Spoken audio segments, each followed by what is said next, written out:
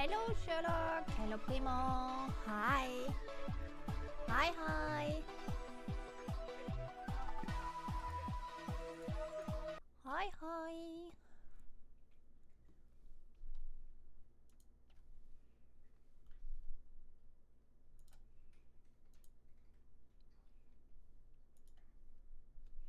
Hi.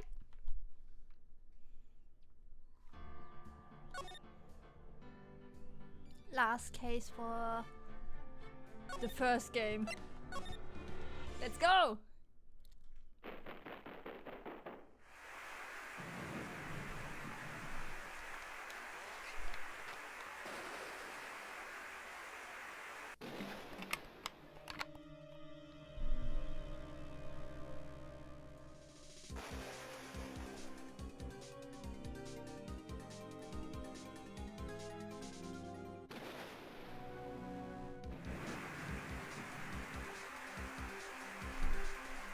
What is happening?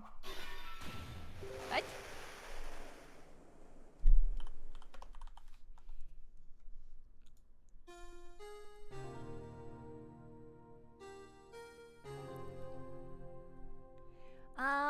I just have an asset on.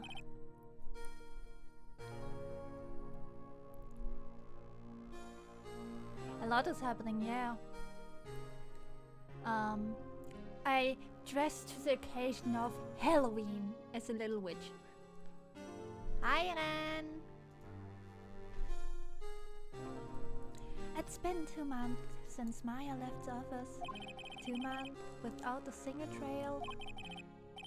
I've had offers, but none I took.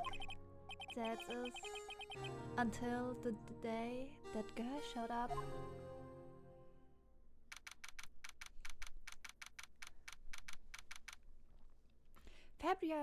February 22nd, 10 a.m. Wright and Co. Law office. Yeah, the outfit is a bit wiggly because it's not a real outfit, rather an asset, so it is a bit stiff and not exactly rigged to my model.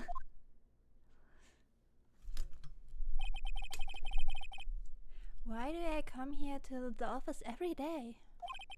It's not like I want to work. There you are! Finally! Where have you been? My sister's trial is tomorrow! You just buy it's the wrong fit size, yeah. Who are you? Who are you? It doesn't matter who I am, it only matters who you are! The famous defense attorney, Mia Fey. Phoenix, did the gender change? Oh, you're not Mia Fey, are you? She's dead. Since a few months, she's dead since a few months. I'm sorry, but Miss Mia Fey no longer works here. So you are the coffee boy? I'm Phoenix Wright, the defense attorney. Right. Wait, you're the Phoenix Wright? The Phoenix Wright from the Edgeworth murder case? Yes, that's correct. It wasn't Edgeworth who was murdered though. That's a relief then. You're better than nobody. I'm sorry, I'm afraid I'm not taking cases right now. Say, how do you want to pay rent then? But you're Phoenix Wright, right? The undefeated defense attorney? Look, I'm not accepting any new cases. I'm sorry, but you'll have to try elsewhere. Please! I'm out of time, but please, you have to help. It's my sister.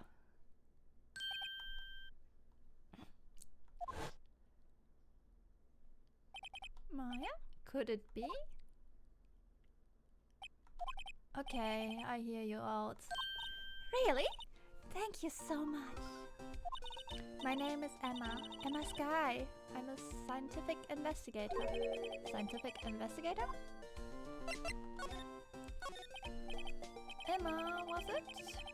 So you're a scientific investigator? Yes, that's right. Is something wrong? No, that's just, you seem kinda jumpy? Or maybe just young? Young? I'll be 16 years old this year. Oh, I see. Wait, only 16?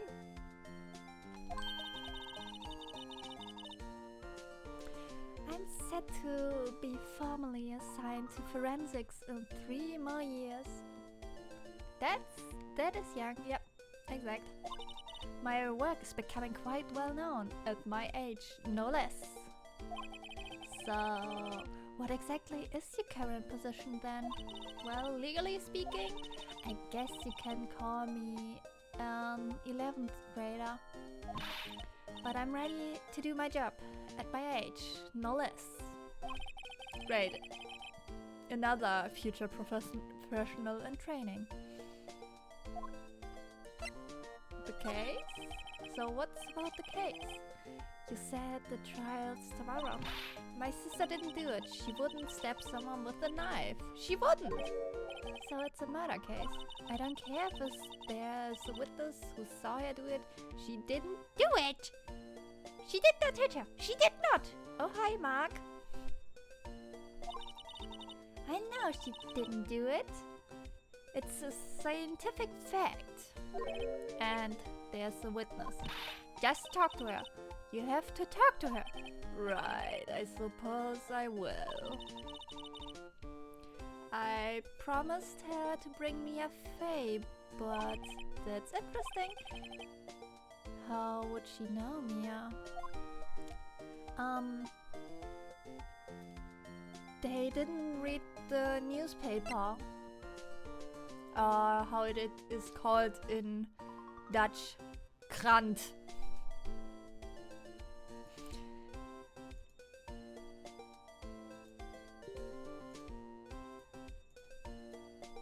Yeah, I'm learning a bit Dutch. And yeah, I don't really like it. So, you want to be a scientific investigator when you grow up, then? Excuse me? I'm not a child, I'll have you know. Still, it's good to have a goal, albeit a very unusual one. I believe investigations should it be done. I believe investigation should be done scientifically. Don't you? Yeah, sure, can't fault her for her lack of enthusiasm. If this case is handled scientifically, I'm sure my sister's name will be cleared. Your sister? I've been doing research, you know? I'm developing a new scientific method of case investigation. I'll show you when I'm done. I'm looking forward to it. Guess I should get down to the detention center and talk to her sister. Relation to Mia? My sister asked for Mia specifically. This Mia Fey person was a few years below her in school, so they went to the same school, huh? She always told me to go to Mia if I ever needed a defense attorney. And well, I need one. Incidentally, Mia is a woman. Now that you mention it, I guess it is more of a woman's name than a man's. You don't say. Well, it's nice of you to help your sister out like this. You must be close. Huh? Well, actually, when she gets like she is now, I kind of hate her. Huh? But she's my only family. Your only family? What about your parents? They died in a car accident when I was little. Oh, I'm sorry. Yeah? Suddenly tragic. Detention center. February 22. Detention center, visitor's room. Huh? I wonder what's wrong with Emma. She got quiet all of the sudden as soon as we arrived. God, I thought I told you I didn't want any visitors. Sorry, ma'am. It's just your sister. No excuses. Or did you not want a race this year? Huh? Understood, ma'am? What was that all about?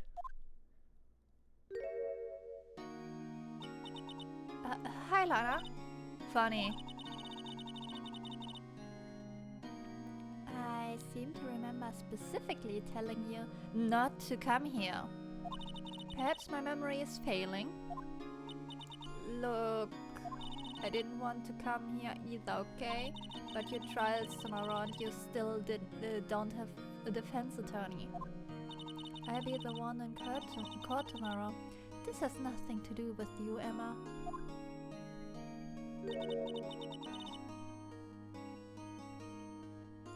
Isn't that right, Mr. Wright? Hey, how do you know me? Mia mentioned you. I've heard quite a bit.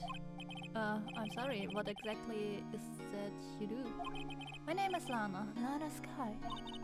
I'm chief prosecutor for this district. You're a prosecutor?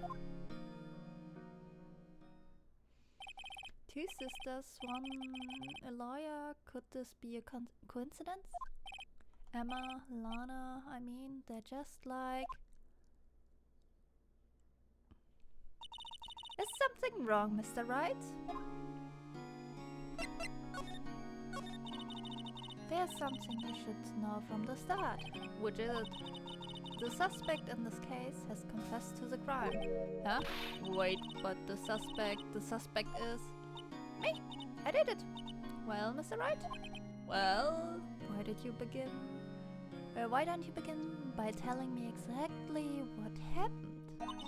The crime took place yesterday, February 21 at 5:15 p.m. That's quite specific. It was in the witness deposition. The witness clearly saw me committing the crime. What was a bit of bad luck, wasn't it? The crime took place in the underground parking lot at the prosecutor's office. The body was found in the trunk of my subordinate's car. The prosecutor's office, huh? In your subordinate's car trunk? Classy. I was arrested on the spot, caught red-handed, as it were. Well, that's just great. Well, that's just great.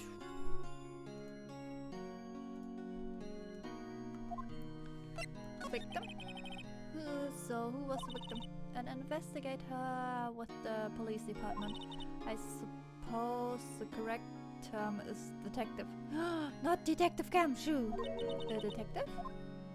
That... Not giving Phoenix a lot to work with, yeah. Like... She doesn't want a not guilty verdict. She wants a guilty verdict. She maybe fucked up too many lives like Van Karma did. Death was due to a loss of blood. He was stabbed once in the stomach. By you? Death wasn't immediate, but the wound was fatal. See, allow me to repeat myself, Mr. Wright. The victim was a detective. You know what that means, don't you? Uh-oh. What? Mr. Wright, what does it mean? Well, it means the police department will consider it a matter of pride to have me found guilty. They will use any means to their disposal to do so. This case gets worse and worse with everything I learn. So, you're the chief prosecutor? That's correct. I'm responsible for overseeing every trial handled by the prosecutors in this district. I make sure the prosecutors have what they need to do the job and manage every aspect. Those are my responsibilities in a nutshell. So, please explain to us why Fankama could do every guilty verdict and you didn't oversee that shit. Please explain it. That's an awfully large nutshell. Still, I'm a little surprised. I would think you'd recognize the district chief prosecutor, Mr. Wright. Huh? In fact, it seems impossible you wouldn't. Lana, what happened to your hand? Oh, this? I cut myself by accident. When I stabbed him, that is. Huh? I'm not very good at being a criminal, I suppose. How am I supposed to defend this? Good question. We just do the thingy thing. The Pankama. We fake evidence against you for your innocence. That some innocent soul will be prosecuted as guilty, and you will be fine and dandy, and no one will ever give a fuck that you may or may not kill someone.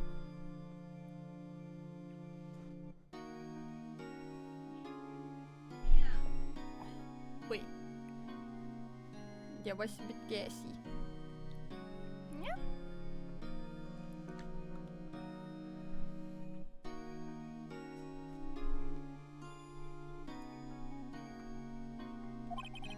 Time to change the subject. Wait, she was in the class ahead of Mia, wasn't she? Relation to Mia. You were in school with Mia, correct? A few years above her? Emma told you that too, didn't she? Well, why not? I did drag him all the way here from his office. Although it seems he has very little in common with Mia. Yeah, he's a little airhead and a bit stupid. And a lot of not really intelligent characteristics. Hey! It was in law school. I was in my 3rd year and she was auditing the class. She was different than the other students. Different? She was strong. She'd do anything to become a defense attorney. Anything. That was probably why she was attracted to me. Yuri ship? Yuri? Yuri?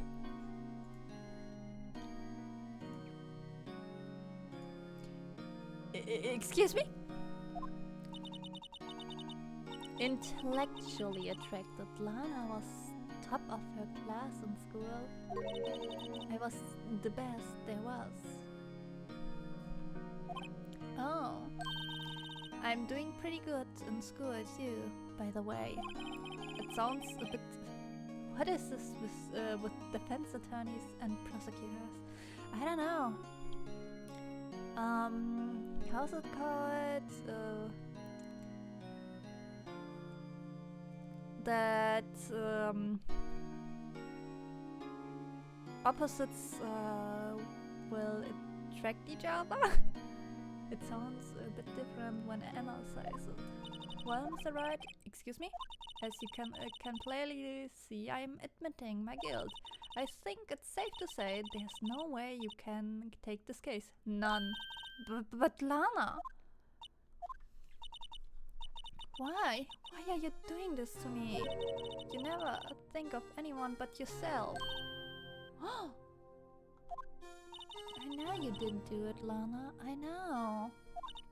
So, how can you say you did? If I lose you, I'll be all alone. I hate you, Lana. Mr. Wright, yes. I believe our discussion here is ended. The rest, I leave to you.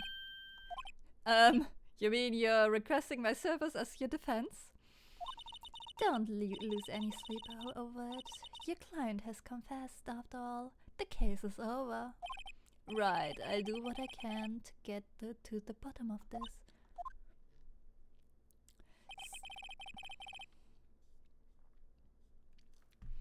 Lana has confessed to the crime, yes, but something doesn't fit.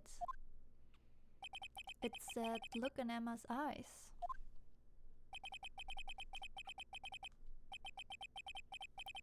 There's something else going on here, and I'm going to find out what.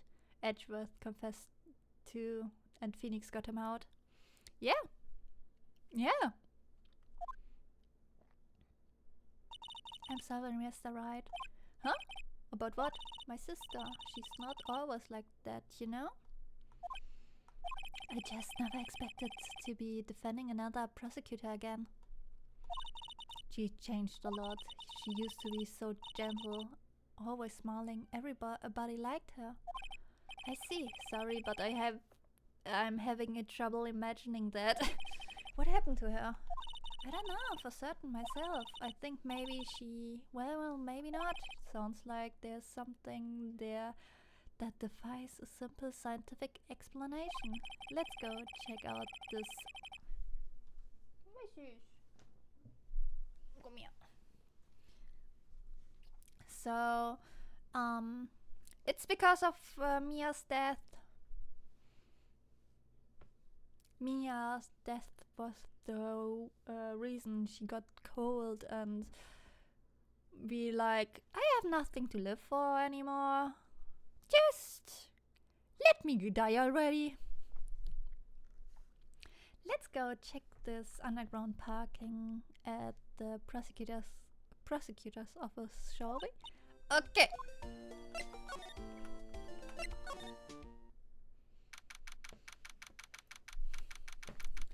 Prosecutor. So this is a lot where it all happened. It looks like they're still investigating. Funny that my first visit to the prosecutor's office should be like this. Hey everyone, keep up the good work! Hey, what are you thinking? Well, they're going to be my co-workers in 3 years from now, after all.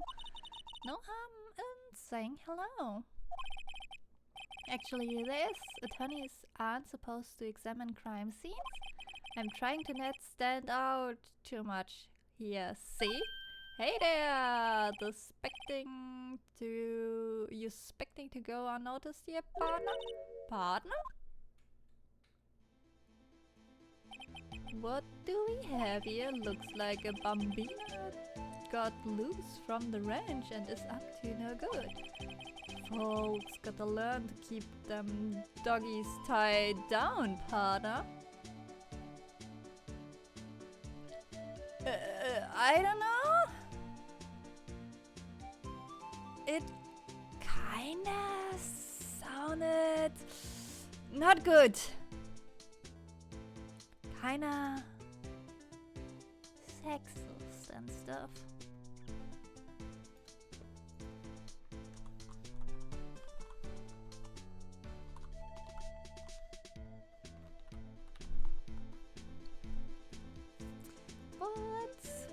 What do I know? Mr. Marshall!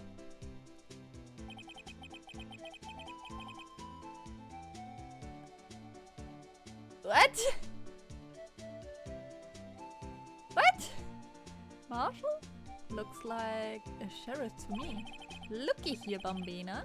I know how you feel, but this is my gang's gold strike, see? Strike?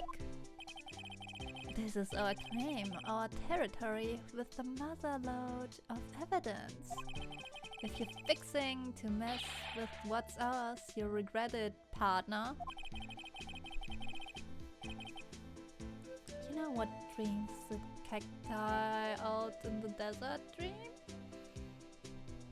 You want to? What is he talking about? What? Oh my my god. What is this guy talking about? You head along home now. Happy trails, Bambina. He's Delulu, as the kids would say, I think. Yeah, very Delulu. Was that Ombre a friend of yours? Kind of, sort of, yeah, he's a detective. Who thinks a sheriff from the Wild West, it seems.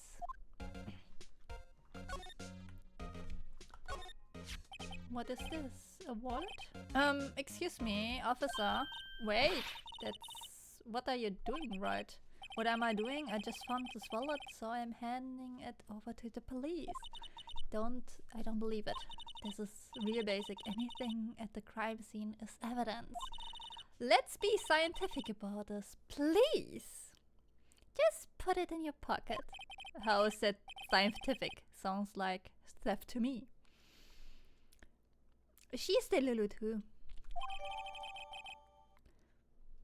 Wallet hastily stuffed in the pocket. I called to duty already, and at my tender age, here I teach you the trick to examine evidence in detail, okay? By the way her eyes are sparkling, I can tell she's waiting for this. Okay. Now look at the card. Yeah. You have to be sure to examine evidence carefully on all sides. Now let's start examining from every angle. What are those weird as... Look, there might be a clue here. You should check it out. The price of enter. This is an ID card. Sergeant Bruce Goodman. ID-C? Well, isn't scientific investigation useful?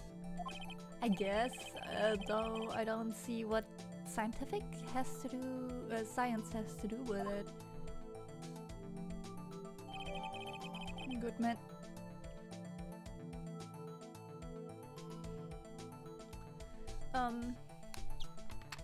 Yeah.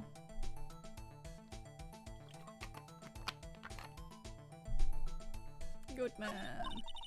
Let's be sure to examine every piece of evidence we find. I guess I've got to be on my toes from now on. Ah, a ladder. That's a step ladder. What's the difference in scientific terms, please? Scientific? Huh? Look at the basic nature of things, Mr. Wright. Could you please stop with this scientific? This all seems horribly familiar somehow.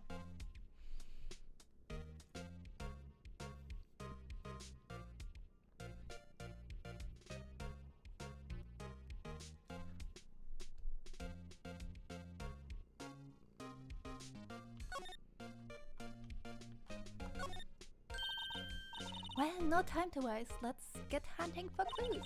Huh, I wonder what this is. Well, partner, looks like you got no intention of going home quietly.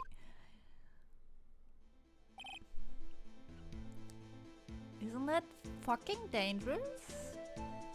The sheriff. Like I said before, this here is our claim. You'd be moving along unless you're fixing to bite the bullet. Ew, scary. Could you just tell us one thing? Who owns that car? Well, the little filly got a good nose on her. You want to know who rides that red Mustang with the body in her saddle, eh? Please. No problem, partner. Both time to whittles anyway. Get yourself to the saloon up to the 12th floor of the prosecutor's office. Just find you a cerveza you like. Prosecutor? prosecutor's office? Where does this guy think he is? And when? What that matters? Note to self. Look up Fiddle Saloon Surfacer. Maybe we should check out room 1202. The High Prosecutor's office. In any case, stay away from the car. You can look around here all you like. Just keep your paws off our claim. Right, great. Right, maybe there are some clues around here, Mr. Wright. Let's check it out. Excuse me, were you two all set? Yes? What's this? She could not be... You're selling lunches? Here? This is a crime scene. Hello, half and half, was it? Oh, thanks. And you, sir? Yes? Some crunchy goodness coming at you. Thanks. Interesting way to do your business. There's areas off limits to anyone without clearance, especially passerbys. What fucking circus is this? I don't know. The game went from, yeah, funny, attorney game to, we all love fucking Delulu. And we will, mess with you all the time. And we have stupid pun names. Especially passerbys. Are you officers? No, but you don't look exactly like the type to have clearance. Well, that's hardly a way to greet someone. Then, if my days as a cough-up queen are over. Cough up, huh? You know, I'm feeling kind of full. Maybe I'll pass on lunch. I'm quite connected to this case, you see. The images are burned into my eyes, you might say. Yes. All the sordid secrets. Secrets?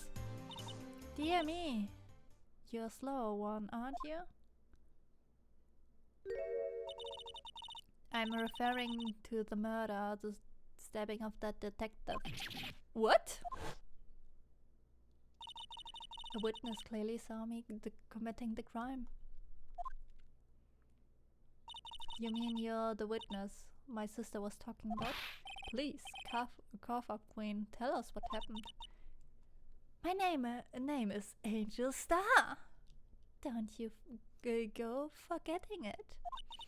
Or before you know it, I'll have you whimpering at my heels.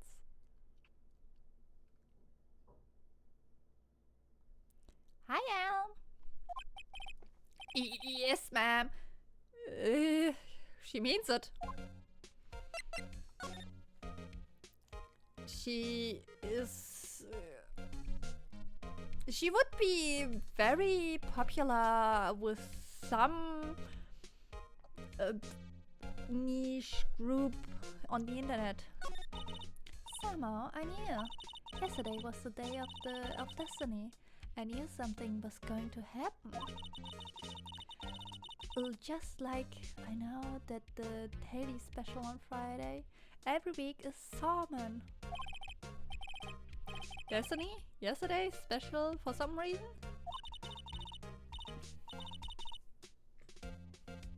You're defense attorney, right? You should know then. You should know the foul misdeeds of the evil ones who haunt this den of iniquity. Evil ones? Prosecutors. They have no qualms at all about blackening the name of innocence. And yesterday they paid homage to the most evil of one of all. They gave an award for King Prosecutors.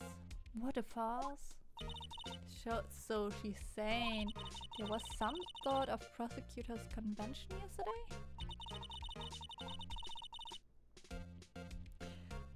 I almost compelled to lace their lunches with something foul.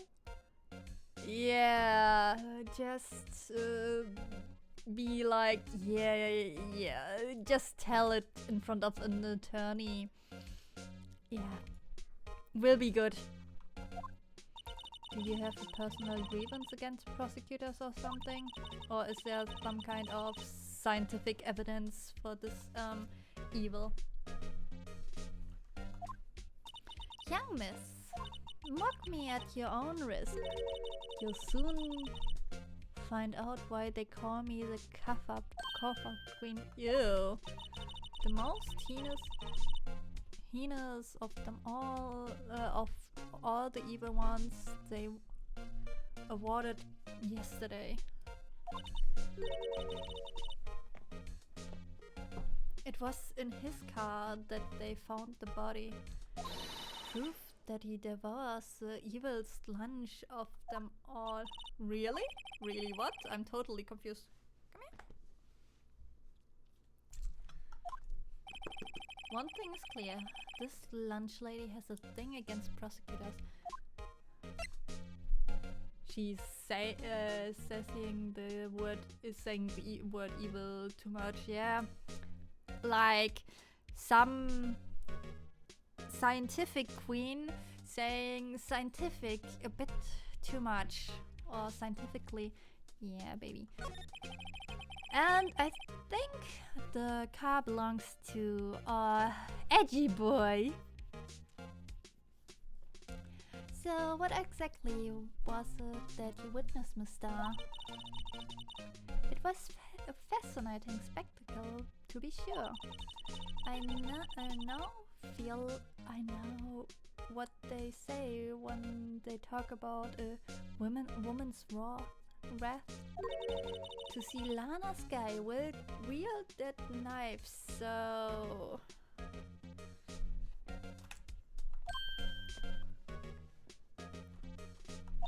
Your knife lashed in anger, bringing him to a sad end. It was truly a sight to see.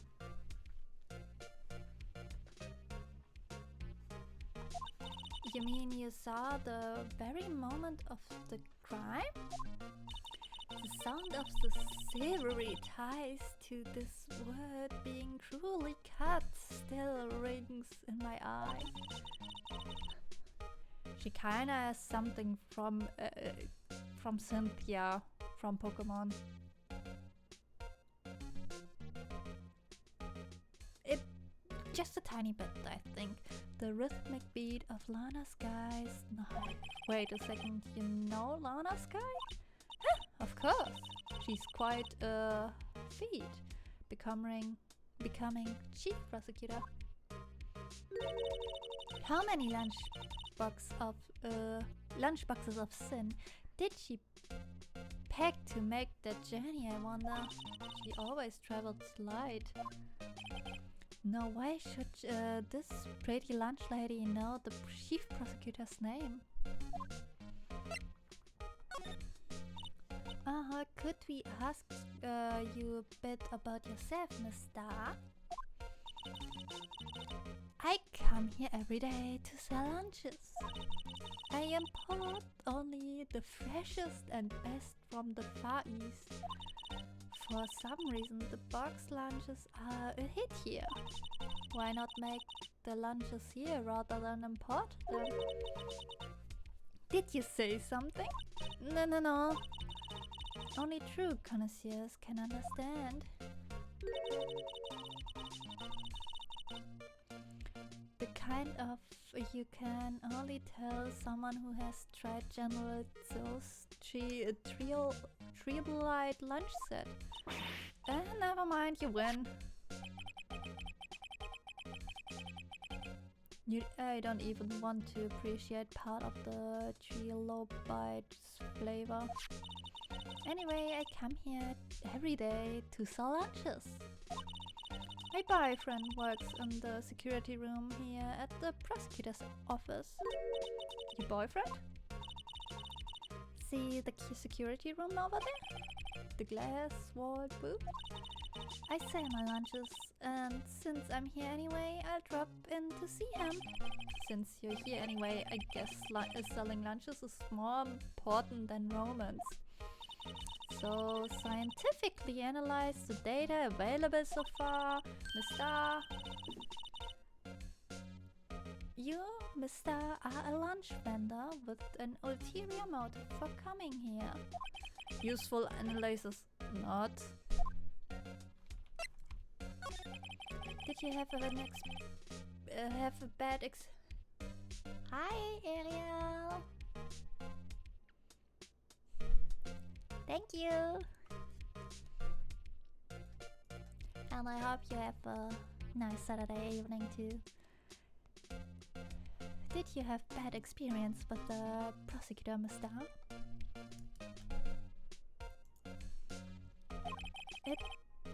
I sense some hostility. Hostility? Huh? Perhaps. Prosecutors are all alike, and the bigger they get, the worse they will smell. Kind of like 10-day-old clams and chowder. I wonder if the star was involved in some sort of legal trouble in the past? That'd be a sure cause of food poisoning. Scientifically speaking, of course. After some shows and yeah. If the game is really that good, it's fine to be addicted to it. I mean, no, you're talking carve up queen. I thought she was just a lunch vendor. Now I'm not so sure.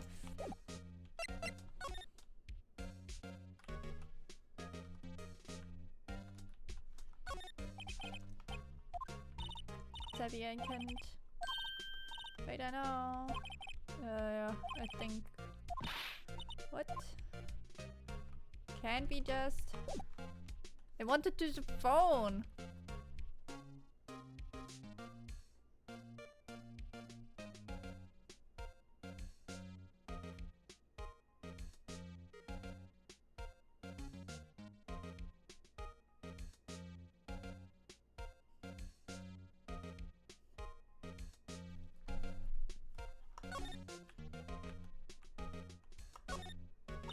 This is where the car is slave.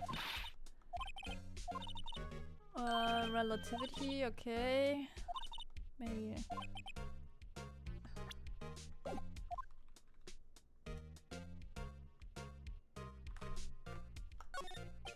No clues here.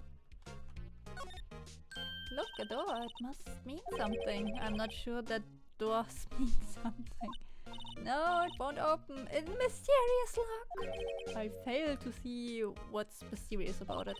Mr. Wright, you need to learn to enjoy life more. Let's finish our investigating.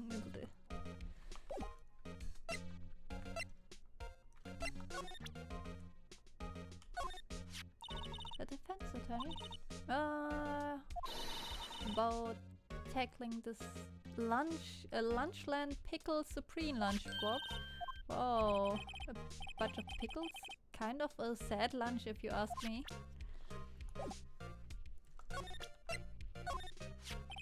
About this card. Lunchland vendors only accept cash, not cards, especially not a card belonging to someone else. No, no, no. This isn't a credit card, it's an ID card.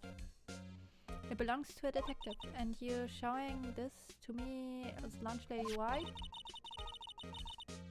That's like showing a fine honey tam to a detective. Why do I always feel like I'm being mocked? I don't know.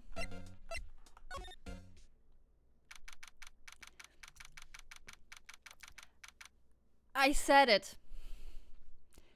It's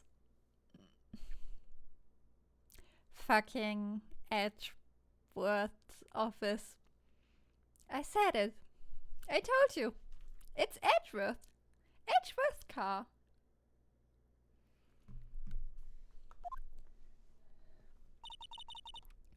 This is kind of the room that just screams, I can do the job.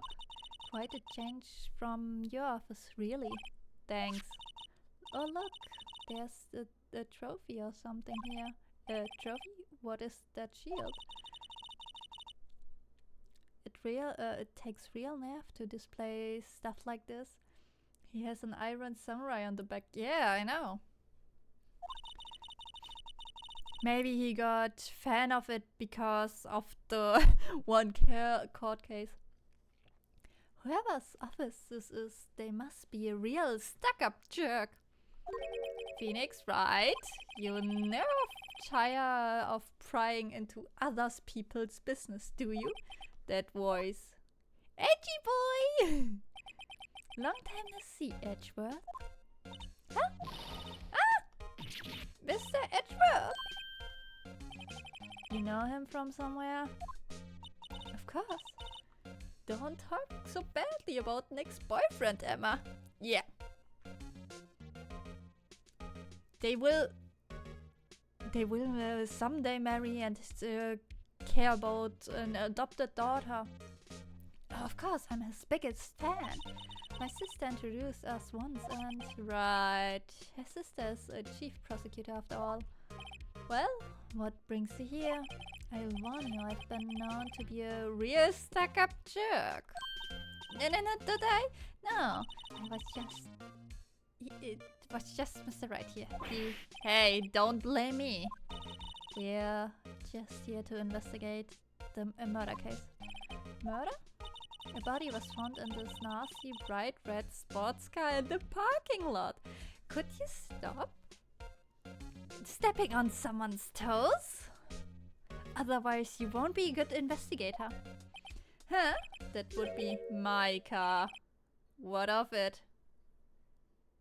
This face looks kinda weird. What? Your car? I'll say one more thing, she certainly can scream. The case. So the body was found in your car? Go ahead, say it right. You think I did it, don't you? After you went through all the trouble to help me last year, no less. No, we don't think you did it.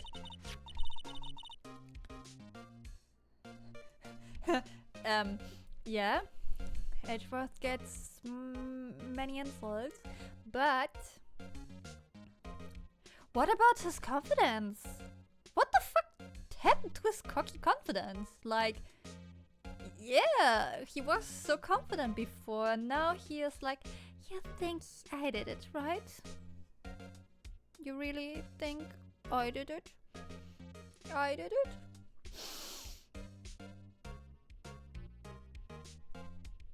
Or something like, you don't believe me, don't you? Maybe having his privacy invaded humbled him. Maybe? Or maybe being on trial 2 times with his ex-childhood friend. Reliving the trauma of the DL6 case and... Yeah, all that shazam. I mean, it was my sister who stabbed him. Wait, no, she didn't do that. I mean... Wait, so you're the chief prosecutor's little sister then? Edgeworth needs a vacation, yeah. A big vacation. Yes, sir. Emma Sky, it's nice to meet you again. No, that didn't sound forced at all. Now I remember. You've really grown. I'll admit, it was a surprise for me too. I think that my own car would become the scene of a murder. More surprising still, I'm being forced to prove my superior skills. I can understand. Wait, what did you say? Nana Sky is the chief prosecutor, the top prosecutor in the district. She can't prosecute herself, so I'll be the prosecutor at the trial tomorrow. You, Mr. Edgeworth? To be honest, it's a bit of a miracle I'm still here at all. What do you mean? Rumors? You've heard the rumors about me, haven't you? Miles Edgeworth. It's hard to remember a time when there weren't rumors about this guy. Forging evidence, arranging false testimony, illegal searches, you name it. Thanks to you, my innocence was established in the trial at the end of last year. However, there are some who say I'm the one responsible for the current incident. What? That's crazy. Some people need very little excuse to think ill of others. Hurrah for Phoenix for saving Edgeworth's ass! Yeah, I mean he has to save the ass of his boyfriend and future husband. It's a fact of life, impossible to stop. But some of them even go so far as to present me with toys like these. They think it's funny. Toys? That bronze shield? There got to be a story behind that one. Lana's guy. But I have to say, Edgeworth office is very, very stylish. Chief Prosecutor's guy. Yes, we first worked together on a case 2 years ago. It was my first big case. That's right, I remember. 2 years ago, wasn't even a lawyer yet. Since then, I always felt that she was looking out for me. It appears I was mistaken. Mistaken? Why? I mean, I know she's not the warmest person, but I'm sure she felt some responsibility for you. Then why? Why did she stab someone in the trunk of my car? Not only that, she stabbed him with my knife.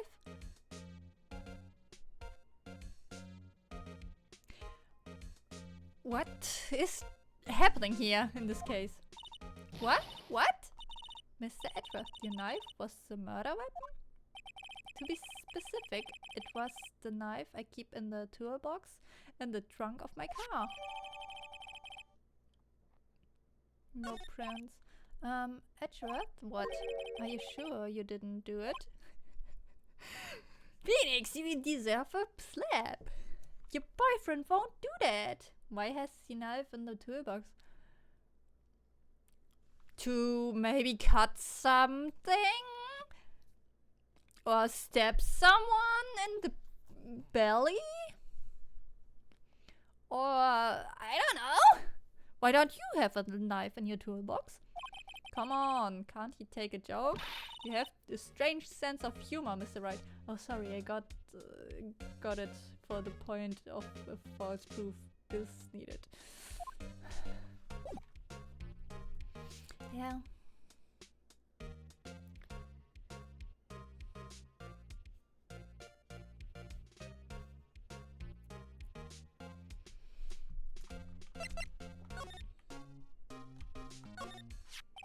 I've been wondering, what the heck is this?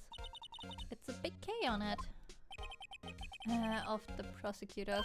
Huh? What was it? It's the King of Prosecutors trophy. King of Prosecutors?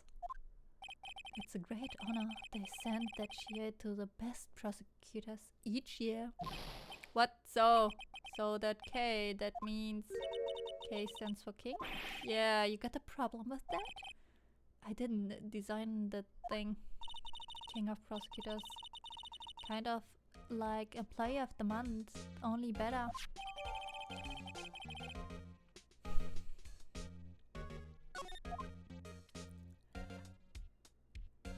I think it should be Edgeworth again, because he probably got some innocent soul in jail because he faked evidence and stuff. But yeah.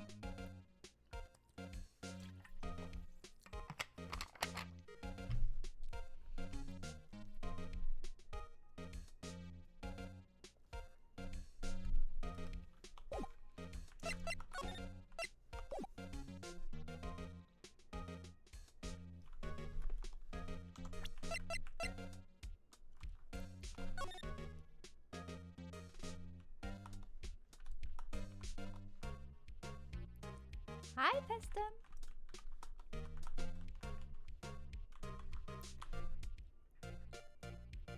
Why is it broken anyway?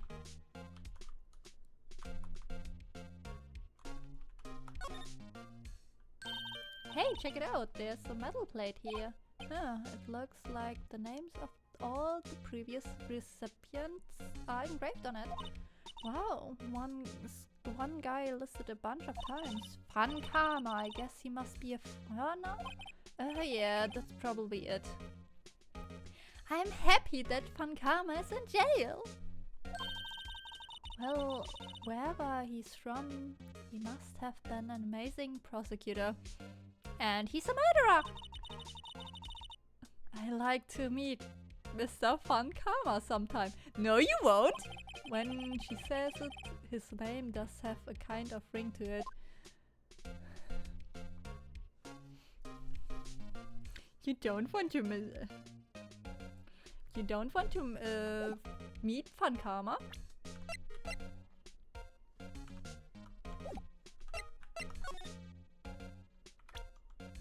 Yeah.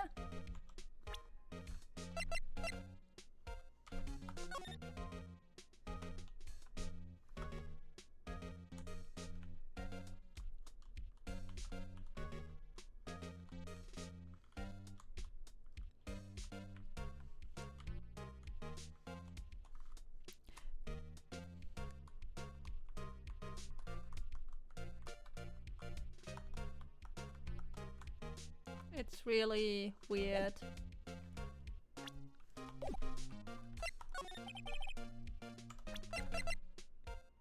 Why can't I present it?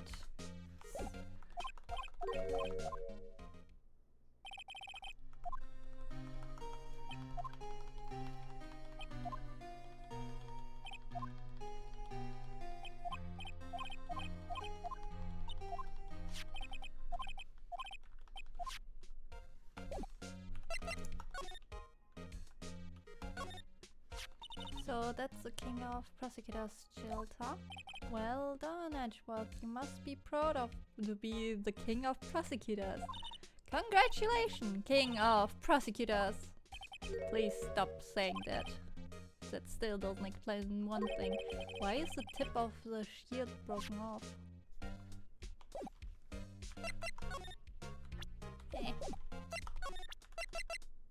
Present.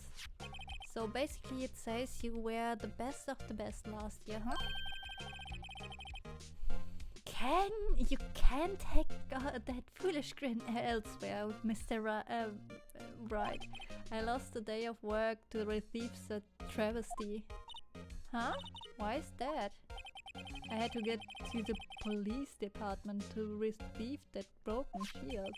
The police department? Yes, right next to the police station downtown. You've been there, haven't you?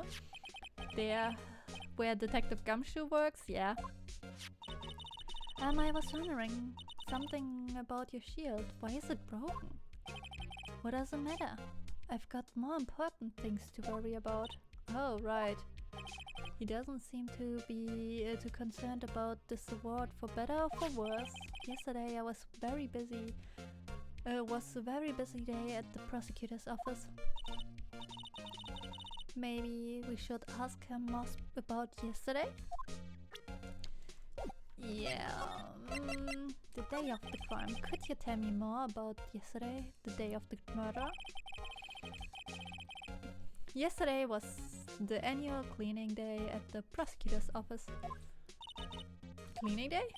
Working with the police department, we sort and file all evidence for solved cases. We call it evidence transferal. Wiping your hands of old cases, in other words. Oh, and another thing. The ceremony was held at the police department. There's an annual review and awards for outstanding police officers and prosecutors. And that's when you got the shield. I was at the police department yesterday afternoon. I got back here at 5:12. That's very precise. People like myself and Edgeworth pride ourselves in precision, Mr. Wright. No, I place little faith in my memory. I only... the only thing I trust is the solid evidence. Yeah. Parking stop. This is a parking stop from my... from the underground lot. The murder took place around 5:15. So the murder happened right after you got back. What, Mr. Wright? I'd appreciate it if you direct that suspicious glare elsewhere. Excuse me, but Mr. Edgeworth, anywhere on the premise? I'm Edgeworth. What is it? I'm here, sir, at the request of the chief, sir. I've got your report, sir. Report? What? Did you find new evidence in the case against Chief Prosecutor Sky? I don't like the way this conversation is going at all. Sky, sir? No, sir. No name of that, sir. Not in this report, sir. Huh? I think... I just heard Edgeworth's lid blow. Mr. Edgeworth's lid isn't very tight, is it? I made a clear request to the police department, did I not? I need to focus on the trial tomorrow, so don't bring me anything unrelated. Sir, I'm just following orders, sir. They told me to bring this to you. I wasn't aware of the... Give me your name. Yes, sir. Meekins, sir. Officer Meekins. Right, Officer Meekins. Take your report and leave, and go good luck with that race next month. But sir, I didn't know. Poor guy. Looks like he was absent on the day they gave out brains and good luck. You're a bit mean, right? You're a bit mean. Just a little bit. But I would think the same. Right? Yes, sir? He caught me off guard. Can you see I'm busy? You may leave now. Let's do what he says, right? The victim was a detective from the same department as that patrolman just now. Phoenix, you aren't the brightest candles in the chandelier either. Yeah. Yeah, he is not. Otherwise, he only got lucky because Maya was there, not Mia. Mia sometimes, but Maya was there. Go down to the police department. You can ask more there. Thanks. He seemed to finally calm down at least.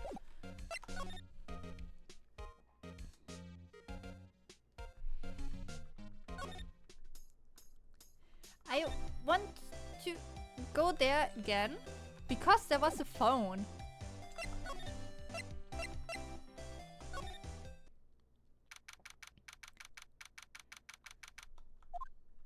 Oh, the mascot. Phew, we're finally here. Why would they put the police department so far away from the prosecutor's office? Beats me? That took almost 30 minutes by taxi and traffic wasn't even that bad. The police department, huh? I've ever been to criminal affairs next door, huh? Hold on, what's that?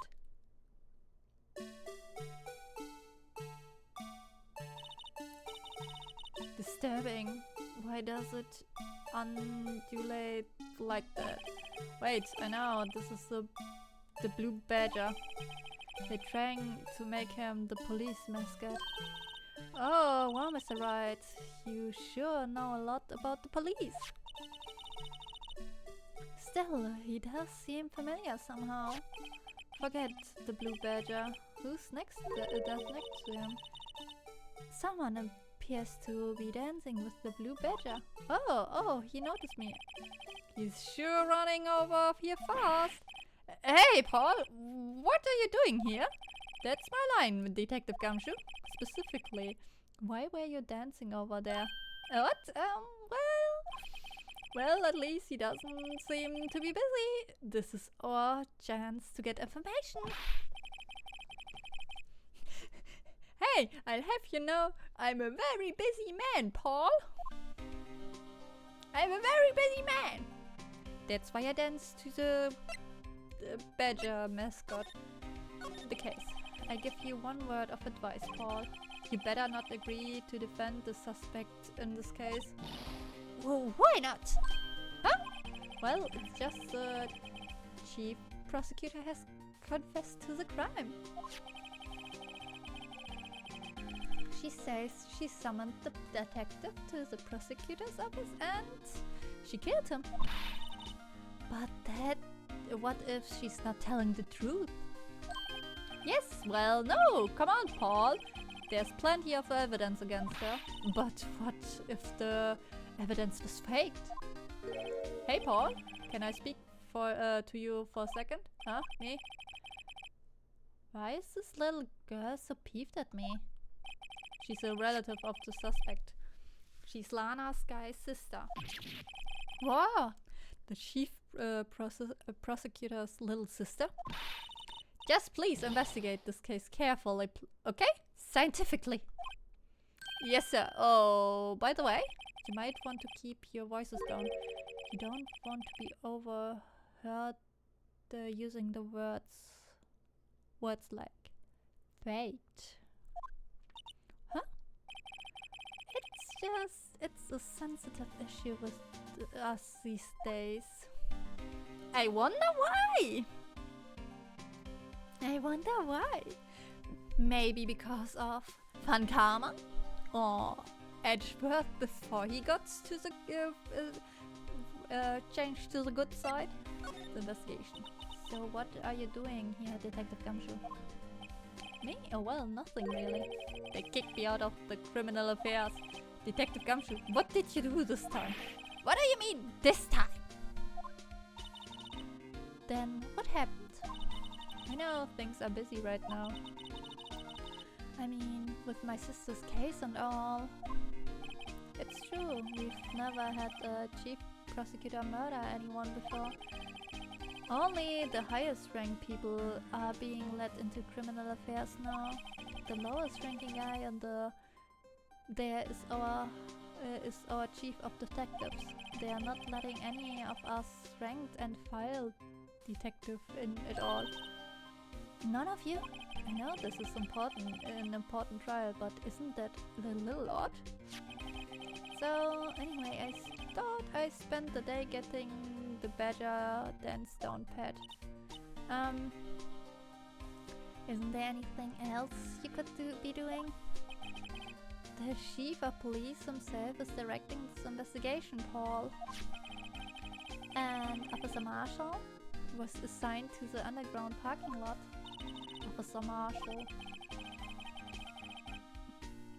Now, to think about it, Emma did seem to know that Marshall guy. A patrolman in charge of a crime scene. It's unheard of, Paul. Yeah.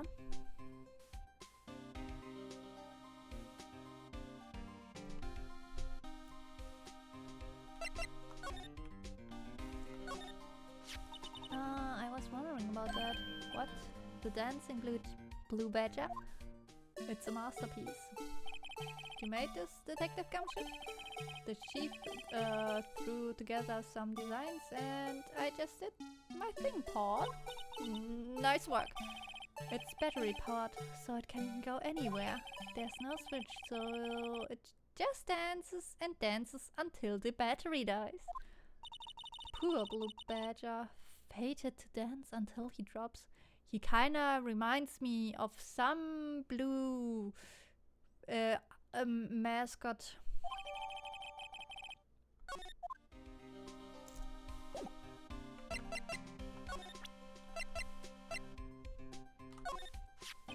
Detective Gumshoe, what can you tell me about this? Huh? Hey Paul, this is a detective's ID card. Can't keep that. You have to turn it into the police. It's people like you that get me into so much trouble all the time. meaning Detective Gumshoe must drop his card a lot. Huh, let's see. Bruce Goodman. Goodman. Sounds familiar. No, my mistake. But didn't you work together? Whoa, now I remember. Bruce Goodman. He's the victim.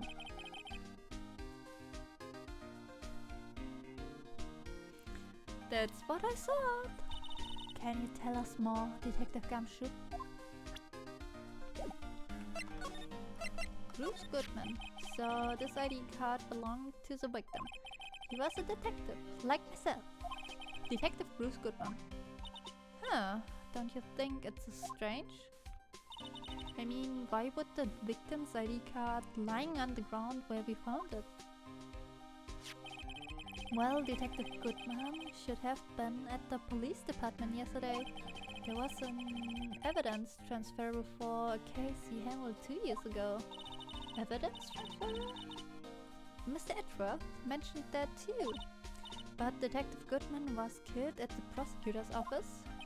Well, that's the thing. It's hard to say this, but word is that chief prosecutor's guy called him out there to the parking lot.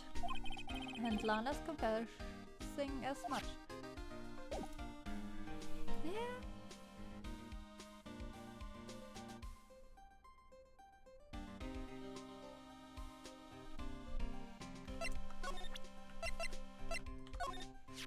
Hey, that's it. That's the King of Prosecutors award that Mr. Edgeworth got yesterday. Were you at the award ceremony, Mr. Detective Gumshoe? Of course, Paul. I got myself an award for diligence myself. And congratulations. I was wondering why is the water shield and why is it broken? Oh, there's a reason. I tell you what it is later. Apparently he forgot. But I was proud of Mr. Edgeworth for winning that award, even with all the naysayers in the prosecutor's office. Naysayers must be because of the rumors.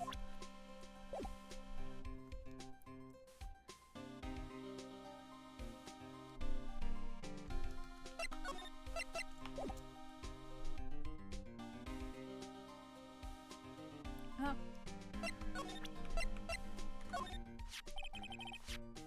Found in Mr. Edgeworth's car, stabbed with Mr. Edgeworth's knife, huh? What would drive chief prosecutor's guy to do such a thing? Wait, I mean sure, of course, someone else really did it. Someone who must have a grudge against Mr. Edgeworth. The car and the knife do seem a little too well organized to be a coincidence. Yeah? Poor Mr. Edgeworth. What could have happened? We have to find out a little more about what's going on with Mr. Edgeworth. Edgeworth troubles.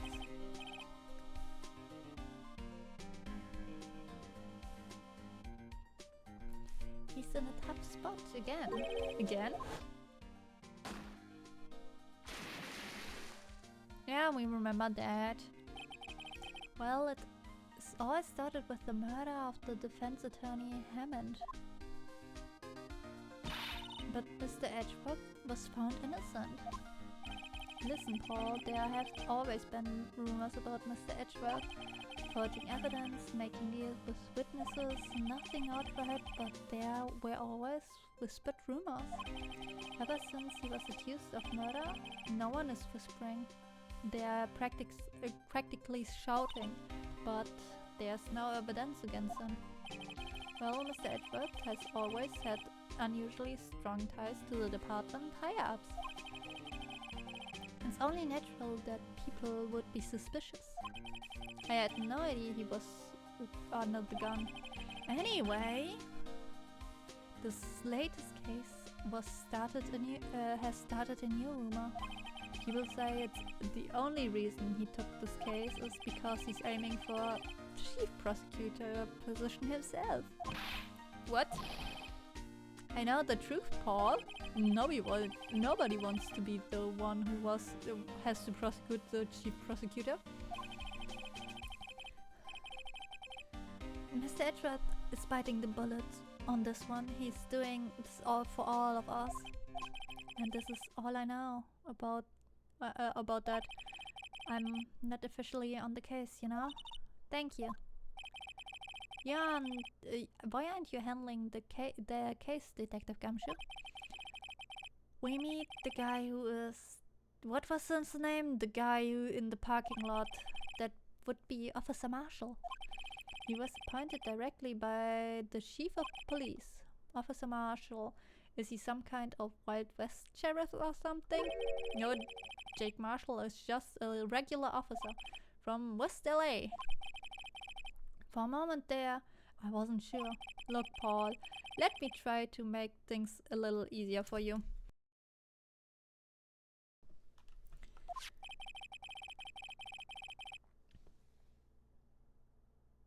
$20? Show them this and they let you examine the crime scene. Maybe.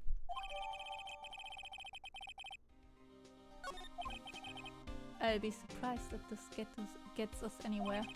Just act like you're supposed to be there and nobody will look at you twice, Paul. True?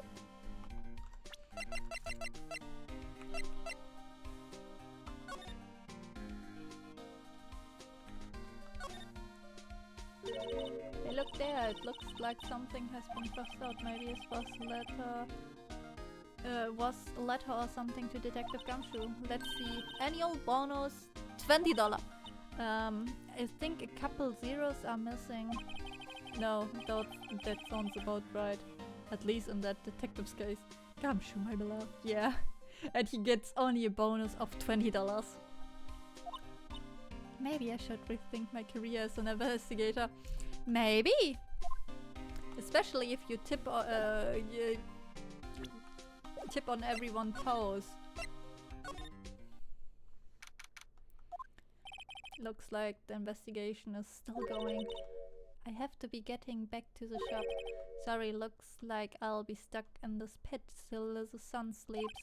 I'll see you in my dreams tonight then, baby. Oh, still here? Ah, hello. Why is the surprised looks? Didn't I mention? I've got a boyfriend and a criminal affairs too. What happened to the security guard? Hey, what's wrong, Bambina? You're looking like a doggy that's lost his third. Jake Marshall. Strange guy to put in charge of this crime scene.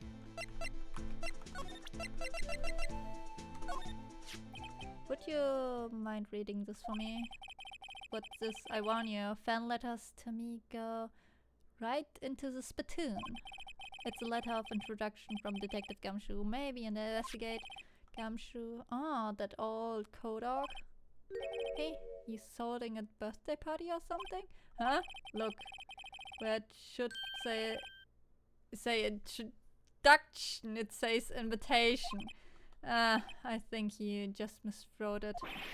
Wait, why I'm getting all defensive here? No worries, this proves it's from Detective Gumshoe. Better than a blood test. What? I guess I'd better let you in then. Thank you, Officer Marshall. Oh, that's right, he's a patrolman, not a detective. Which reminds me, hey, wait a second. Isn't a crime scene supposed to be handled by a detective or higher? Well, folks, the clues are calling. Welcome to our gold strike. Be like the settlers strike out for lands unknown. Manifest destiny. Have a hootenanny. Note to myself, police investigation are like settling land. Well, Mr. Wright, what do you say? I say I won't be needing this anymore. Discarded. Okay. Slide. We take this thingy. Girl, don't listen to the cowboy clown. Yeah. I bet the cowboy clown was it? Looks like a cell phone. The early 2000s and their flip phones with nothing too fancy. Scientific analysis would suggest this belonged to the victim. I can't think of anyone else it could belong to. What's so scientific about that? Should we check it out? Of course.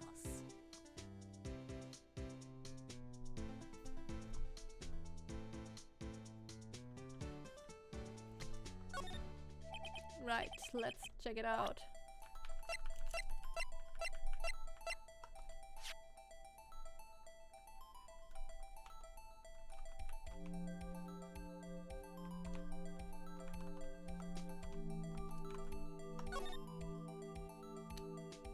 The cell phone is still on the redial screen. Redial? Mr. Wright, most phones keep a record of all the calls you've made and received. You just press the blue button to display the last number you called. Convenient, isn't it? I'm surprised you didn't know about that. Because Phoenix is a fucking boomer and has no phone. Sorry to disappoint you, but even I know about things like redial. Huh? Oh, I'm sorry. I just, you never know with people from your generation. She's like evil. Whatever, let's check out this phone.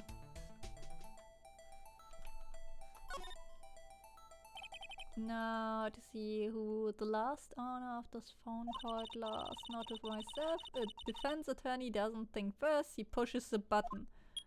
Beep. Hey, that song, I know that. Hey, what's going on here? Beep. Oh, sorry. I see you, partner. You pressed the redial on that phone, didn't you? Well, yeah. Whose phone is this anyway? It was on the ground over there. Whose is it? It belongs to Chief Prosecutor Sky. What? It's my sister's?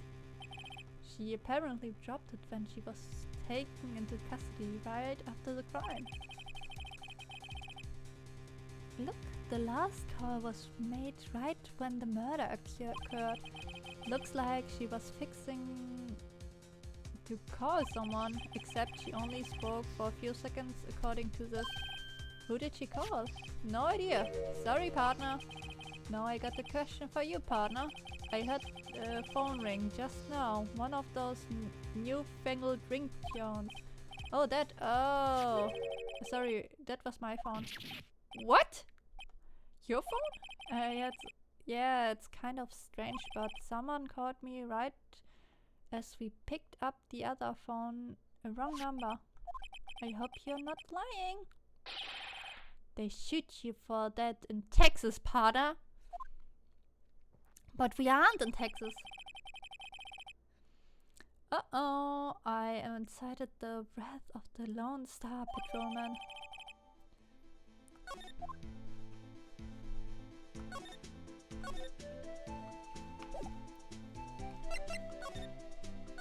The victim, Officer Marshall, could you tell us more about the victim? Good man, always stay young. Remember that, partner. Could you be a little more specific? Bruce Goodman. He was a detective, right? Well, aren't you a feisty doggy in there now? Detective Goodman was stabbed here at 5:15. The smiling Madonna told me the tale. I think he means the witness, Miss Angel Starr. One stab to the chest. A fine piece of work. Wait. Didn't she say she stabbed him in the stomach? This here is the autopsy report. Was my sister involved with the victim in any way? Funny, you should mention that Bambina, Chief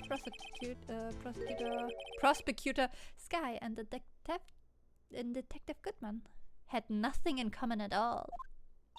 Nothing in common? They apparently worked together on a case a few years back, so there's no motive. Goodman wasn't a particularly gifted student. That's one reason why he didn't do so much work with the chief prosecutor. But my sister caught the victim here on the day of the murder, right? Here, to this parking lot. So it seems like calling an unarmed man to a shootout at high noon. We take knives to a shootout, to a gunfight. I don't mean any offense, but Officer Marshall, you're a patrolman, right? Not a detective. You're calling me out. They shoot you for that in Texas. We are not in Texas. Huh? I was one of them fancy shoot detectives till 2 years ago, to tell you the truth. Oh, really? No, he tells me. But you're a patrolman now. So how can you be in charge of a crime scene? Nothing gets you by you, does it, Bambina? So why are you in charge? No reason, we're just short on hands right now. I'm keeping an eye on out in the meantime. That's odd though. Detective Gumshoe was saying he had nothing to do, nothing important at least. He's nothing but an sad old cowdog that can't find his tail. Maybe it's because he runs with that Edgeworth. Huh? Edgeworth? That cowdog's been kicked out of this cattle run by order of the chief of police.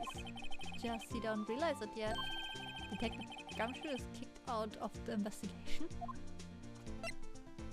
Oh no! They are mean to Gumshoe.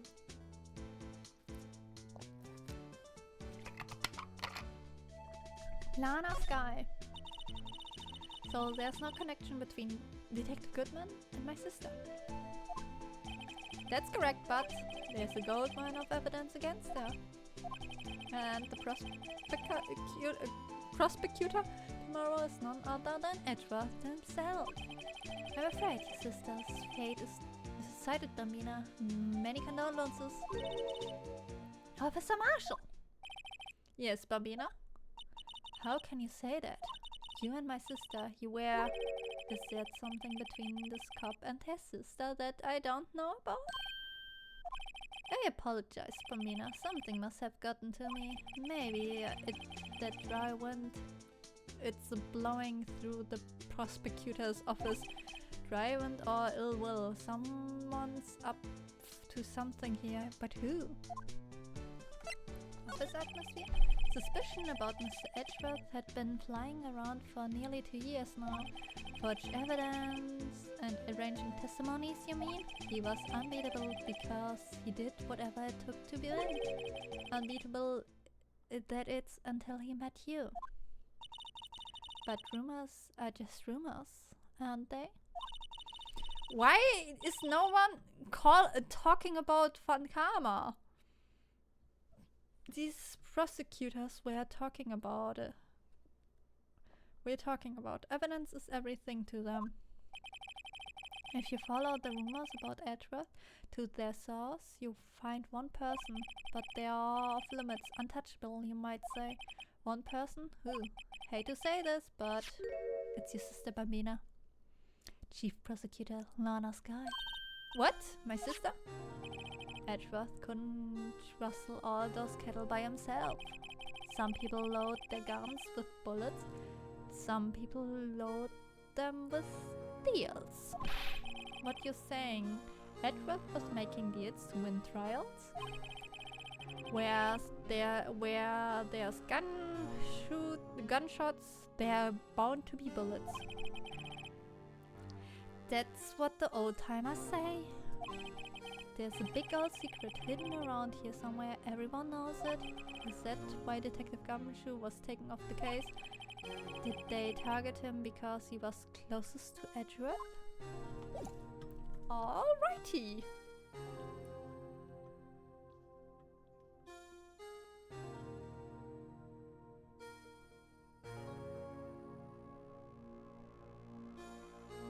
Oh. Okay.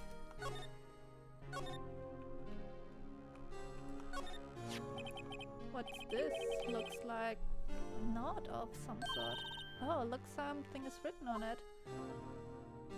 6:15? You're right, let's see. 67S 12:2. There's a name printed on that paper above that good man. Maybe it fell out of his pocket when he was killed? Well, so what does it mean, Mr. Wright? How am I supposed to know that? Note to self, for detective reasoning, go to Edgeworth, not Wright. I'm sure Edgeworth wouldn't know what that means either. So, how are we doing, Mr. Wright? I guess we've got some clues. We have an autopsy report, a note from the victim, and a cell phone. So you think we'll be okay? Well, the only thing still bothering me is that Lana is confessing to the crime. She says she did it, no problem. I can guarantee that she's not the criminal. Oh, by the way, Emma. Yes, I know that song your phone plays when it rings. What? It's a Sea Samurai theme song, isn't it? That popular TV show for kids. The phone that rang earlier wasn't mine. It was yours. At 5:18, just after the murder took place, your sister called you, didn't she, Emma? I'm sorry. Can you tell me what you talked about? She hung up right away. I see. A detective is murdered, and the suspect is the top prosecutor in the district. I've got a bad feeling about this. Well, your second case where Mia was killed was a bad feeling too, but you kinda got it. Because Mia was at your side, like maybe I should still don't know everything what's went on here. To be continued.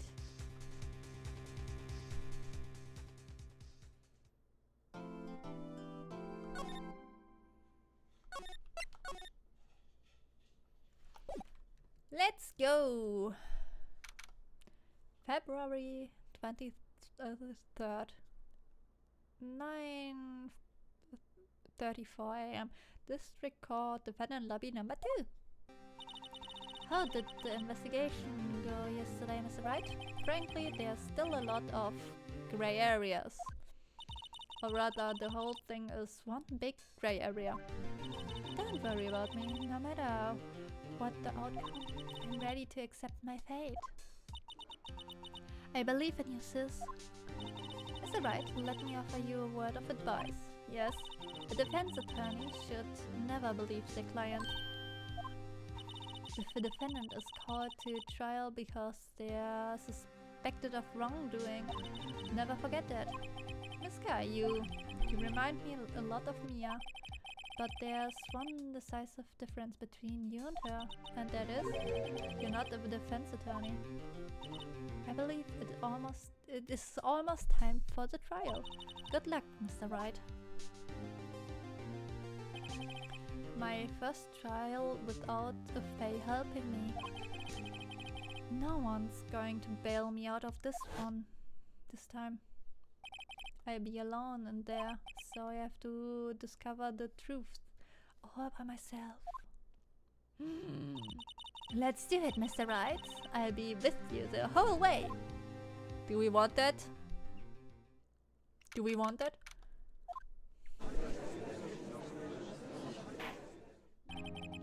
Court is now in session for the trial of Miss Lana Skye. The defense is ready, Your Honor. The prosecution has been ready for a while, Your Honor. Edgeworth. It's been 2 months, but I haven't been in a courtroom since his trial. Let's see if the scientific assistant is better than the medium. Yeah. I hope that personal feeling will not be a part of the proceeding today, Mr. Wright. I will choose the path I think is right, regardless of what those around me might say. The judgment to be made here is in our hands, not those of anyone else. Very well, Mr. Edgeworth. Your opening statement, please. Chief Prosecutor Lana Skye has committed an unpardonable crime. Not only this, but she was rash enough to commit it in the prosecutor's office lot. Wow, he's much more forceful in person. I suddenly feel like confessing everything. We want to can we kick her out already? However, she will now pay for the rashness with her life. There was a witness to her crime, a professional witness. Well, call your first witness, Mr. Edgeworth. The prosecution... The best I can do is bonker. Yeah, it's enough. The prosecution called its first witness, Miss Angel Starr, to the stand. The carve-up queen. Huh? Haven't I seen you somewhere? You ordered the caviar lunch, right? Oh, caviar! I never eaten caviar before. The judge is really wolfing down. As for you, I have a fiesta bowl. Thanks. Will the witness state her name and profession? Aha, and you, sir? You ordered the fingerprint lunchbox. It's too early for lunch. Please name your name and profession, please. Well, Your Honor, how does it taste? So this is everyone raves about caviar. It's so tasty. It hurts! I don't think that should hurt. I always thought caviar would taste like pickled tapioca. What the heck does pickled tapioca taste like? Name, profession, now. Somebody gets the doctor? Yeah, please. Me, the name is Angel Starr. Don't go forgetting it. I find myself running Lunchland these days. Is that what you wanted me to say, Mr. Edgeworth? Very well, witness. Please describe the incident to us. The prosecution will wait. I'm not finished eating.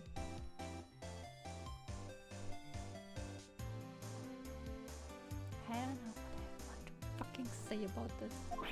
Hurry it up. Very well, Mr. Edgeworth.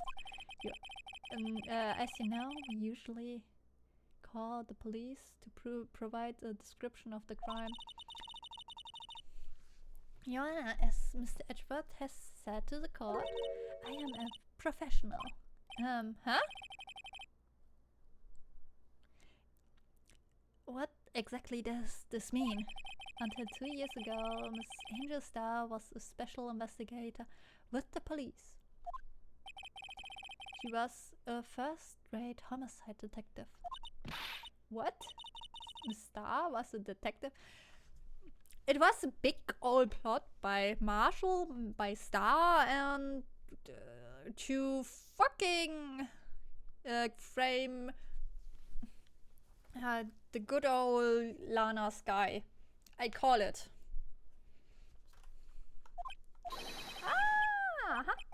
I know who you are. Carve-up Queen Angel Starr, Your Honor. Long time no see. Very well, you may continue the description, Miss Starr. Who is this lady? You might have the court's attention over here. The parking lot at the prosecutor's office is divided into 2 blocks. A block is for the prosecutor office personnel. B block is for visitors and clients. A chain divider separates these two blocks. I suppose to keep visitors from parking up prosecutor space, yes? The crime took place by a car in the back of the A block, in the car's trunk. The killer stabbed the victim with this knife and went to drive the body out. Unfortunately for her, there was a witness, and an arrest was made on the spot. And who was this valiant witness? Why, it was me, Your Honor. Witness, did you see the very moment of the crime? Of course, Your Honor. Immediately after that, I apprehended the chief prosecutor. Huh. It seems rather cut and dry, doesn't it? Well, Mr. Wright? I can't agree on principle, Your Honor. It seems some poor losers are unwilling to accept the truth, Your Honor. Shall I proceed to crush what little hope they have remaining? If you can, then give them your worst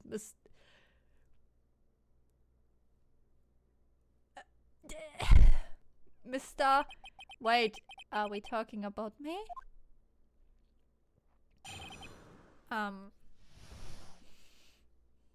Judge, how about being neutral? Yeah?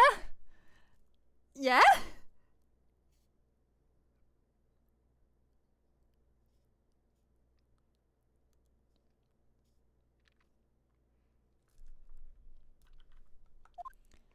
Somehow I always knew a day like this would come. I was on my way to deliver a lunchbox to my boyfriend when I sensed something. Perhaps it was my finely honed detective intuition at work. Through the wire fence, I saw the chief prosecutor standing next to a garage car. The chief prosecutor was holding a knife in her right hand. Then she thrust the pointy tip of the knife into Detective Gumshoe's chest. Huh, bringing a lunchbox to your boyfriend? How touching! As you can see, there's no room for doubt.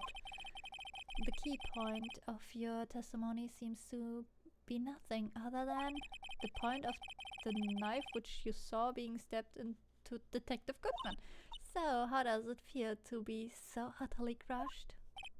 I'm still thinking about that. It's merely a flesh wound, Mr. Wright. Very well. Right, Mr. Wright, you may cross-examine the witness.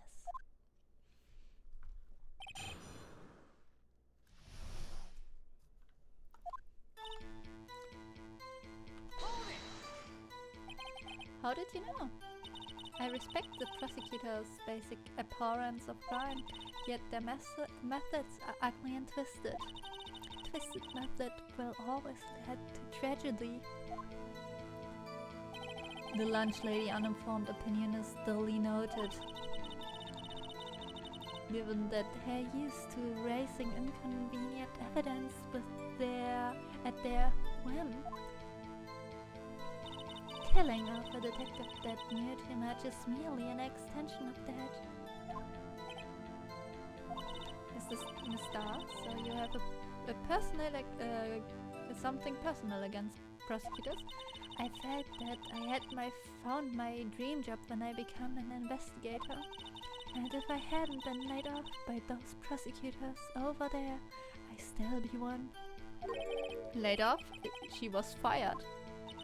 To me, prosecutors are nothing than worms. That said, I'm a pro, as you know. My testimony is unbiased and flawless. Very well, you may continue, Mr. Please stay neutral?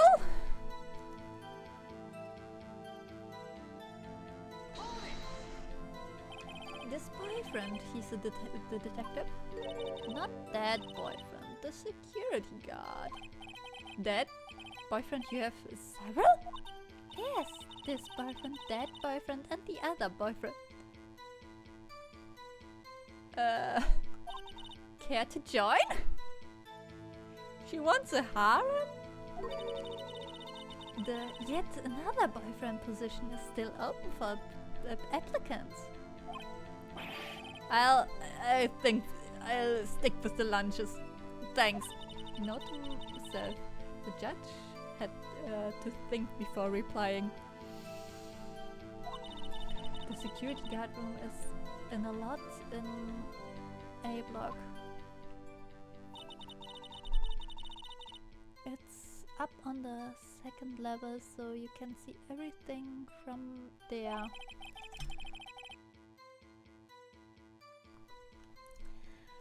That would be the room with the security sign. Incidentally, did you bring your lunchbox by car? Since I'm a visitor now, I parked on block B. So she was on B block when she witnessed the crime.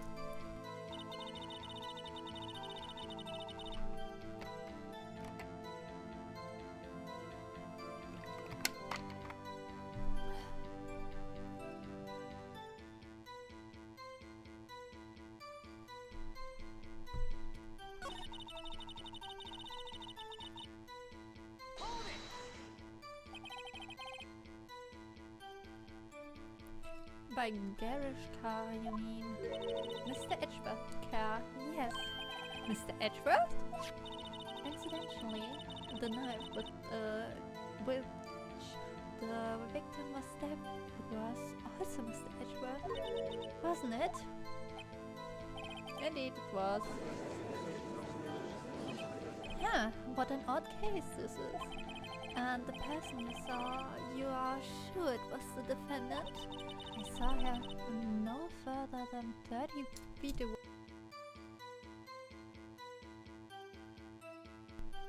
I don't know, but my throat is acting up and I need to cough a lot. I'm certain it was her.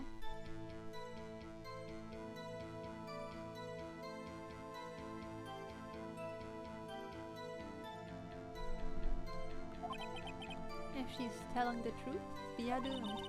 Just do what we can. Even if we don't have any proof, we can always nitpick. Witness, in your testimony, you clearly stated the following. You need to cough a lot. She sure is coughing, coughing up, Queen. Oh no, get well, have a good rest, and don't overdo yourself. Bye-bye. Prosecutors are nothing more than worms, ergo you are a biased witness. You might want to keep those silly opinions to yourself in future. In the future, rookie. Huh? Rookie? Unless you're willing to risk the consequences of hurting me. I'll fry you like a fritter, crispy on the outside, chewy on the inside. That was inspiring. I believe I've heard that tagline elsewhere. You could try plagiarism. I may be relegated to the lowly post of a lunch lady, but my instincts are honed. A photograph? You took this? This moment I witnessed the crime, my reflexes took over and snap! I took a picture. In fact, one of my lunchboxes is rigged with a camera.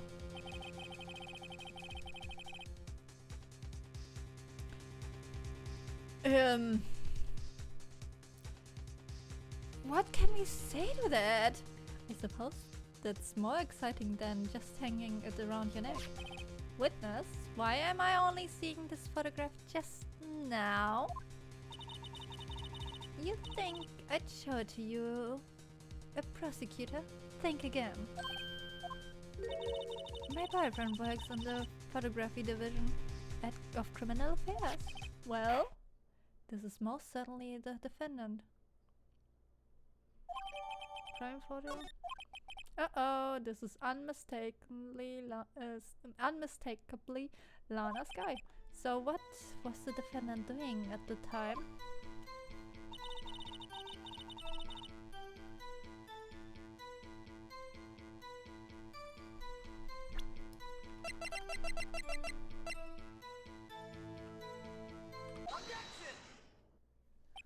And you witnessed this?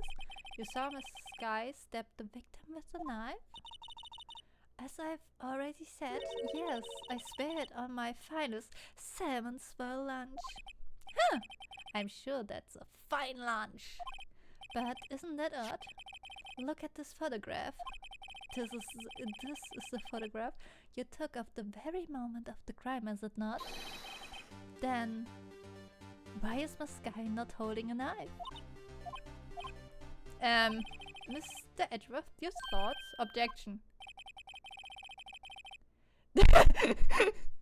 That had to be the weakest objection ever, Edgeworth.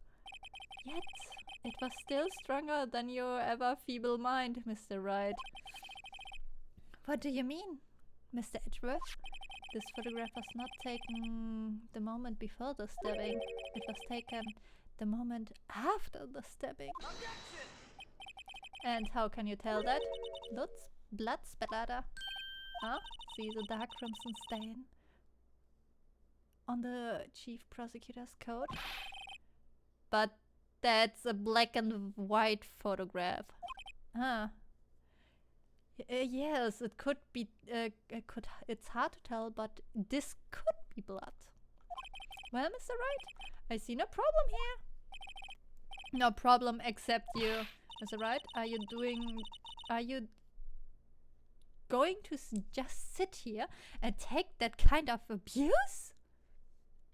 He always does. You gotta be better. You got a better idea?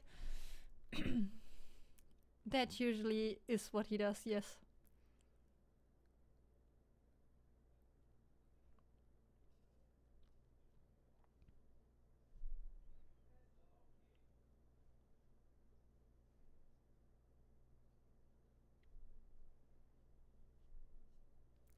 Wait.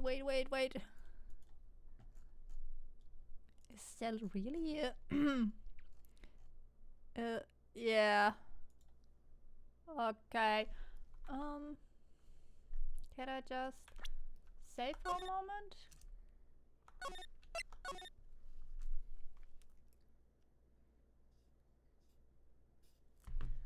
And there. No problem. Now that you mention it, I see no problem here. I thought I myself, Mr. Wright, you can't just let him walk all over you. That just said. Feeling sad, Mr. Wright. Perhaps a bittersweet first love lunchbox is load. We go back there. Objection. Wait, that contradicts what the witness said in her testimony. Namely, that she took the picture the moment she witnessed the crime. Well, it seems I was slightly unclear. My apologies.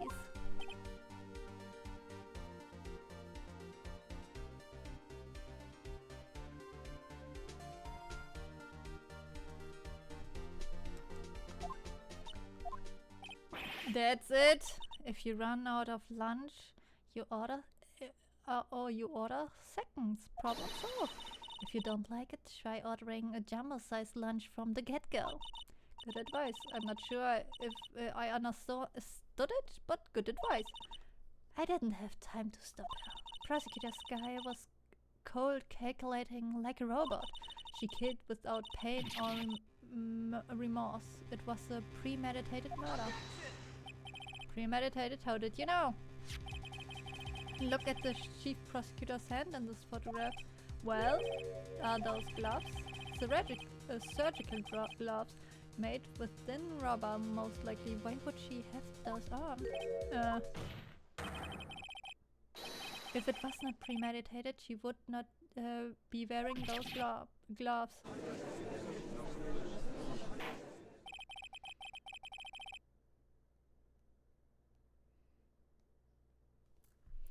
These gloves do seem to tell a tale of premeditation. Premeditated murder, a serious offense. Witness, add this to your testimony. The murder.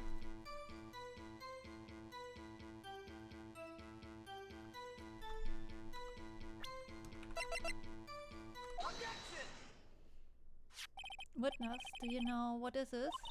Are you trying to test me? I sell boxes lunches for a living, you know? That's a knife. The knife. The knife that was in Mr. Edgeworth's trunk. Indeed, it was my knife. It is my knife. What's with this case? The bloody murder weapon in a red car, all belonging to the prosecutor here. The defendant is the chief prosecutor for the district. Mommy, are prosecutors bad people? The defense has a request. We ask the witness to provide an accurate testimony. What's that, rookie? Your testimony. You stated Lana's guy planned this murder, and this is why she was wearing those special gloves. Seems like a natural conclusion to me. The gloves do indicate planning. However, why would she not also prepare the most important thing? The murder weapon. Oh. This knife just happened to be in the trunk of that car. Ladies and gentlemen, if you're going to plan a murder, you don't forget the weapon.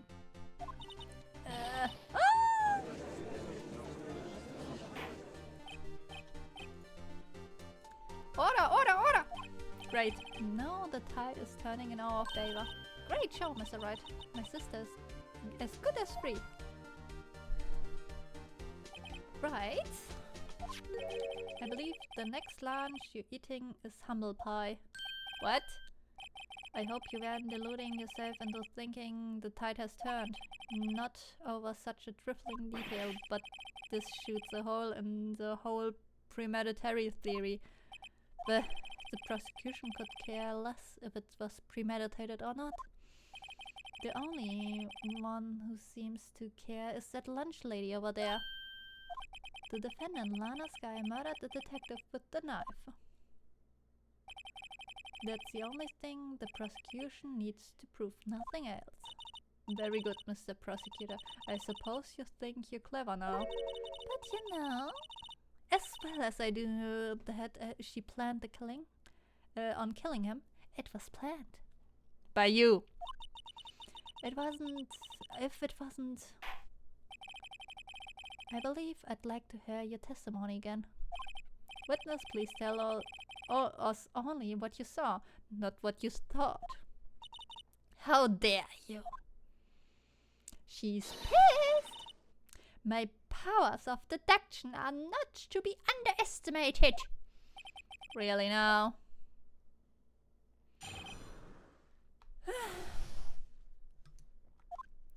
Lana's guy intended to murder Detective Goodman. That's why she called the victim all the way to the prosecutor's office. I'm sure the chief prosecutor has had a grudge against the victim. Nothing else could drive that human machine to plunge the knife in again and again. The victim was summoned from the police department to the prosecutor's office. It does sound like premeditation, doesn't it?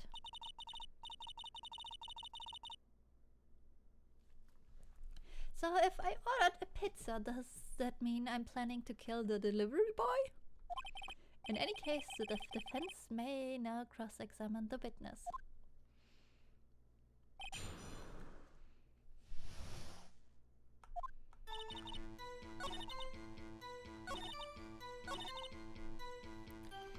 So, one knife wound. You say this if she stabbed him again and again, but he couldn't have witnessed that. Are you testing me? Then I'll test you. With moss surprise! So... I'm afraid the moss is growing under your feet as we wait, mister. Huh? What does that mean? I shouldn't have to explain this, but take a look. The autopsy report states that the death was due to a loss of blood from one stab wound. You're right! Good show, Mr. Edward. What a hunk. He's my hero. Really? What about my objection? No one noticed? Well, witness? You got the crime scene set, right? Oh, thanks. I always believed no one could ever mistake ketchup for blood. But now I realize that such a mistake are possible. So, you're saying you mistook something for blood? When she lifted her knife, I thought I saw blood at her breast. She let out blood from her victim. That's why I thought she must have stabbed him at least twice. Then tell us what you saw that you thought was blood. Testify! Her red muffler looked like blood to me. That's how ghastly the whole scene was.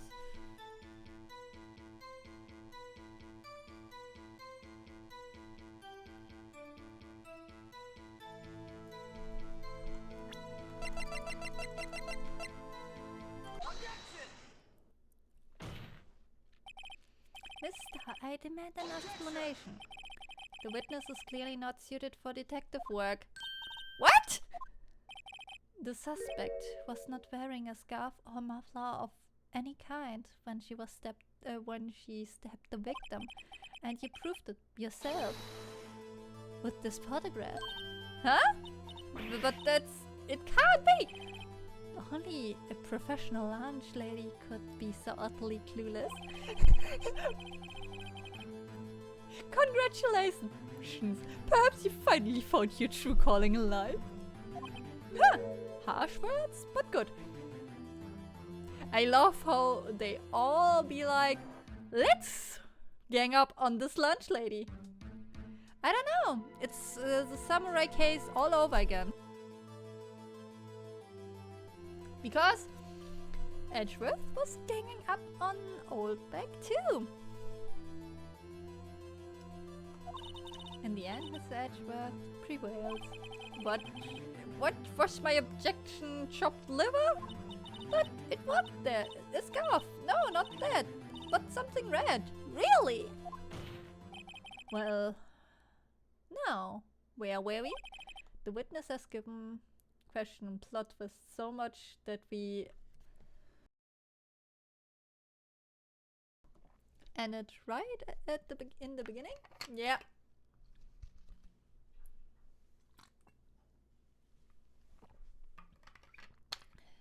Pretty much.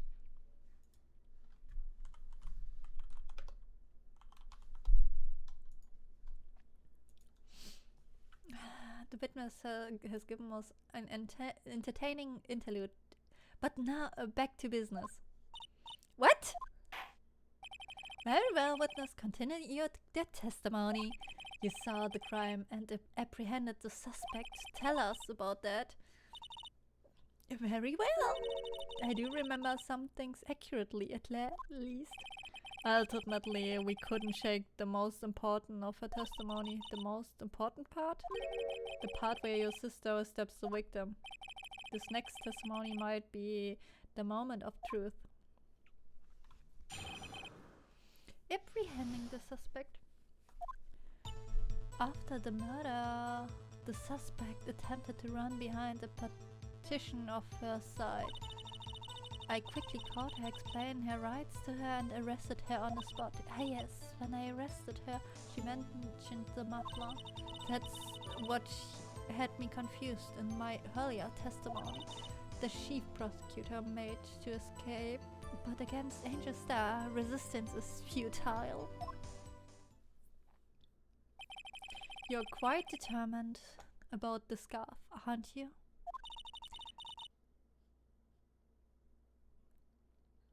Wait. Didn't have Officer Marshall a red scarf? Wasn't there something like that? Strike like a snake and bite like a cobra. That's me, Angel Star. What? That wasn't a very good metaphor. First of all, a cobra is kind of a snake. Don't bother me with details. Now that you say it, yes. Then we have our true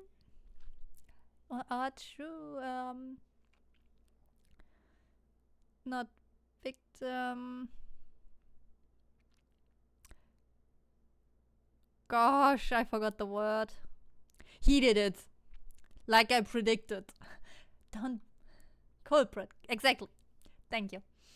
Don't bother me with details unless you want to get bitten. No thanks. Note to self. Mr. Wright is weak against poisonous snake bite. Can we have Mia back, please?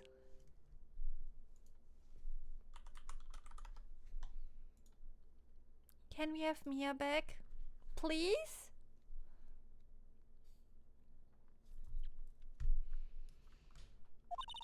The chief prosecutor tried to resist, but her efforts were in vain. She knocked my hands aside, kicked over an oil drum. An oil drum? Hard to imagine. Dang. Oh, she's beautiful but deadly. A predator, this one. A leopard woman. Wow. Very well, Mr. Wright. Your cross-examination, if you will.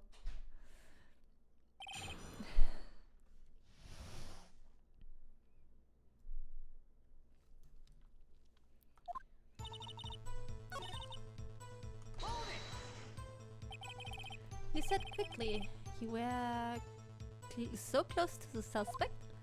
As I just said, I was only 30 feet away from her the whole time. Maybe I should preserve all my details. Of course. I'd like to see this on the floor plans just to be safe. The lunch car was... She was at the visitor. Thus, she was a visitor. Thus, she was parked on B block. So you witnessed the murder from here? That would make it about 30 feet from the car, yes. Is that correct, Mister? Yes, that's right.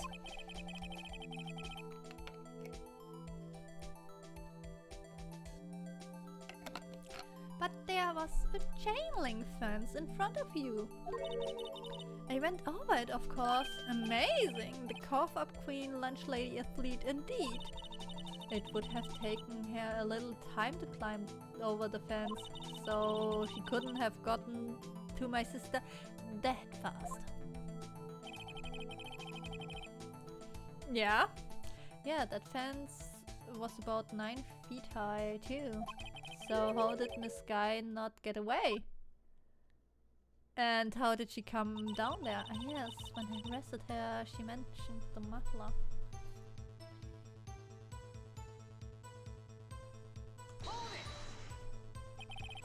She mentioned the muffler? What exactly did she say? If I remember exactly, I would have told you my testimony. Cheeky. Anyway, all I heard was the word muffler. That one word? So what you heard wasn't the suspect talking to you, but someone else? Yes, the chief prosecutor was talking on her phone. Her phone? She can't be...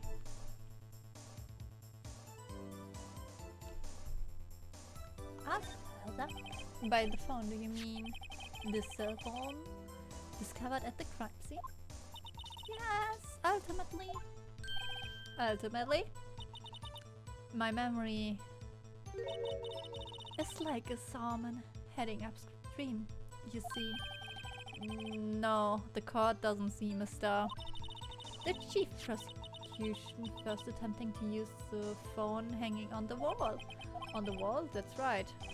Near the car, there was an emergency phone on the wall. Apparently it was out of order. And so she used her cell phone? Indeed, the emergency phone was out of order that day.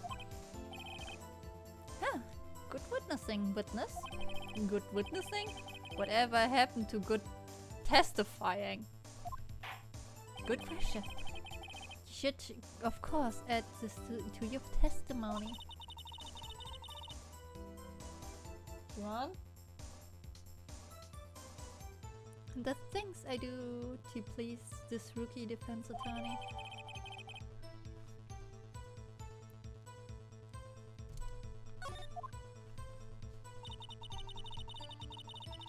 I saw it all, how she tried the cell phone on the wall but had to use yours, the phone on the wall but had to use your but you can't? Yeah, using. Do you think you can restate your testimony for the court? I was going to ask us the same. I only saw this one time, so listen close, rookies.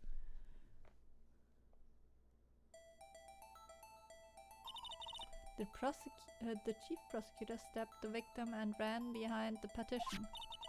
She picked up the emergency phone on the wall, but it was out of order. She pulled her own phone out of her pocket.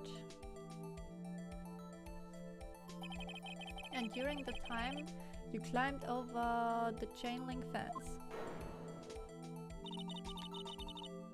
Then, when you boldly grabbed her arm, the chief prosecutor hung her phone. And you saw her doing this? What is it, Mr. Wright?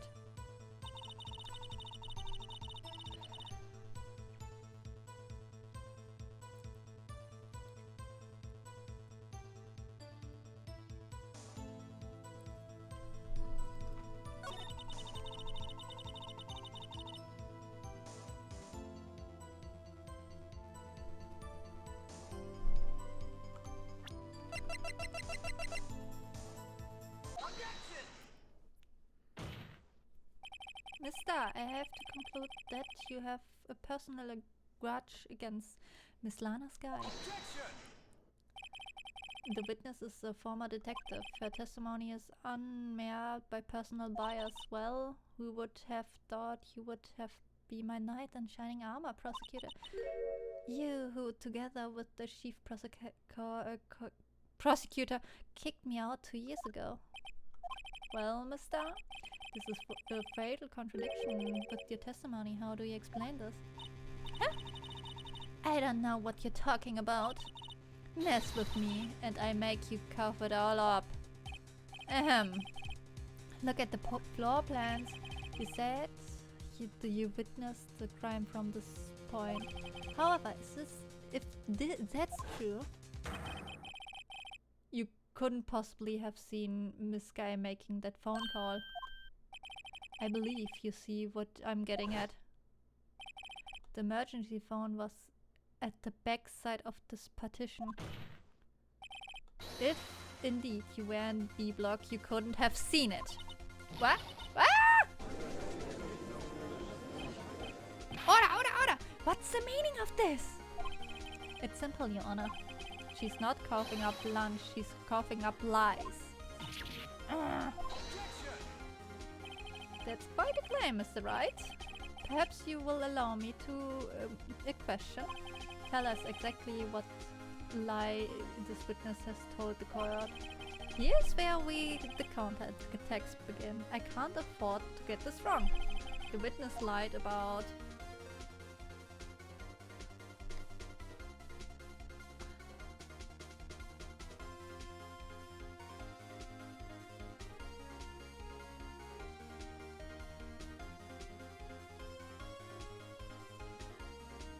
So I basically have to save here few times to get an achievement, but I don't want to do that. The order of events.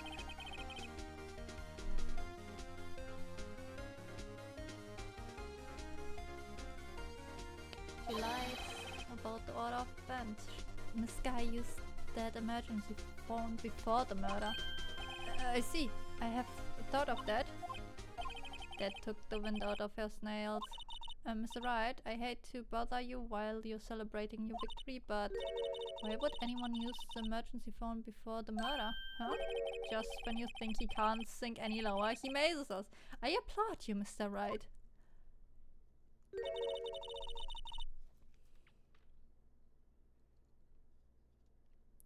Ah, fuck. I fucking...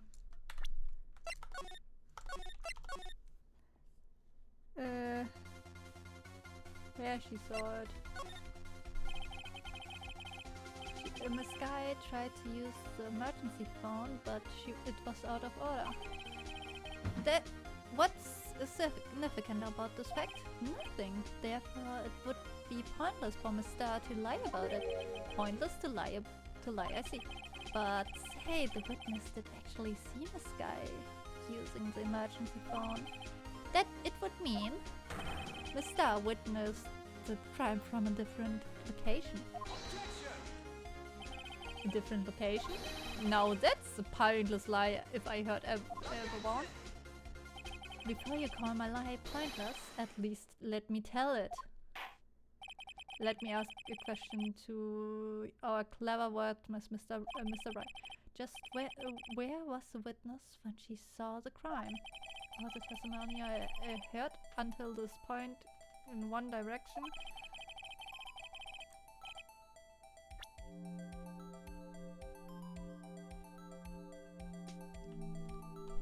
Security room.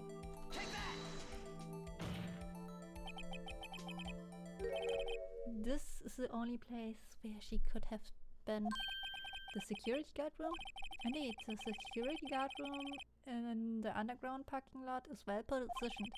It is built on the second floor of you can see the entire lot. Huh.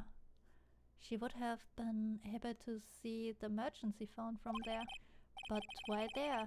There are many other places where she could have seen the phone. Not in this case, Your Honor. The witness is not being part of the prosecutor's office. Couldn't park in Block A.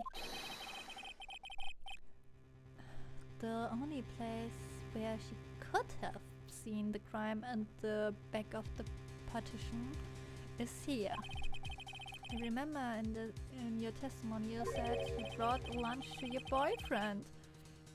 It's a security guard room, yes. Well, mister?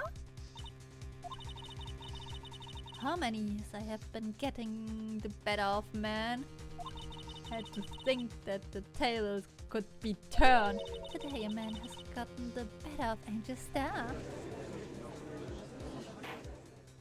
Order, order! Witness? What have you done? You used to be a detective. You should know better. I'm not turning back. The guilty will be punished.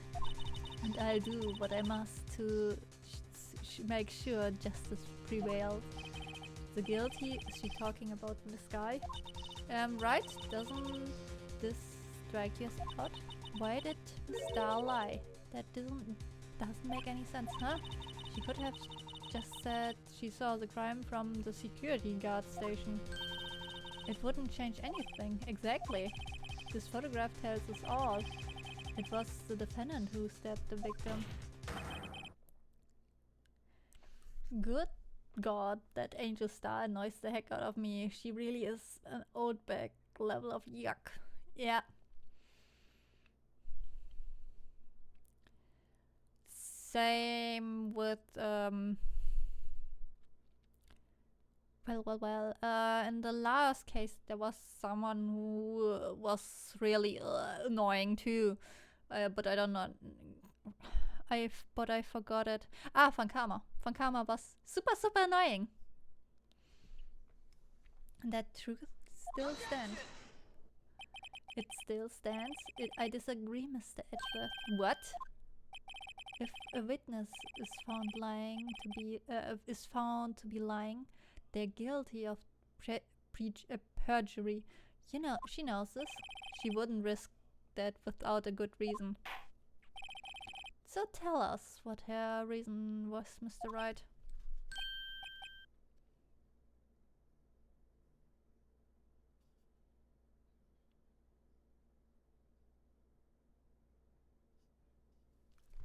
Huh? Me? Who else? Mr. Wright, let's review what we knew. Mr. Starr witnessed the crime from the security guard station. But she lied and said saw it from B block. It must make a vital difference.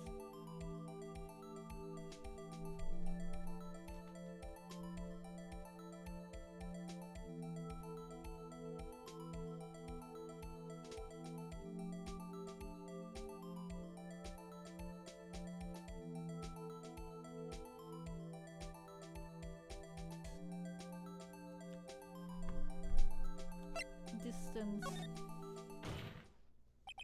It changes the distance between her and the scene of the crime. My condolences, right, but one look at the floor plans and it's quite clear. The distance between the scene of the crime and the guard station is 30 feet. I don't see how that would change what she could see. What she saw is not in question here. What it matters is the time it would take her to reach the scene of the crime. Miss Starr, you witnessed the crime from the security guard station. Now, how long did it take you to go from there to the scene of the crime where you arrested Miss Guy? Well, witness? You... yes. Ordered the squid wheels, right? The quality of my lunches has gone from low to inedible. I was bringing a PB&J lunch with fresh boysenberry jam to my boyfriend. Huh? Boysenberry for boyfriend? He wasn't in the station, so I waited. I witnessed the crime from the glass wall station. And before I knew it, what I was doing, I found myself running towards the scene. But the door was locked. I couldn't open it.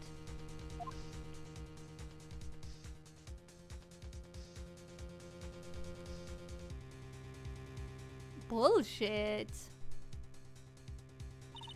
That's why I had to go through the visitors parking in B block. That's quite a detour.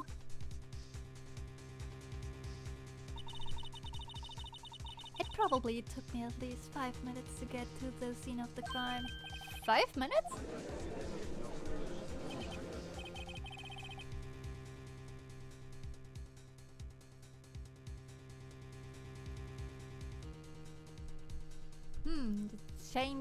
This changes things considerably. Oh, thank you, Plata. Thank you. But it was that woman over there in the defendant's chair who stabbed him. I know it. I have photographic evidence. Did you ever heard of Photoshop? I swear it on my finest plastic spork. You have a point.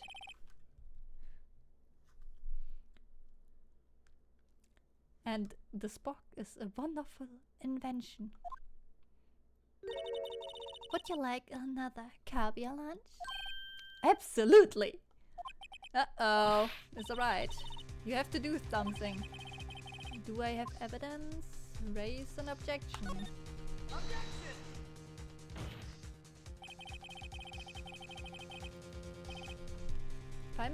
5 minutes between the witnessing of the murder and the arrest. Think about it. You could make pasta in that amount of time. If you like it al dente. I've got you boxes that tie pasta into nuts, rookie. A 5-minute blank. Isn't that strange? Strange? If you were a criminal, what would you do with 5 minutes, Yana? Well, I guess I flee the screen. Hey! Don't get the wrong idea. I didn't kill anyone. But you have the instincts of a killer. You would run, but this time was different. This guy dawdled at the scene of the crime. She even had her picture taken. Not a criminal would act this way. It's inconceivable. Yeah? Well then, it seems we come to the end of this testimony. The witness has a grudge against the defendant and a blank in her testimony. Mr. Edgeworth, is the next witness ready to go? Unfortunately, I appear to have overestimated this witness on account of her professional history. We did it! We screwed that can shut, Mr. Wright. That was too close. I'm afraid that the Carver Queen has been dethroned, and with that, court is adjourned.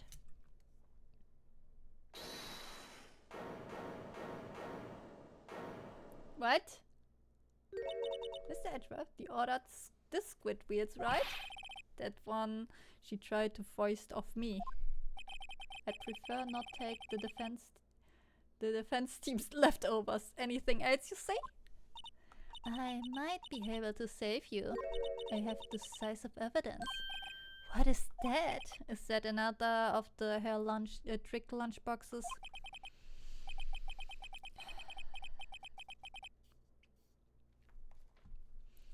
My apologies, but we have no further questions to ask you, Miss Star. Ah. This is your jumper lunchbox. Woohoo! A triple-decker! Out of deference to the witness determination, I'll allow one more testimony. How about not being... how is it called? How is it okay that he takes those fucking lunches? Let's hear about this decisive evidence.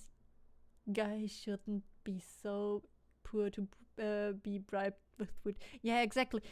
He shouldn't take bribery, actually. Like the Lunchland motto says, you won't be disappointed. What's she going to pull out of her lunchbox this time?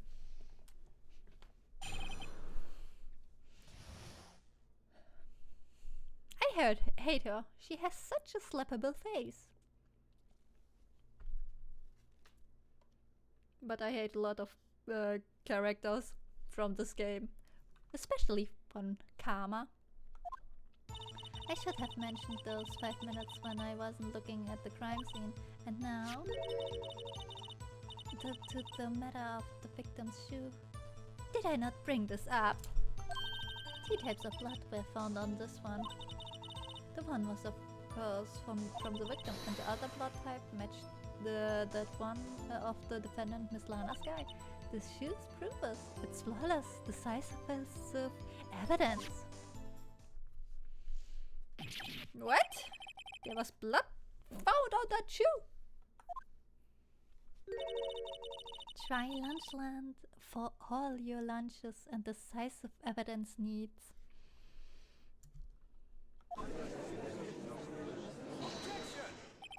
Witness, what's the meaning of this? Why is this the first time I've heard of this evidence?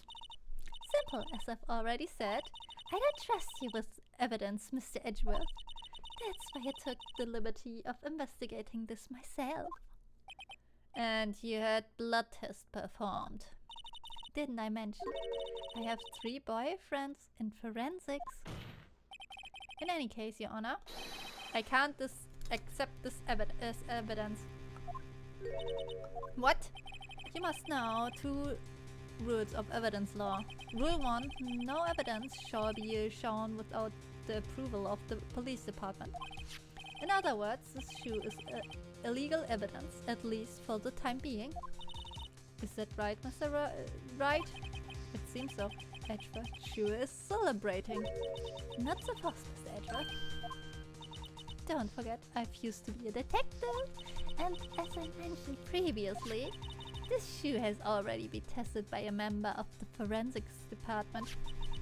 As you can see, it was approved by the police department as of today. Even the general public can produce official evidence, Mr. Edgeworth. Ah! Is that right, Mr. Wright? It seems so. Edgeworth is looking pretty solemn. You could at least study some evidence law, really.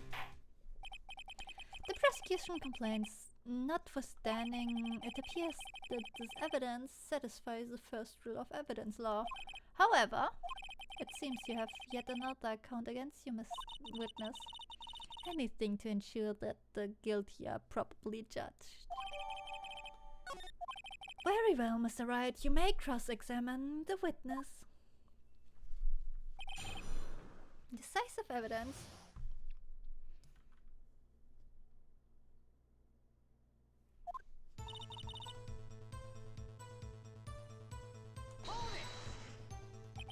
Why did you lie about those 5 minutes? I guess you could say I just wanted people to look at the results. The results? How many times do I have to say this? I saw the chief prosecutor stab the victim before my very own eyes. Compared to that, a 5-minute blank means nothing. Then why didn't you just tell the truth? Don't make me laugh. We're dealing with the most untrustworthy of the vile lot of known as prosecutors. Falsified evidence, arranged testimonies, erasing and manipulating evidence. When you fight monsters, you need to use every trick in the book. This is when the suspect is admitting she did it. But false testimony is the most despicable crime of all, mister. Let's just get over with.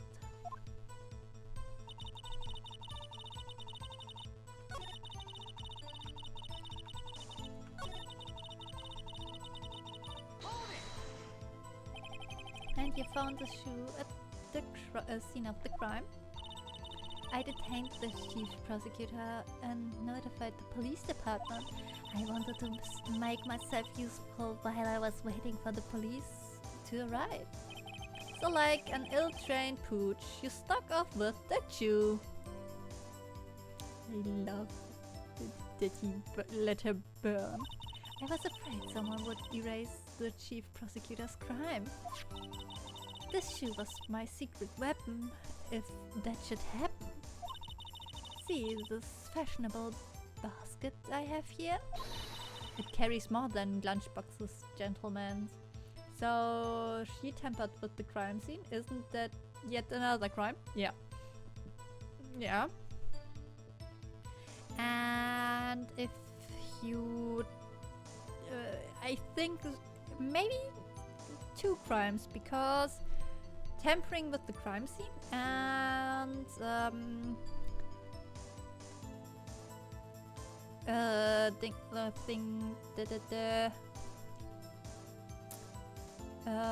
making the job of the investigation more difficult because you stole evidence, and that is another crime, I think.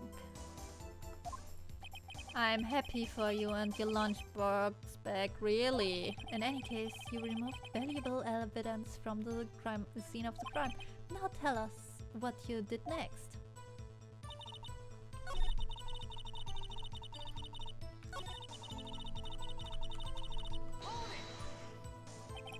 So you brought it to the forensics department?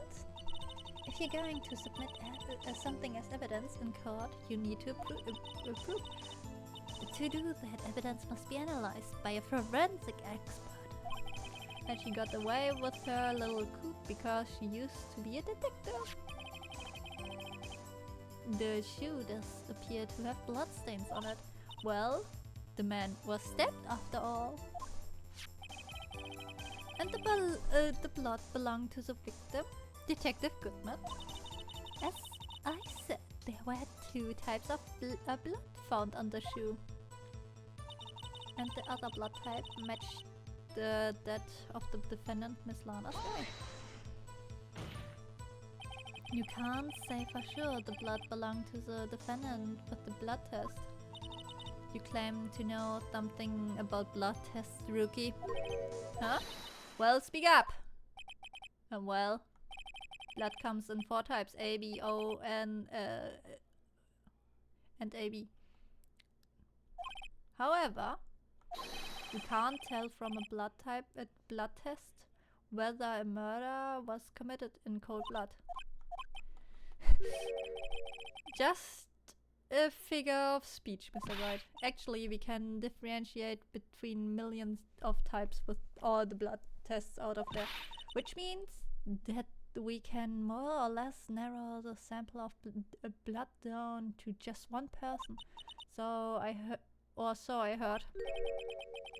That's pretty specific. If I had a little more time, I would have gotten DNA test results. But they said there's very little doubt it could be anyone but Miss Lana's guy. Huh, so the suspect's blood was found on the victim's shoe. That ties it directly to the death of the Detective Goodman. I was afraid she was going to say that. The shoe proves it. It's flawless, decisive evidence. I can't let this evidence go through without a fight. You ordered the peppered fish guts, right? Some like it hot, Mr. Wright, some like clients. She's enough hot water to make a whole vat of soup, Mr. Wright. Do you or don't you have a problem with the shoe? A problem? This is critical. Is the problem with the victim's shoe? There is a problem! I'm not imagining things. It says there is one critical problem with this evidence. Clear contradiction. That gleam in your eyes. You're still a young rookie. I'd give you a peppered fish gut now. But you couldn't take the heat, could you? Let's hear what Mr. Wright has to say.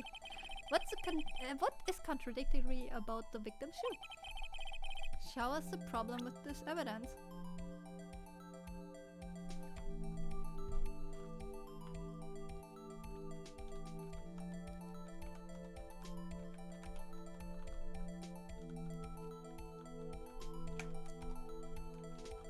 There.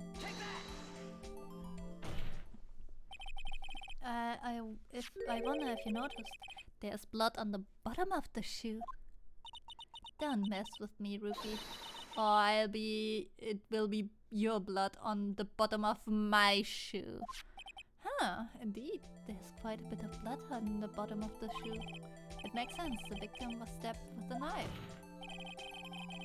What could possibly be contradictory about this blood on the bottom of the shoe?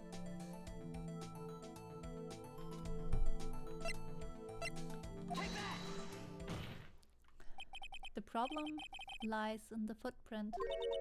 The footprint? Note that the bottom of the victim's shoe was covered in blood. Then isn't it strange? Why weren't there any bloody footprints by the scene of the crime? Ah! As you can see, there's no trace of any such footprints at the scene of the crime. That contradicts your claim about the shoe. This picture only shows part of the floor, so there could have been bloody footprints. Then where are they, Mr. Edgeworth? Because we checked the scene and found nothing of sort. Order, order, order! Well, witness? What? Huh? Oh yeah.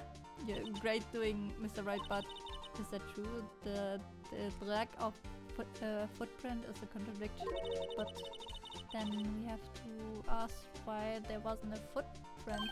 Oh, that's true.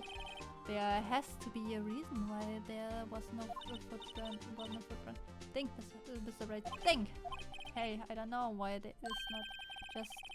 I'm just good at finding contradictions. What?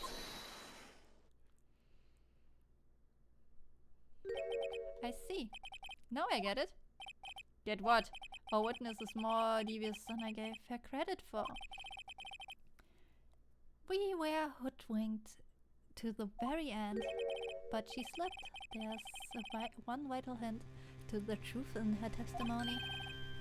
What are you talking about? I think back when she told us about apprehending the suspect.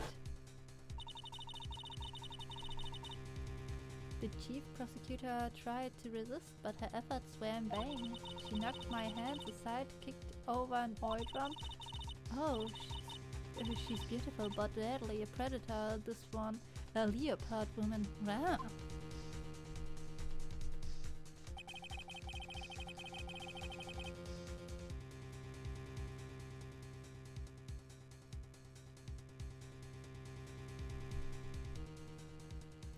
I thought that was a strange thing for a normally cool-headed chief to do. No kidding, no witness. Allow me to ask a very simple question. This oil drum, was it empty?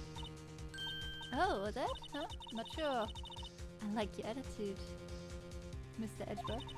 Though apparently you are not the slowest conveyor belt in the lunchbox factory. Witness, well? Was the oil drum empty? The oil drum, kicked over by the chief prosecutor, was brimming with water. Water? Water? What? Still don't get it right? Do you want to know the real reason she knocked it over? The real reason? Ah, don't you mention this? Yes, the suspect knocked over that oil drum for one reason and one reason alone. To erase the bloodstains that would have become evidence against her. What? Objection! Objection! That ties things up quite nicely. The bloodstains left on the victim's shoe tie her quite clearly to the murder. And after the deed was done, she knocked over the oil drum to erase the tailgate signs. Why? It's prosecutor's specialty, erasing evidence. That reminds me, this guy's right hand was hurt. Didn't she say she cut herself when she stabbed him? So that's when my sister got blood on her shoe? Well, I see no reason to prolong this trial. Mr. Wright, do something!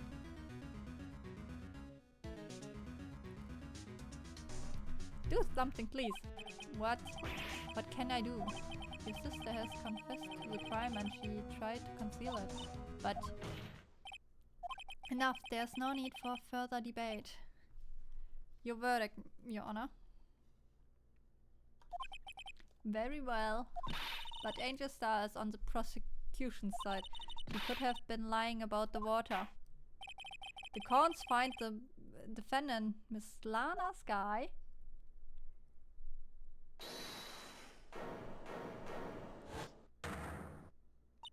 Little girl, what did you just say?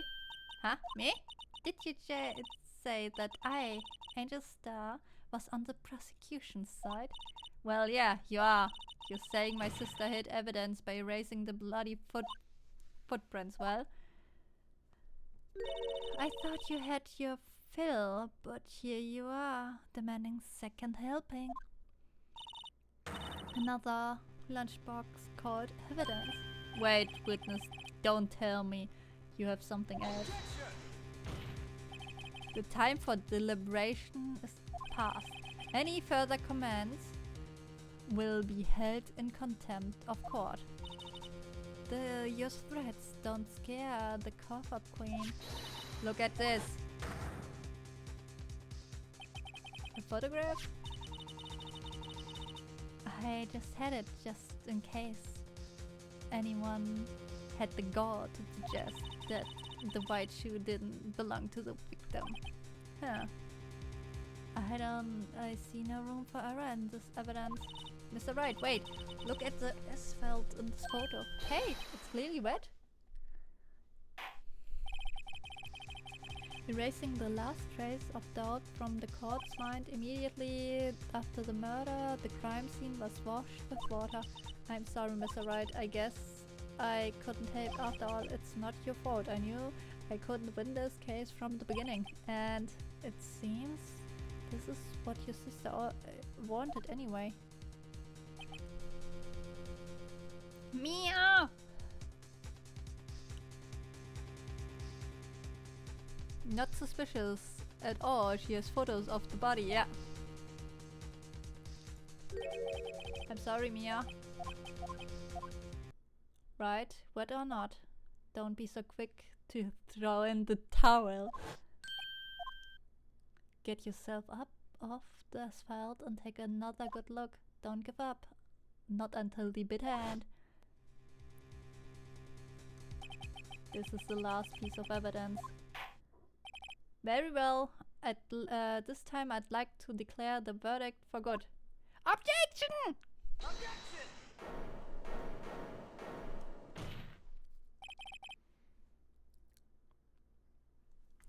Your Honor, wait. What is this with you people? Can't I hand down my verdicts in peace anymore? Whatever it is. Can it wait? No, it can't. Then it will be too late. Look at this photograph, the last one submitted. This trial isn't over until we give each piece of evidence proper consideration. So, right? Are you saying there's a problem with this latest piece of evidence? Yeah, I think later. Yeah, there's a problem, right or wrong. I've got to go ahead with this. I suppose we've come this far. We should give every claim a fair shake. Very well, Mr. Wright. Show the court. There. The problem in this photograph is here. What is this? There's something poking out of this car's muffler. Wait, just a moment, Mr. Edgeworth. Your Honor? You just said muffler. However, I see no trace of a muffler or scarf of any kind of this photograph. A muffler is also a part of a car or motorcycle, Your Honor. This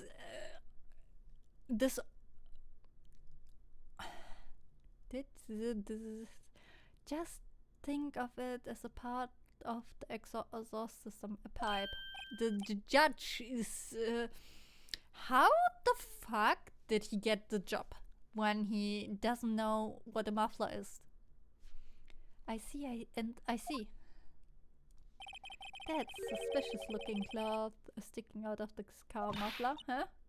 So that's if there's something sticking out of the muffler.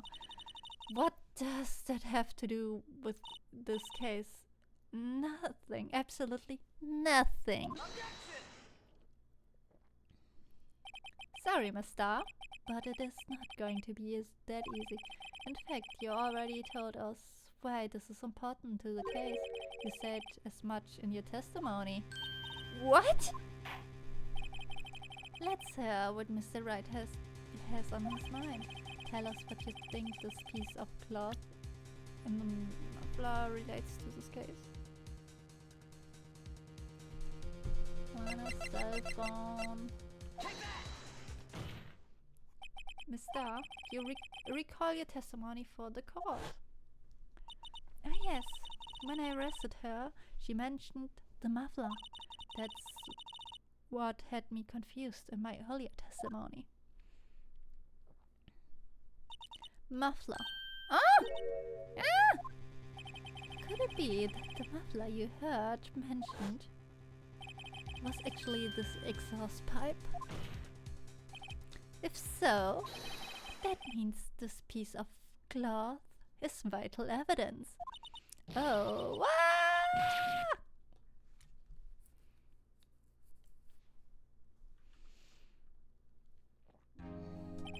Well, it seems we will have to suspend suspend the proceedings. Suspend? I find myself wondering about that piece of cloth. If we leave any question unanswered, here we do disservice to the law. Have the car at the crime scene inspected at once and bring me that cloth. The verdict will wait until after we've seen all the evidence. Agreed? I suppose so. Yeah. That was close, but we made it, at least for now. This court will adjourn for a 30-minute recess. It's lunchtime after all. He's still hungry.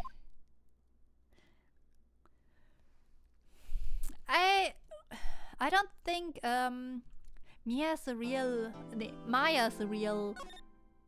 medium, because fucking Phoenix Wright can see Mia too.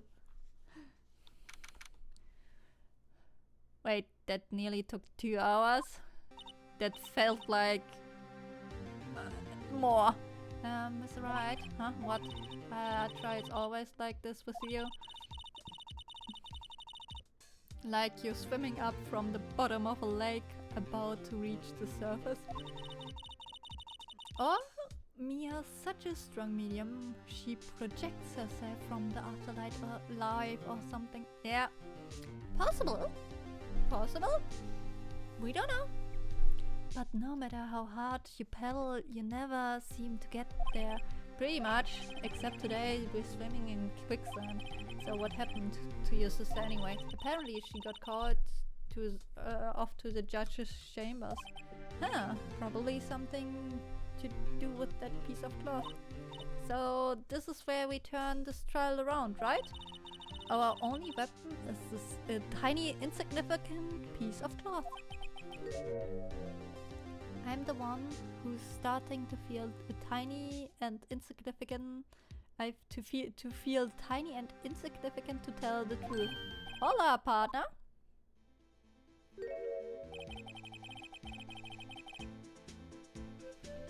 We found our culprit. They say you show a red cloth to a bull and fire up its temper. It's a myth. That's what they told me when I was a young at last. Officer Marshall. I had thought I'd come take a look, see at how the trial's going. Look like I'm late. They've got the home ranch locked down, titled Dinner Fort in the enemy territory.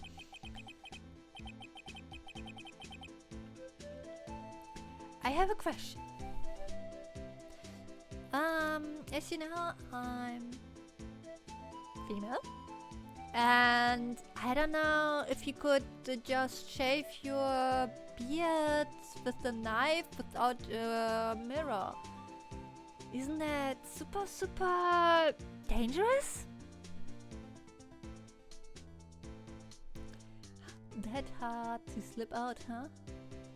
What's going on over there anyway? All the police I've seen these last 2 days have been really on edge. Don't you get enough on your plate without worrying about other people, compadre? You could be worrying about the chief prosecutor's taste in mufflers, for example. Officer Marshall? The whole muffler thing didn't have anything to do with scarves. I'd never tried that because it'd probably be the last thing I do. I mean, there was a time where men just did it with the razor blade, yeah? But it was, I think, always in front of a mirror at least.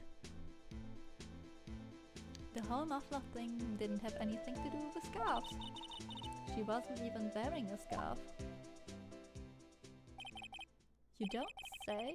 No, don't that all just beat all? I've seen a red breed blow at the slender neck many times. I saw it today. Too, she was wearing a red muffler. What? At the award ceremony that afternoon at first dinner too, I read at Rectum. What does it mean? The photograph taken at the crime scene, she wasn't wearing a scarf. So Mr. wasn't mistaken. Well, it's about time. Remember, partner, sometimes you gotta grab the bull by the horns, and sometimes you just gotta let the bull go where it will. Time will tell. I have a bad feeling about this. So, what if are we swimming in now, Mr. Wright? If it's steak sauce, I can hook you up with some fine ribs. Ooh-wee!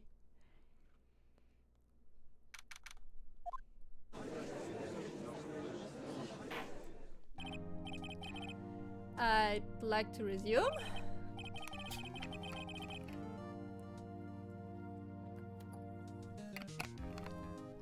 What's up? The judge keeps looking over at the prosecution. Is something wrong, Mr. Edward? Your face is blue, your lips are purple, you're sweating bullets. That furrowed brow, those grinding teeth, those watery eyes. What spore your eyes unfocused, you're doubled over, your back is bent. It can't be. This can't be. Can't happen. I wonder what happened to Mr. Edgeworth. Well then, I believe it's time to continue on with this trial during... This is unacceptable. Huh? It seems our prosecutor is quite besides himself. Excuse me? Knock knock? Who's there? What's with this guy? Who's that? A strange, stuffy aura seems to be filling the courtroom. Hey, the temperature rose 5.7 degrees when that man came in. Who on earth is he? Ah, it's you!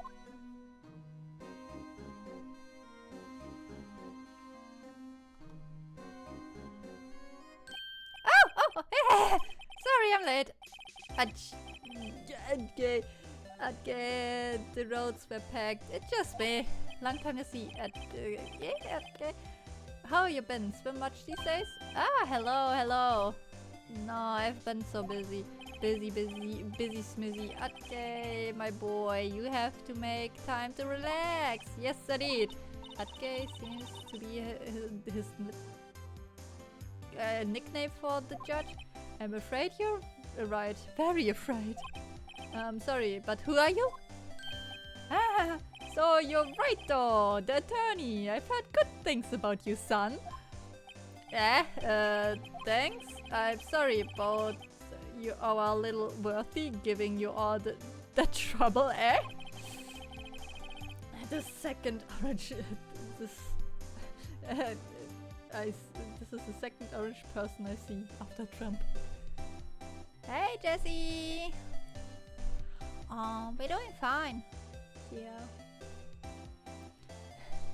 You know, we should all go swimming together sometime. Jolly!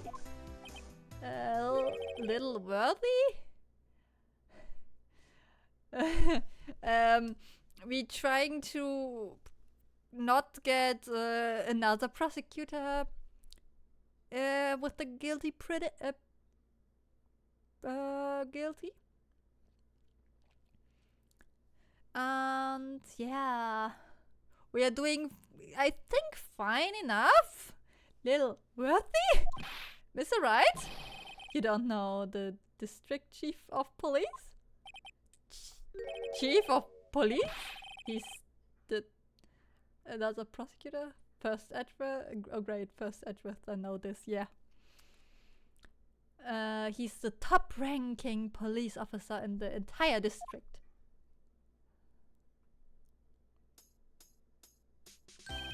My name is Gant. Damon Gant. Pleased to meet you, everyone. So, what do we owe this dishonor today.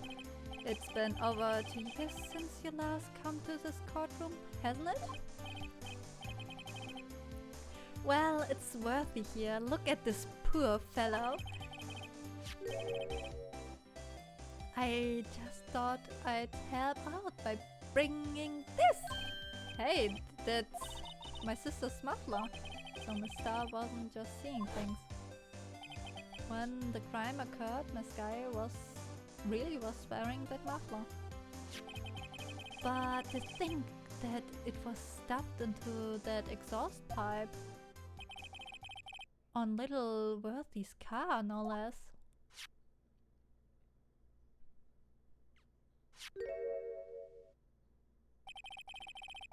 It's really quite embarrassing, even for us. Whoa, what's this? That's what you call a switchblade knife. Quite perplexing, this. Oh, wait. The detective got stabbed by the switchblade and Lana got cut by Edgeworth knife.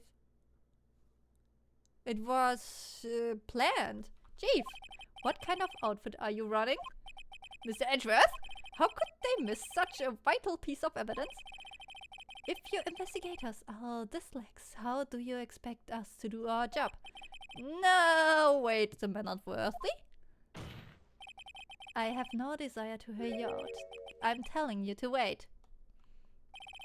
Or didn't you hear me? I have to look at this document where it says person in charge of the investigation. There's no mistaking that signature is here. There's Miles Edgeworth.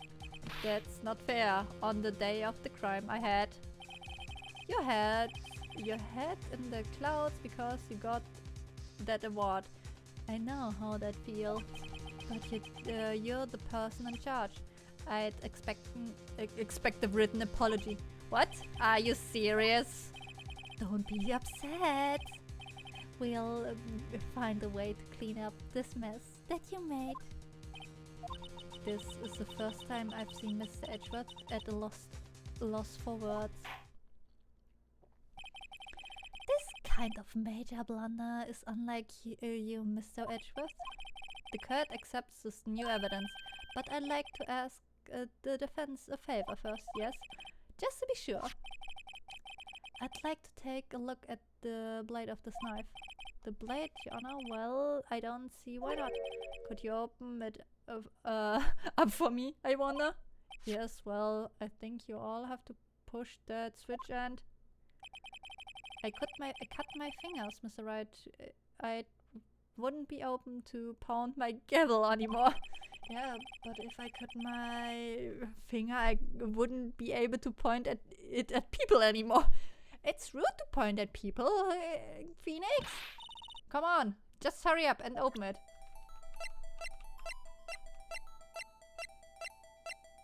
I don't do anything. Pointing.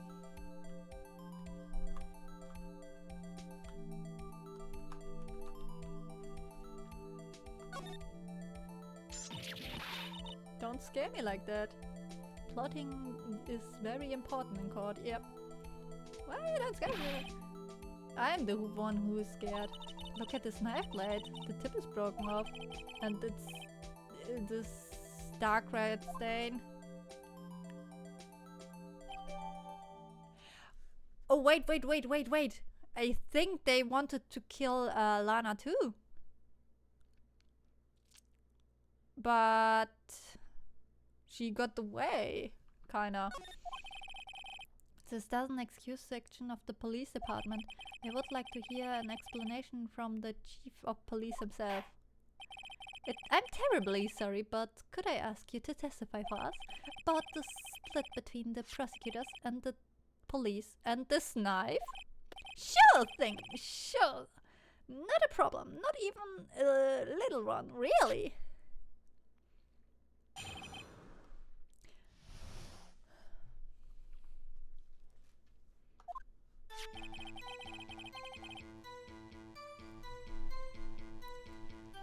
knife is special, but I can't say how here. Unless there's evidence to prove the connection between this knife and Goodman. That was a bad day for the department. We weren't in any shape to do an investigation.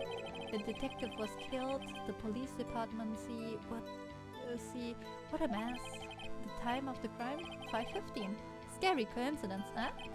It's not officially linked to this here case. So I can't talk much about it. Then don't mention it! There was a murder at the police department? A detective? That's hush-hush information at Gay. And we haven't exactly announced it yet. Wait a second. You said 5:50. That's the exact time Detective Goodman was killed at the prosecutor's office. Order! Anyway, we are at the departments. We at the department were all flustered, as you might well assume. We are in the middle of a top secret investigation. Don't tell anyone, okay? Don't mention it then! I think we understand the police department's situation. Well, Mr. Wright, 2 detectives killed at the same time in 2 different places. The chances of them this are really slim. Scientifically speaking, of course. I'd like to exercise my right to cross-examine the witness. Very well, however, keep your question focused on the case at hand. Yeah, like usual. Unless there's evidence. No, I'm not Danish. I'm German. Wait a second. Ah, at last. Honest to goodness objection. This knife it has to have something to do with Detective Goodman. What do you mean? Ah, and honest to goodness, what do you mean from Aji? This is great.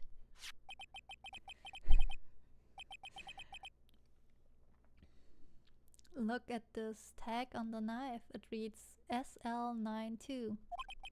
And this is important. Why? Over here we also have a memo that the victim was on the body of the victim.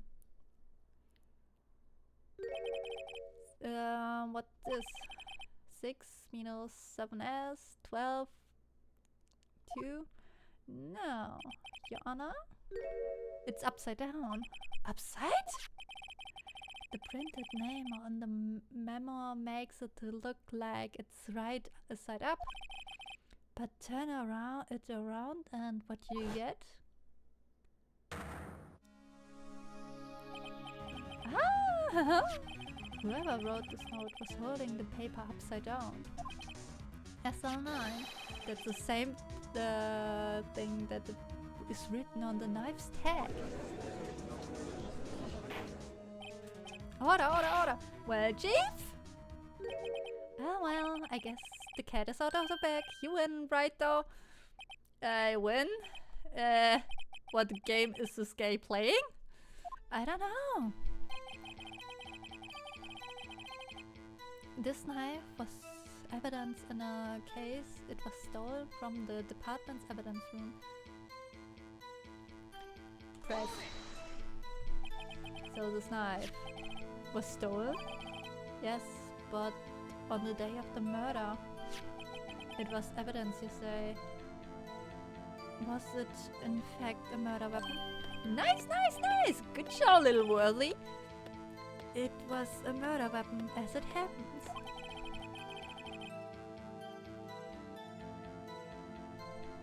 It was evidence from a case long since solved. So the knife was stolen on the day of the murder, and it was found in the exhaust pipe of Edgeworth's car.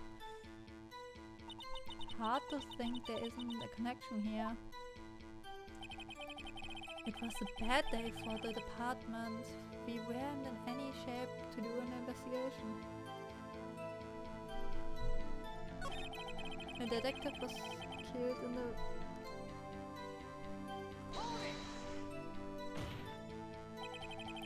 On the same day that a detective was killed in the prosecutor's parking lot, another detective was killed at the police department? That's a fact surprising, isn't it, Adi? I'm at a loss for words.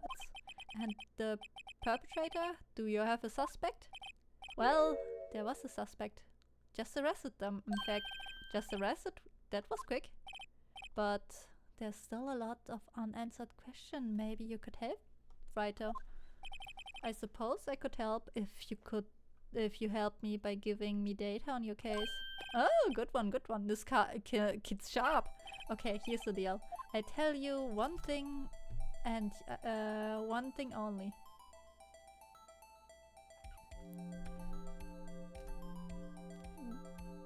Where was she? So tell me, where was the victim found?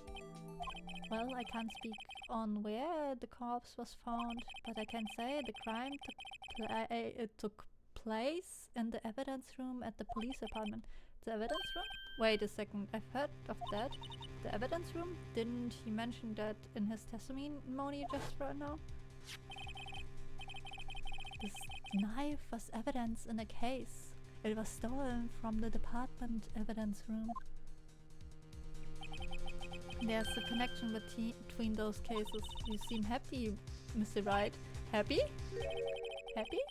We just got handed our tickets to go to town on this case.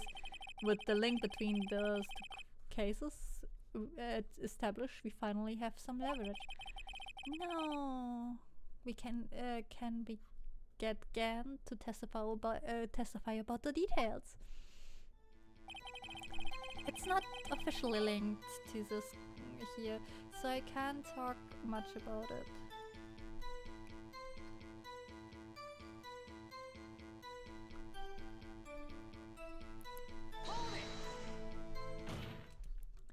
Chief, the defense position is simply this.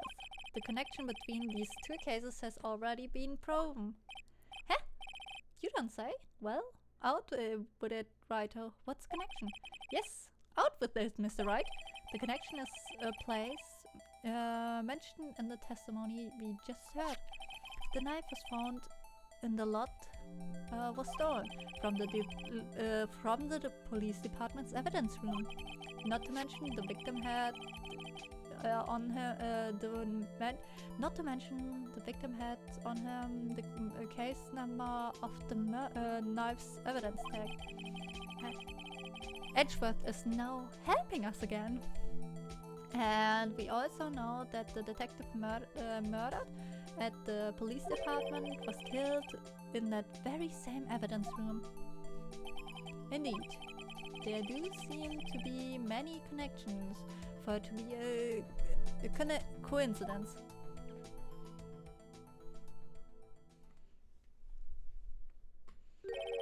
You two make a good pair.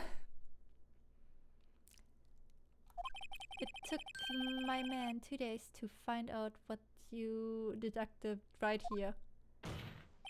Chief, I request that you release your information on the victim at the police department. See, that's the tricky part. It hasn't been announced yet at all. Can't we get the information unofficially? Huh. Sure, why not? It's unofficial after all. What? Really? Who hell would have guessed? Can we get this information unofficially? Sure! I cooperate, but can't reveal the name of the victim at the department, okay?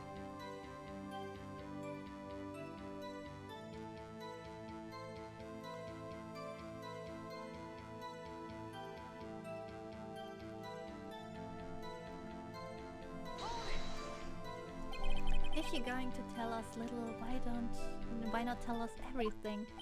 Ah, well, case information is sticky stuff. You have to do everything properly. Oh well, I guess I might should try what I can get on.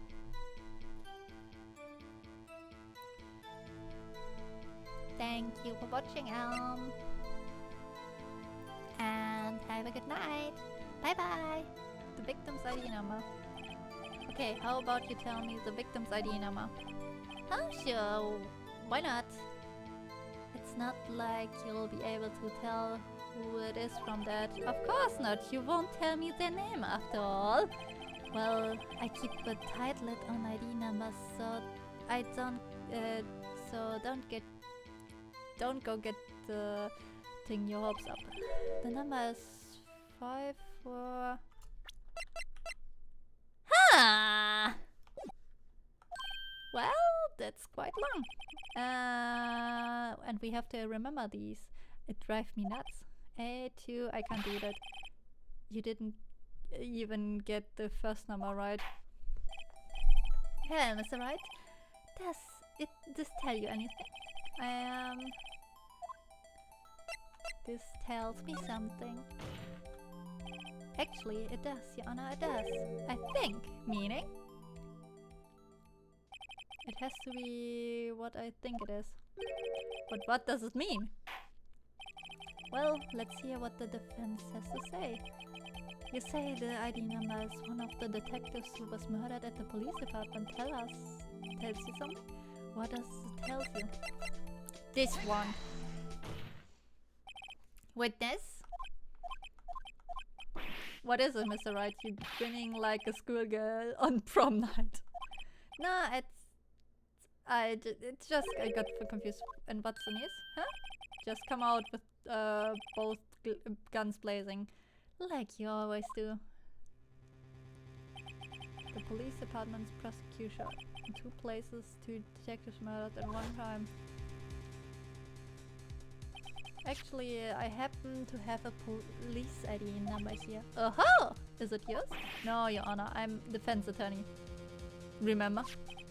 This is the ID number of our victim, Detective Goodman. Shame on you, Wright, though. Personal IDs are top secret.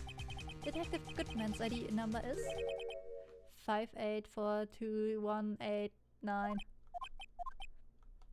And? This means what exactly? Huh? Wait, that ID number we heard from the chief earlier, that started with A2. I've forgotten. You didn't get the first number right. Again. The number of the chief of police the chief of police gave us was... Wait a second, Wright. What does this mean? That's what I want to know. The 2 ID numbers are identical. In other words, the detective killed in the police department's evidence room was Bruce Goodman. What does our witness think about that? Oh, sharp as a tack, right? Oh, sharp as a tack. But wait, Detective Goodman is our victim. He was killed at 5:15 in the underground parking lot. Yet Detective Bruce Goodman was also killed at the police department in the evidence room at the exact same time. That's impossible. So we are saying this is the same person was killed at the same time, and I'm completely in a completely different location. I don't get anything anymore. Order! Chief, what does it mean? No, what? I want to know. Why didn't I hear about this? Yes, it's top secret, fine, but I'm the prosecutor in charge of the case. No, just wait a second, Worthy. No need to get all flustered. Your Honor, the police department has made a grave error in this case. That's the report he declined. Yeah. I said wait! Or didn't you hear me? The oversight, the grave error? Mr. Edgeworth? They are yours. What? How dare? We informed you yesterday. I believe it was Officer Meekins who brought the news. Officer Meekins? Mr. Wright. Where have we heard that name before? Wait! There he is! Excuse me, but this is Mr. Edgeworth. Anyway, on this premise, I'm here, sir, at the request of the chief, sir. I've got your report, sir. You don't mean him. According to Meekins, you didn't accept the report. Hard to believe, but your officer, he told me. He said the report had nothing to do with the Lana Sky incident. Detective Bruce Goodman murdered in the police department evidence room. Mr. Edward. The victim's name was written right on the top of the report. Oh no! Edgeworth lost his edge. And now he's a bad prosecutor. Why didn't your officer tell me? Honestly, I'm not sure if that officer was capable of making the connection. He did seem challenged. Hammer, we don't judge people on their appearances. And if they're mentally challenged, we don't address it at all. We just we don't say it out loud. Because that's plainly mean. In any case, this is a serious error and gross negligence of duty on your part, Worthy. But sir, you could have submitted that report this morning to the court as evidence. Then I...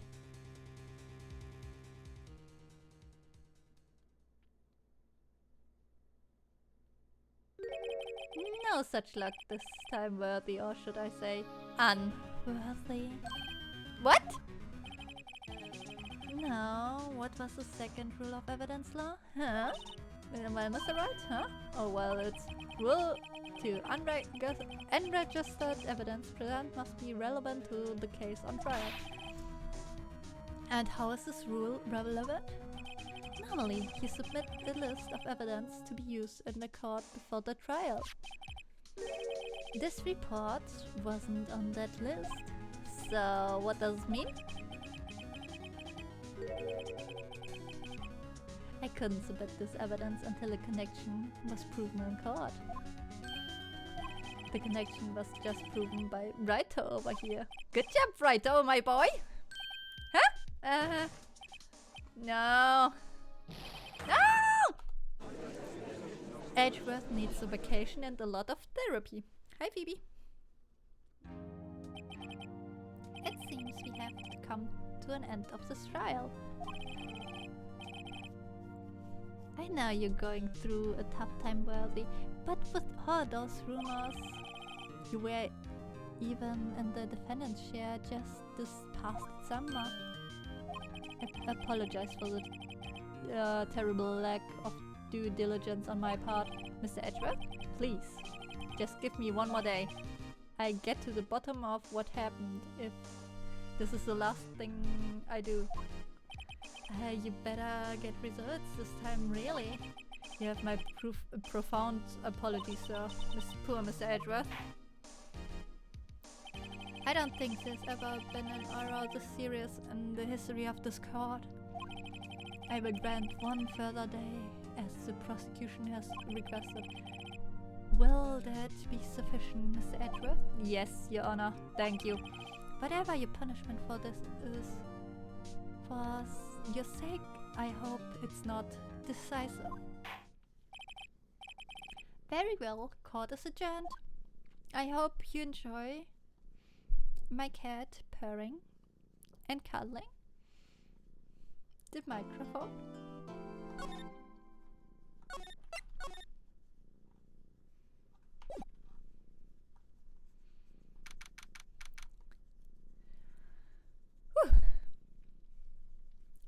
Edward really lost his edge. And that's not good. Mr. Wright, so what's going on with the case anyway? I'm a little confused, huh? Well, let's see what's going on. The victim Detective Bruce Goodman was stabbed to death after 5 p.m. on the 21st. He died in the prosecutor's parking lot and the police department's evidence room. And this evidence room part? The prosecutor's office and the police department are 30 minutes apart by car. Well, that's what we are going to find out, or try to at least. Alright, let's do it. Glad she's in good spirits, but I'm not sure she's going to be much help with this. Don't be so sure, Mr. Wright. Huh? Look, we are in this together, right? I proved that these thick-rimmed glasses of mine aren't just for show. Let's go! Science awaits us!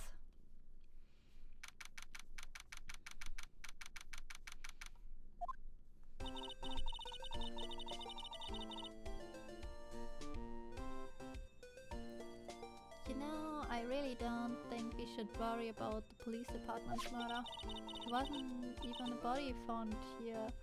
There, who cares? Yeah.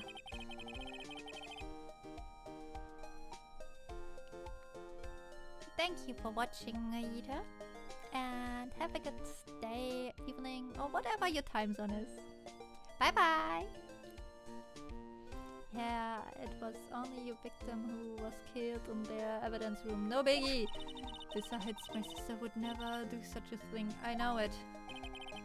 That oil drum, was it empty?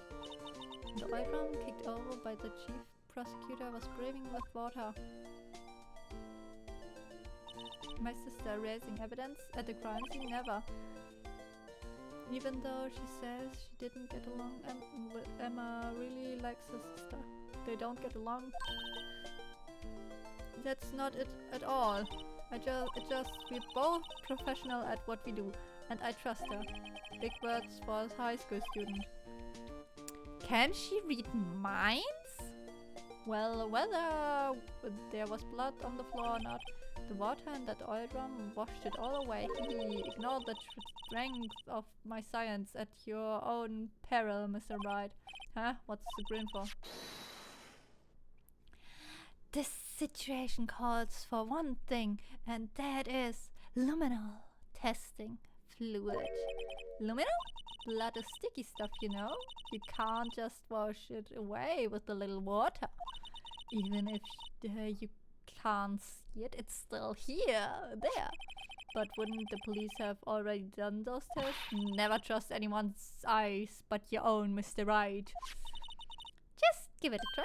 Me? Why do I have to do it? I'm a minor. I can't even drink yet. We're testing bloodstains with the stuff, not drinking it. I don't think it would be good if you drink it anyway.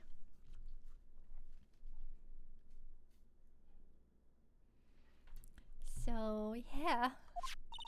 Here, look. I lent you these cool glasses, huh? You had an extra pair of those things?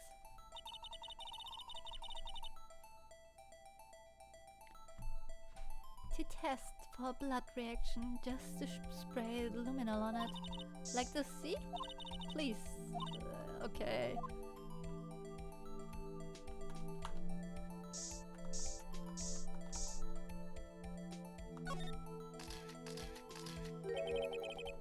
I can see her eyes shining behind those glasses. So this is a blood stain. It's so... Emma, why are you shaking? It just is... This is my first time seeing real blood. It isn't even there. Scientific investigation in action. Okay, well, it definitely... we definitely know what this is that it's a blood stain. But some things strike you as odd, scientifically speaking, of course. What's odd about this? The amount of blood.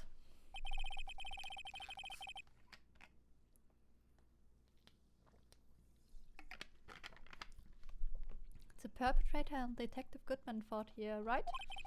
Don't you think there'd be a little more blood? I definitely think so. I mean, look at all the blood on the sole of the victim's shoe. It is pretty strange. If they fought here, there have to to have been more blood than this. Hey Mr. Wright. I'm gonna mark up the floor plans when we find a blood stain, okay? See? I'm pretty handy to have this around, right? Oh yeah, this stuff is pretty handy too. I saved up my loans to buy that. Phenomenal. Can't be sure that the police will reveal all the evidence in court. Sometimes they fail to mention evidence that doesn't fit their view in the case. Let's drag that hidden evidence out into the light of the day. Yeah, it feels like we are really investigating a crime now, doesn't it?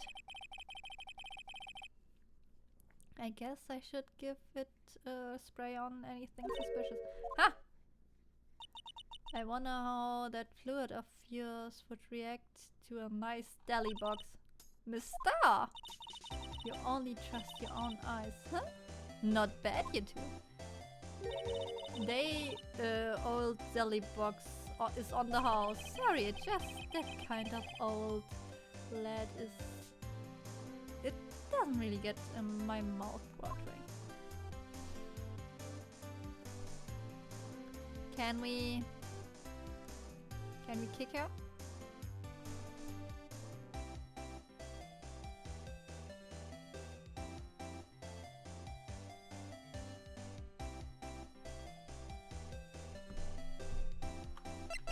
Talk. Today's trial.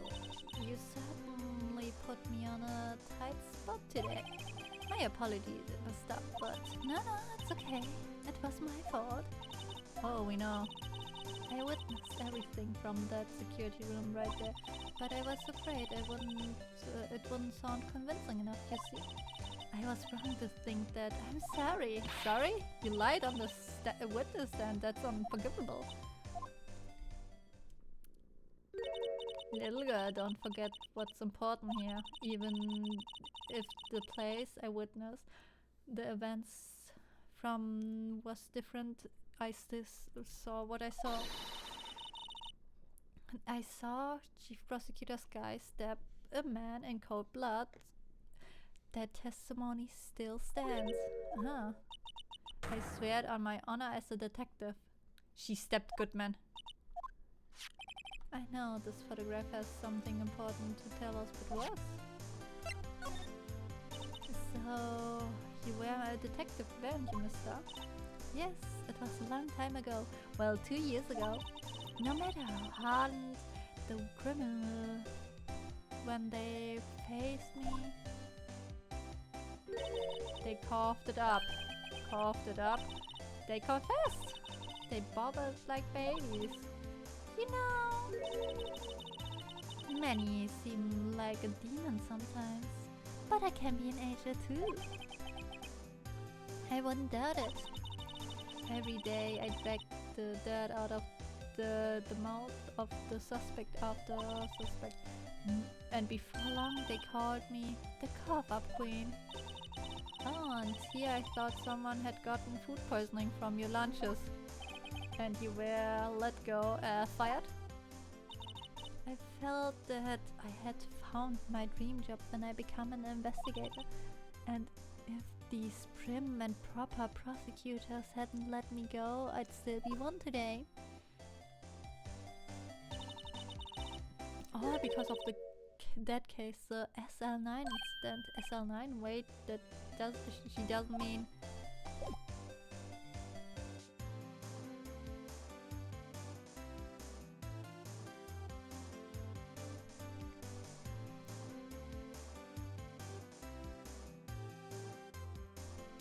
I hate it when you have to sneeze, but the sneeze won't come out.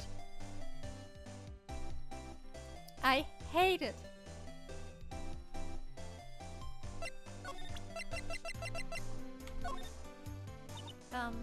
What do you think about this?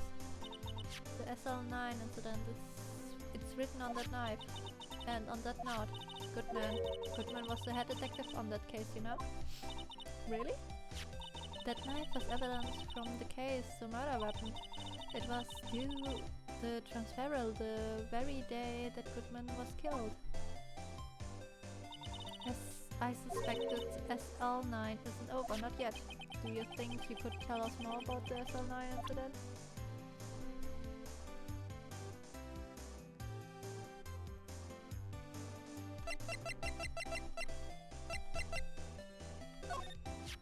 If you think about it, I could have taken that picture from the guard room, but even if I get flustered sometime. So you went straight to the scene of the crime? I rushed toward the chain link fence in an effort to stop the murder. That's when I took this photo, yes. In other words, 5 minutes after the crime. Those 5 minutes were the problem. The hole in my testimony, as it were. The 5 minutes weren't the problem, mister. Your lying was the problem. Listen, little girl, I've had my testimony disregarded before, and I wasn't going to have it disregarded again. Just like that one time. Oops, I didn't want to take a screenshot. That incident really opened up my eyes to the truth. We're nothing to them. Disposable. Disposable too. 2 years ago, it was the biggest case I've ever handled. The police and the prosecutors were desperate for decisive evidence, so they didn't solve it. On the contrary, it was solved quite cleanly. The criminal was caught and executed. Executed? Yes, the criminal got what was coming to him. It doesn't mean it doesn't get any cleaner from that than that. The only problem was they never did find decisive evidence, not a shred. What? But the criminal was executed, right? On the basis of evidence of a sort, made up evidence. What? You mean they executed someone with fabricated evidence? Best part came several months after the trial. Every detective involved with the case was dealt with. Some were demoted to patrolman, others found themselves out of a job. And you were one of those? Myself and one other person. You know well. Wait, could it be? Exactly, Detective Jake Marshall. Oops, I mean Police Department Security Detail Officer Jake Marshall. Detective Marshall. As professional detective, we investigated the case from every single angle. Jake was particularly determined. Then it was over, and he was demoted. However, he hasn't forgotten. Neither have I. So, haven't forgotten SL9.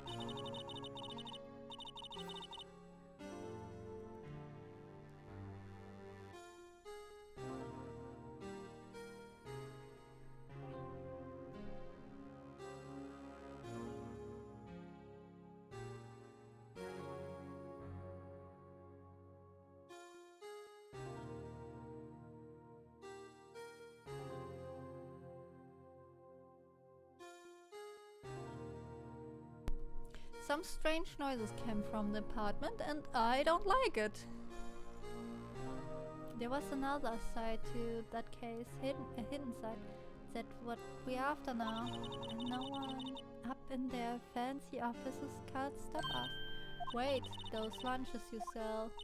There's only one reason I come to sell lunches in this cursed office.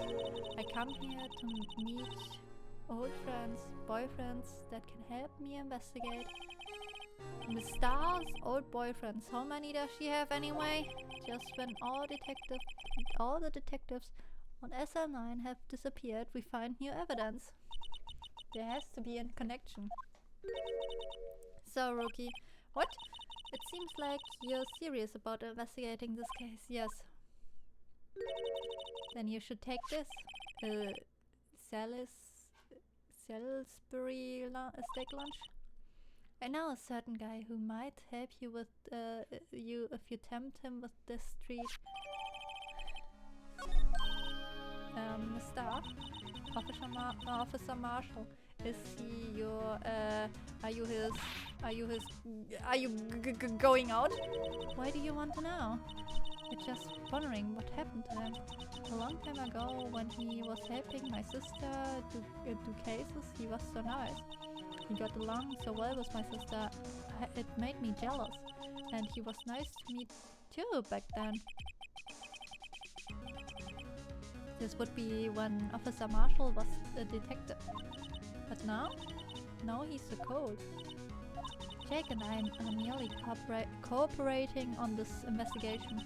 We're putting the past on rest as we were. Nothing more than that.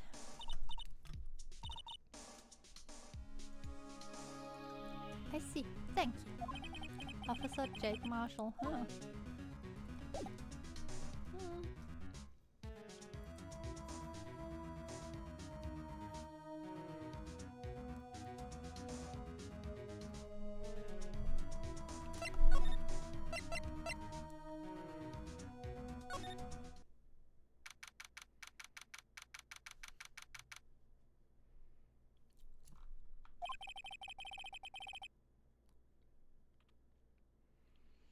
Even busier here today than it was yesterday. Detectives are running around so fast. They are blurring. I suppose it makes sense. A detective did get killed here after all. So the evidence room is the scene of the crime. According to these pamphlets we got at the front desk. Here it is. She's like a kid at an amusement park. Oh, a real crime case. Let's take a look.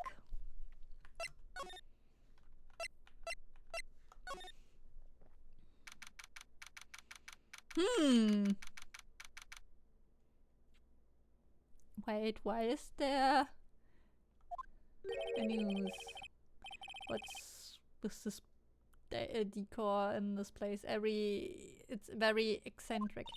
According to the pamphlets, this guard station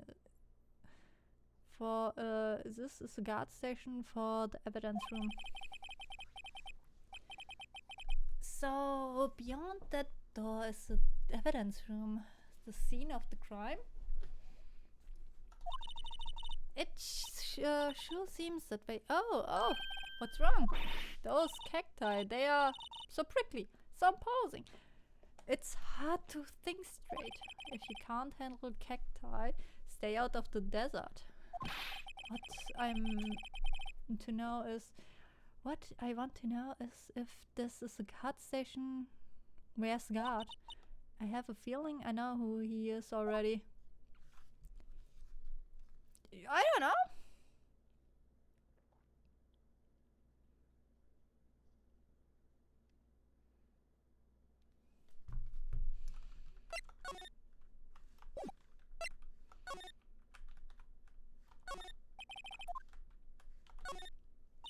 Look, on the floor is a lasso. Looks like it's set up to trap or something. A trap here? Wait, I know. Maybe someone was trying to catch a wild bull in here, but the lasso missed. You sure have an active imagination. Yippee! Yeps, these sure are prickly. They must have be the real deal. I would think this one is a big one would be sufficient. These cacti are a lot like my sister, actually. How so? Encased in a coat rigid shell with spines pointing in every direction. Just like her. I'm not so sure I see the resemblance. It's more an attitude thing than a physical similarity.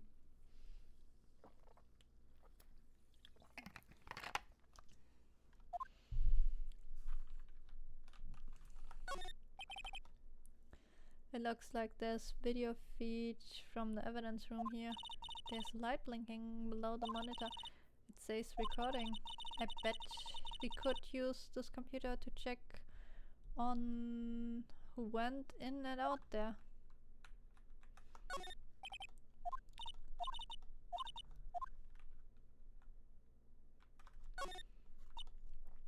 There's security guard on your families. It looks more like a costume than a uniform, honestly. Leather jacket, leather pants, a leather... What was it called again? Punchy, paunchy, pinchy... I know! A poochie! Wait, maybe that wasn't it. It's a poncho, but I think I'll keep that information to myself for the time being. Yeah. The evidence room is beyond the door. Let's just walk in. It won't open. You thought it would open? I think we need someone's permission to go in there first.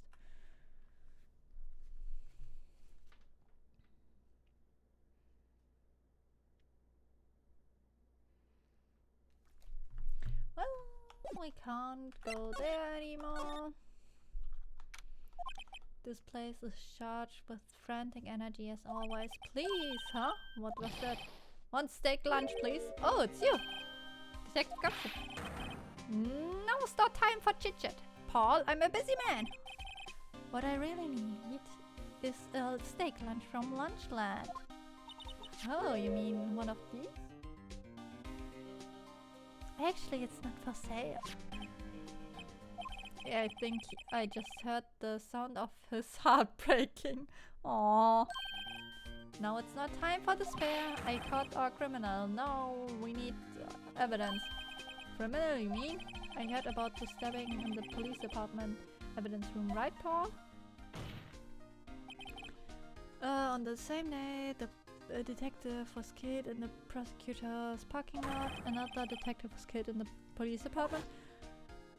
And the perpetrator, do you have a suspect? Well, there was a suspect. Just arrested them, in fact. It's the biggest scandal to hit the station in ages. Everything topsy-turvy. But Detective Gumshoe, who was it? Listen, Paul, all I know is I need me a steak lunch. Pronto. Standing around here and talking isn't going to fill my belly. Wait, don't leave. If you want to know more, head on down to the detention center, Paul.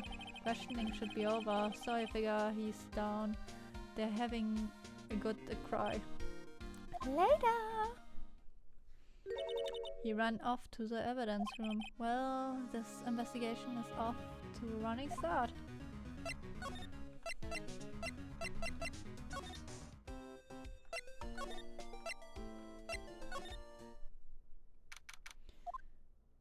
Still, I do feel better about things a little. I mean, they caught the person who stabbed Detective Goodman, didn't they? Yes, I guess they did. Best to not go too far down the road right now. Things it will just get confusing. Whee! What was that? Sir, that's what I'm saying. Me? A perpetrator? I did to say I was perpetrated against. Sir, that's what I say. Hi, greetings, sir. Wait, I know who you are. Excuse me, Officer Americans. So you're a guard here at the detention center? No, sir. I'm not, sir. I'm a little lost patrolman, like a little lost lamb, sir.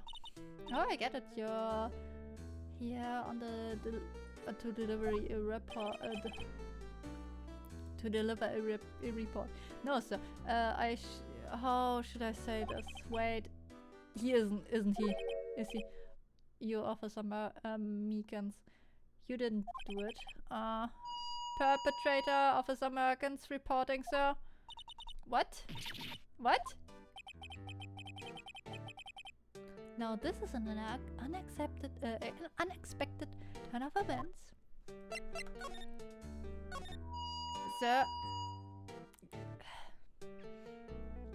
Sir, I'm a patrolman with general affairs, sir. Oh, I can hear you fine, Officer Meekins. I had some business that day, sir, so I went to the evidence room, sir. Could he stop with this megaphone? It hurts, yeah. The guard station in front of the room was empty, sir. So normally there's a guard at the evidence room? That's right, sir, because evidence is kept in the evidence room, sir. Now the security officer was none other than Officer Marshall. Marshall? Then, sir, I happened to glance at the security room monitor. That's when I saw him, sir. A suspicious person in the evidence room. A suspicious person! A suspicious person! What the heck is this guy doing? So what happened then? After that, sir, I saw everything. Everything went white. I saw red. I blacked out. And when I came, I was here, in the detention center. How long were you out? Days? Might I ask what happened to your hand? Sir, it was there was no one to bandage me, sir. So I did what I could to wrap it up, sir. A bandage. A bandage on this hand, just like Miss Guy's. Yet another similarity between the case and the one at the prosecutor's office. First things first, tell us how you hurt your hand. I don't mean to pry, but you are the perpetrator, correct? You killed Detective Bruce Goodman, the evidence in the evidence room. Sir, we need to bonk him. Sir, please don't look at me with those sad puppy dog eyes, sir. If you have to label me as the perpetrator or victim, sir, then label me the victim. I would, but you happen to be in detention and alive and well at that. Ah yes, well, that's true, sir. I suppose you could say that. Did you know the victim, Detective Goodman? Well, sir, if I had to label him as a stranger or a total stranger, then I'd say he leans heavily on the total stranger side. Why didn't they take off his megaphone? So you didn't know him? Sir, I work in a tiny department void of light or other creature comforts. I don't know any detectives. So, if he was a total stranger, why did you stab him? Sir, I have no intention of killing him, sir. None!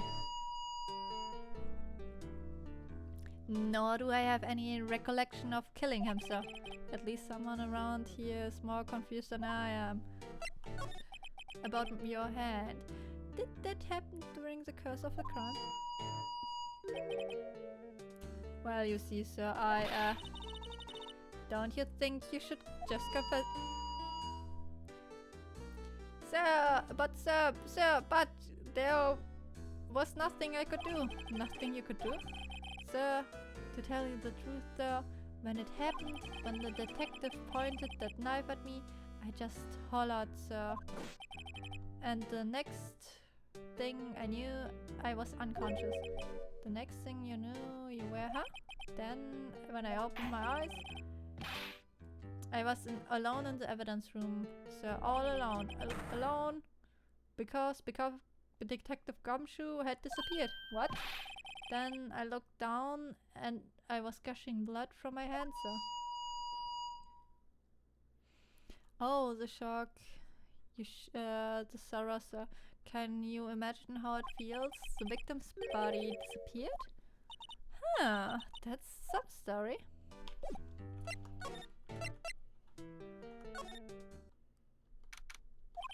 Wow, everyone looks deadly serious here.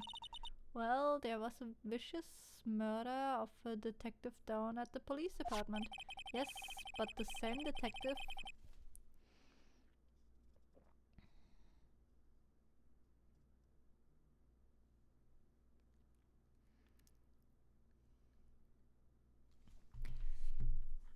but the same detective was also killed at the same time in the prosecutor's slot.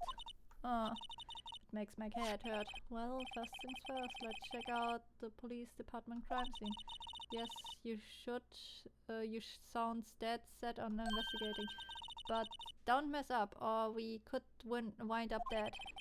I doubt anyone wants more mysteries or dead bodies around here right now.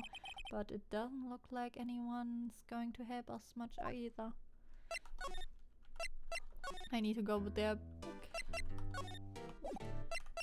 I didn't want to do that.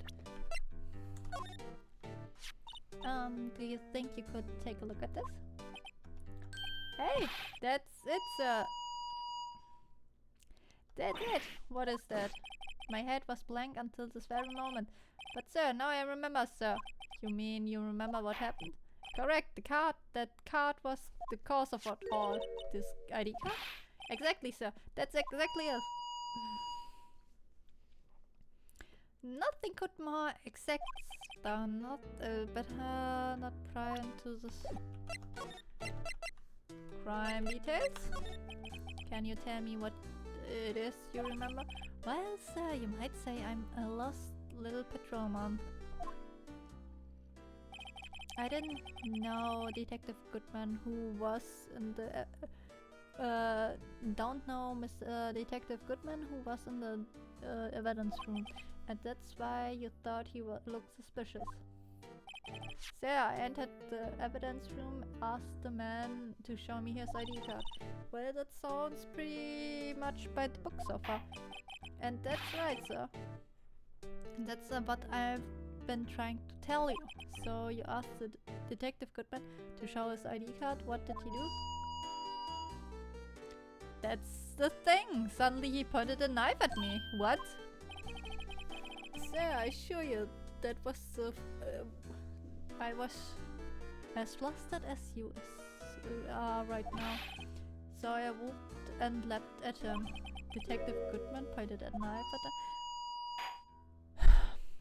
at to do unto to others before they unto you.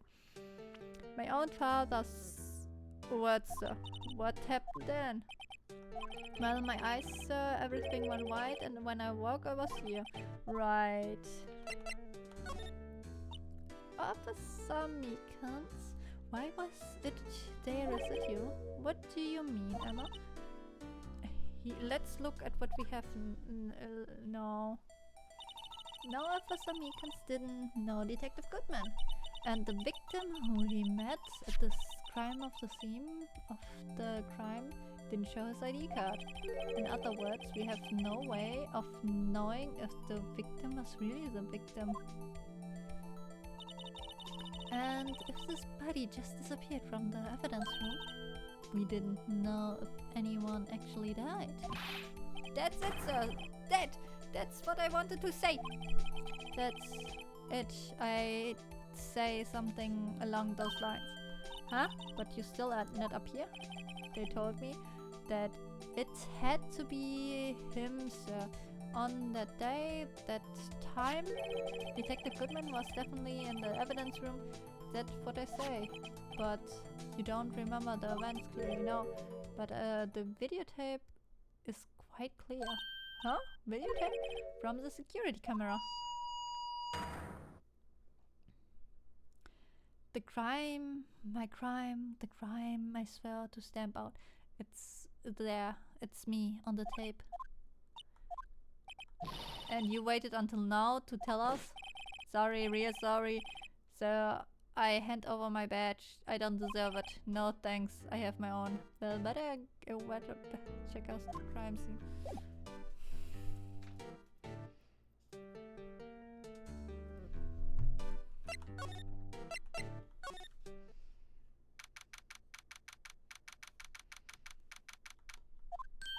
Hey, Mr. Wright, look who's standing at the chief detective's desk. It's believed Chief Gant. And you're sure this is all, huh? You know, that's it means if there's anything missing, sir, I'm sure it's most likely totally perfect. We checked his seat, his cushion, behind the computer monitor, inside his purse, the coffee machine. What? I see. Well, if anything does turn up, you call me right away, deal? Yes, sir. Well, score the place again. Chief Detectives looks a little flustered. Ah, haha! Right, my boy. How you been? Swim much? Oh, Chief Gant, reporting for duty, sir. Why are you saluting him, Mr. Wright? Is Edgeworth going to be okay? Oh, Worthy? Oh, you know, they're doing a little inquiry committee with them. Sounds like an inquisition. Yep, well, they've had no end for trouble with the boys since last year. You mean the incident on Gerd Lake? It doesn't look good having a top prosecutor sit in the defendant's seat, does it? And you got someone else found guilty in that case, right, though? Von Karma. A legend he was, undefeated for 40 years for his 40 years, but in court you fixed it, so he was caught for forging evidence. Wait, I didn't do anything wrong. He did forge evidence. In any case, the prosecutor's office is a bit of turmoil, you might say. Why, they do just about anything to restore their reputation. Now, depending on what that inquiry committee decides, it could be bad for Worthy. What? Evidence room incident? It's downright odd to tell you. The detective getting killed on their turf too. I mean, they are being in the prosecutors, I assume. Scientifically speaking, it's impossible. Yes, but that's what the evidence is saying. Goodman was stabbed in the two locations at the same time. That's what it says. The evidence is... No, right away. I can't give away all our secrets just like that. And in particular, well, it's a case a little sensitive. And I can't talk about it. I wasn't expecting much anyway. You know, one thing I hate most of all is hiding stuff. Secrets, I can't stand them. But you know, it's a full-time job, not just keeping the chief of detectives trap shut. Ah, he was the one you were picking on earlier. Huh? You saw that? Oops. I wonder what it was that he wanted the chief officer to do. Let's see if we can kind of discreetly ask him.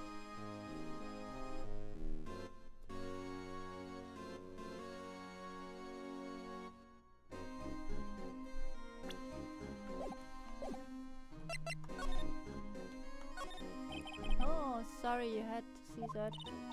What exactly did the chief of police want you to do?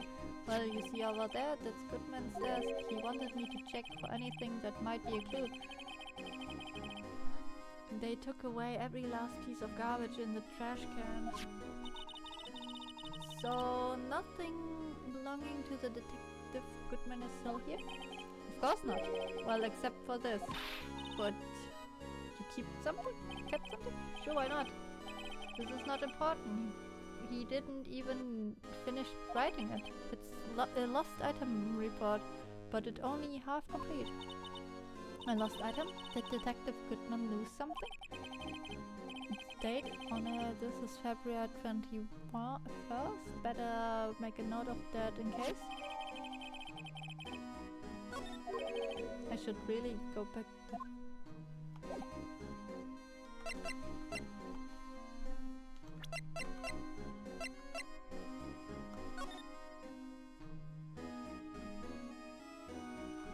Okay.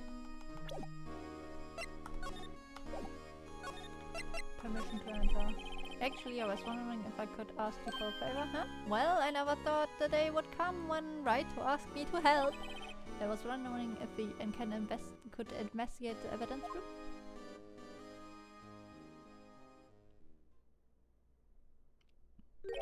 No, Wright, though. Actually, I'm sorry. I don't need to investigate after all. Right, please. Do I look like a selfish man, huh? Heck, if anyone asked me, sir, can I borrow $50? I would give them $50. No problem. Go ahead, investigate that room to your heart's content. Knock yourself out. It just goes to show you would never know until you ask. And for you, here. You can borrow this. Hey, this is a detective's ID card, isn't it? That's a special card for guests, so don't lose it. Yes, sir. It's an honor. Just run along and do your best now. Later, folks.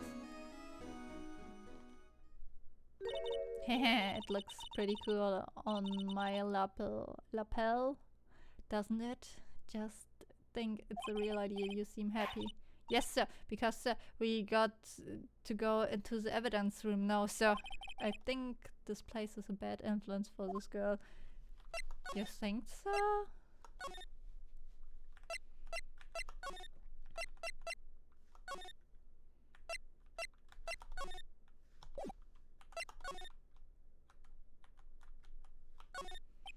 The evidence room. And we have this ID card. Let's just walk in front open. Ah, the card reader is turned off, I see. What is that security guard thinking? Howdy, partners. Well, what's made my Bambina's sky so grey? Officer Marshall, why does it have to be him? That was, why does it have to be him? Look for... As you may know, you may have some surmise. This here's my saloon. We are here to investigate the crime scene. Yeah, that's card you got there on your chest. That's better be a sheriff's badge in these parts. Yeah, huh? Well, what you're standing here for? Get along, little doggies. The crime scene is waiting. Beep. Looks like the card reader is on again. While we're here, I was wondering if we could ask you some questions. Sorry, cowboy, but I got no mind to tangle with you hombres. You're busy then? I say that? I only said I didn't wish to speak with you. Actually, you said you had no mind to tangle with us hombres. What the fuck? Ah.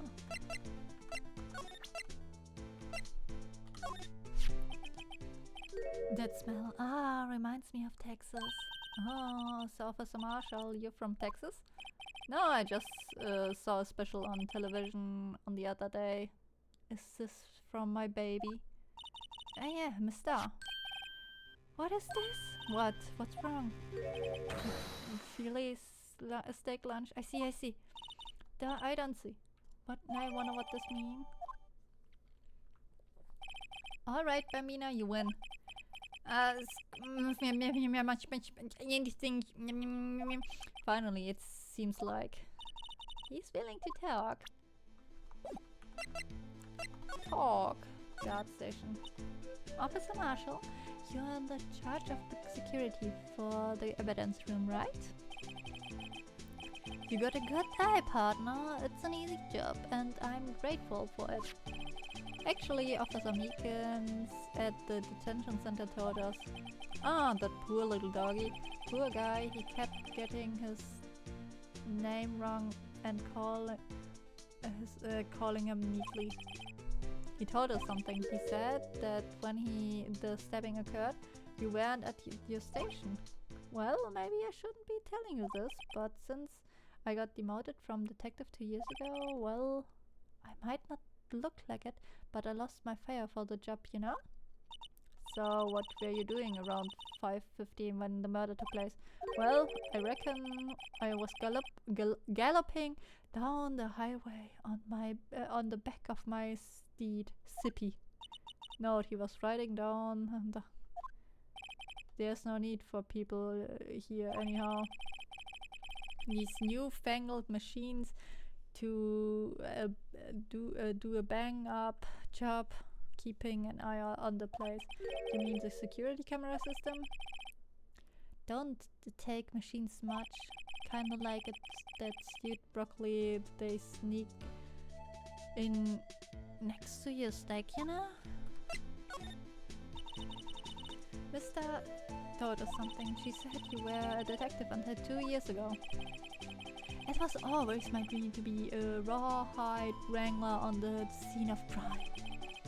That all gone now, like drinking hole in the prairie fire. You're still investigating the SL9 incident with Mr. aren't you? That was my case. It's all solved on the record books, but it smells like a bad game of poker. I can't let it go. That's all there is to it. What kind of case was it anyway? We've heard the names so many times, but no one tells us what actually happened. There's some things you're better off not knowing, Bambina. Anyway, that case is officially dead as of 2 days ago. 2 days ago, the day of our case. That's right. The evidence transferals. Edgeworth was talking about the transferals too. I know that maybe 2 of the machines are in here to do only 2 of them. There must be a dozen. Like I see, is said, Bambina. Me and the machines, well, I'd like them about as much as I like stewed cauliflower with my steak. The easiest one to understand are these security cameras. Those are the ones that Officer Meekins mentioned. If nothing happens, the tapes are automatically erased every few hours, and Officer Meekins and Detective Goodman are the ones of the those tapes. I reckon they might be your security guard. And you reckon? One more thing. If you go on the card reader leaves a record of every ID that passes through.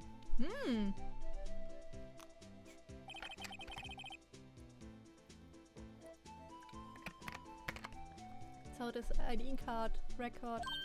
Hey, I've seen it somewhere before. Sorry, Bambina. I can't show you more than that. Huh? I haven't heard whether this is related to the case yet. Mr. Wright, I saw a number on the record just now. I've seen that number before. Maybe. Can prove to the stabbing.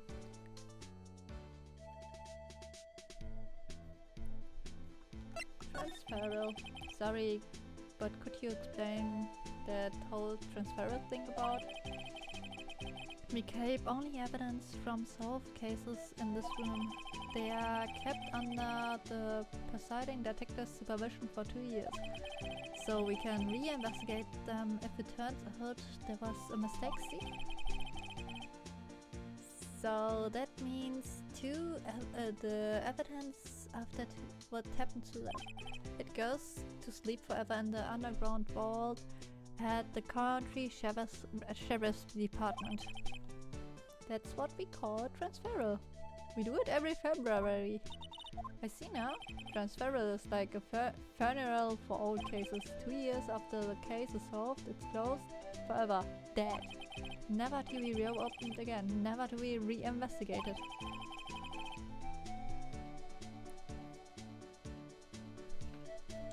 And that happened to SL9 2 days ago.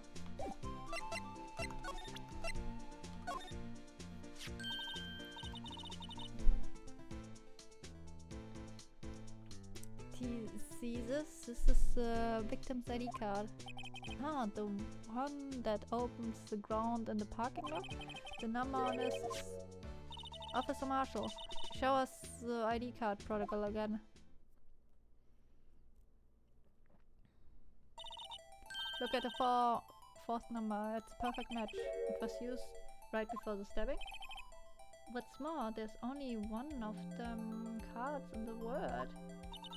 So when that incident occurred, Detective Goodman was in the evidence room. But wait, what did Officer Meekins say?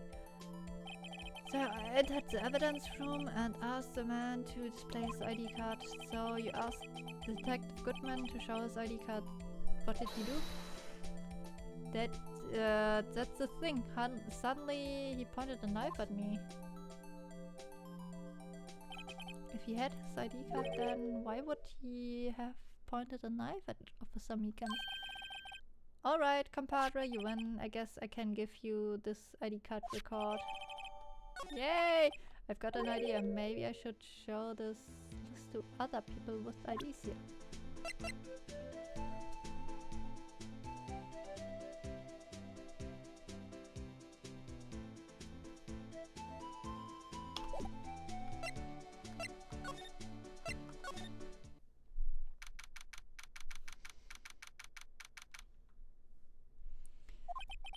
It's quite the investigation must be over here. This is the evidence. It really looks like a graveyard. Graveyards are supposed to have grass and trees. This feels like a morgue. Nice try, Mr. Wright. You can't scare me. Eee! Woo!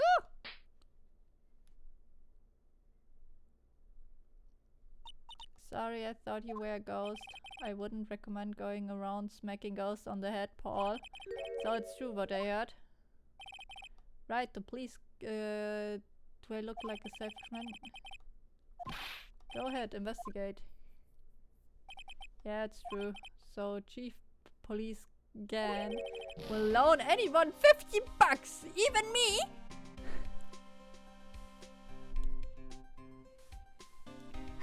Gumshoe, please!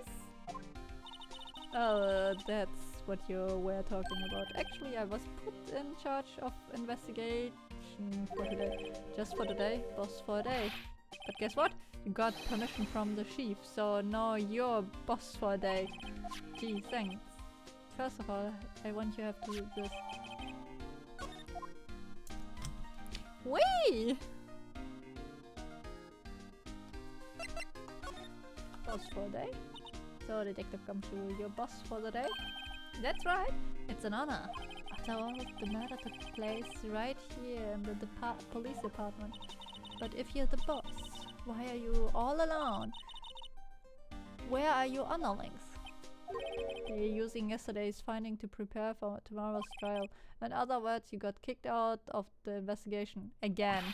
I am adamant though. I'm going to take control and put this case to rest.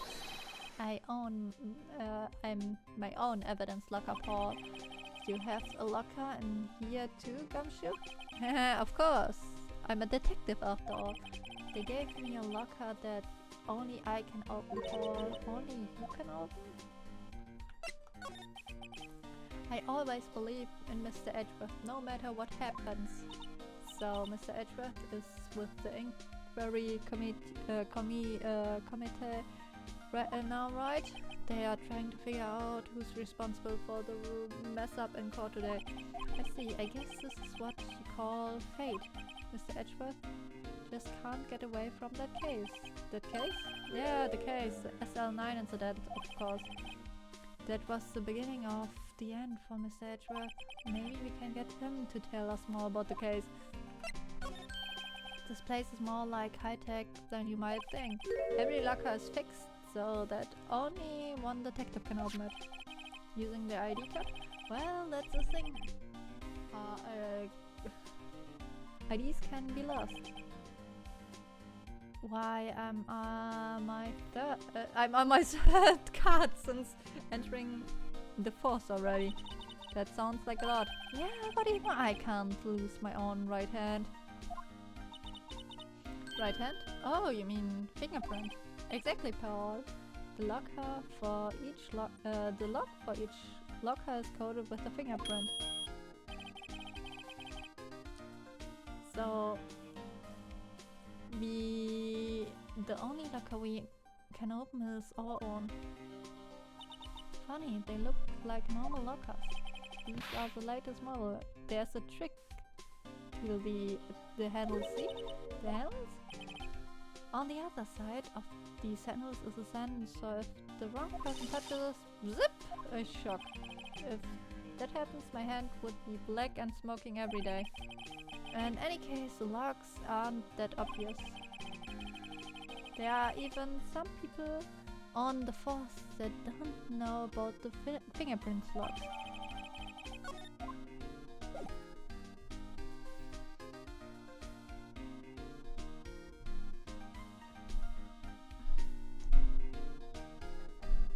Okay, oops.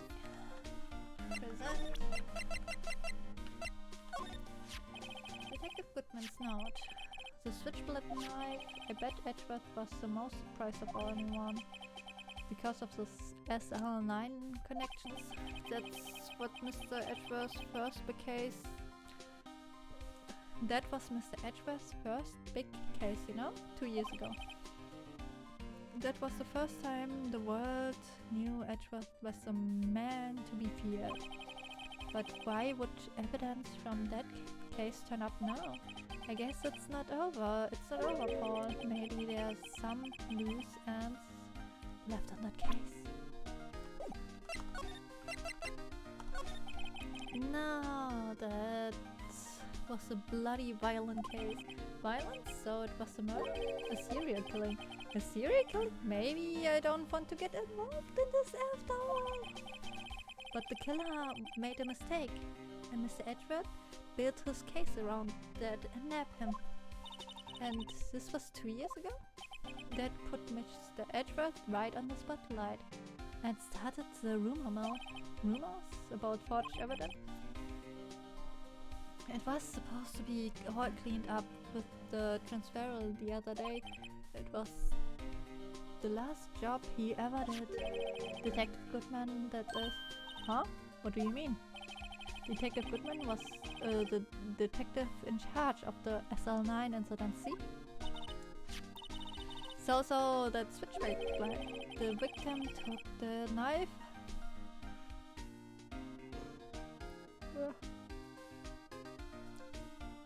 Out of the evidence locker himself?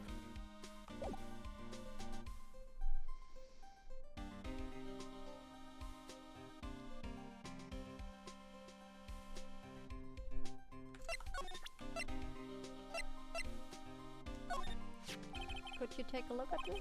This is ID card report of the people who came in here on the day of the stabbing. I heard the rumors, so it was Goodman who came in here. What? What is it? The second number. It's not your ID number, Detective Goodman. Mr. Edgeworth. What? The second number is on this list belongs to Mr. Edgeworth. What? What?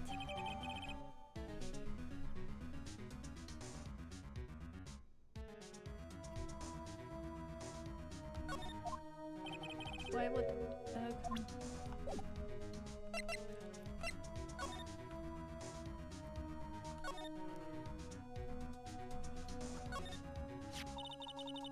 Someone left a glove here, but only one. Detective Gunfield, maybe? There you go. Paul making out to be some kind absent-minded detective. That's evidence from the Z case, you know? You mean SL9? It does have a tag on it. Yeah.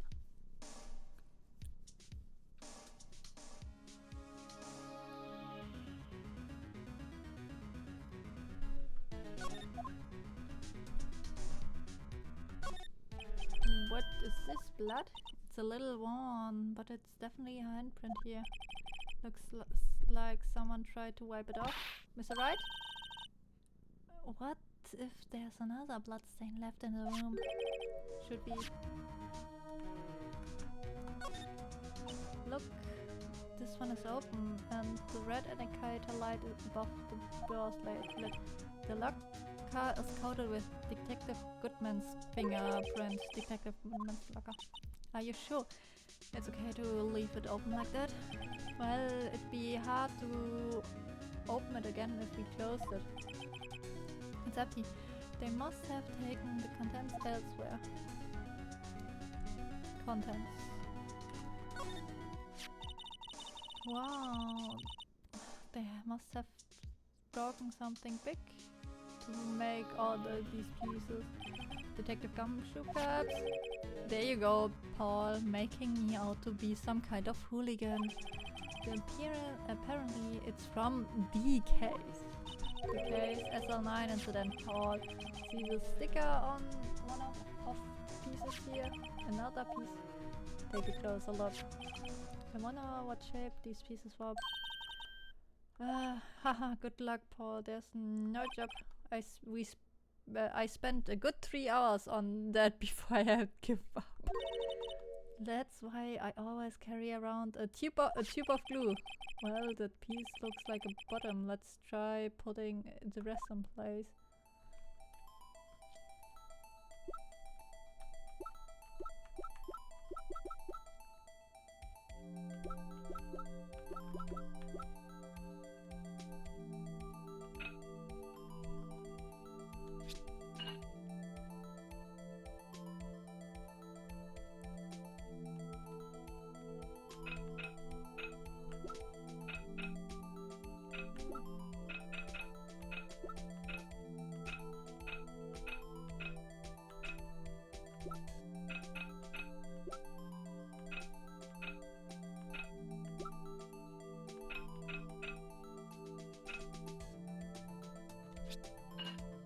Oh.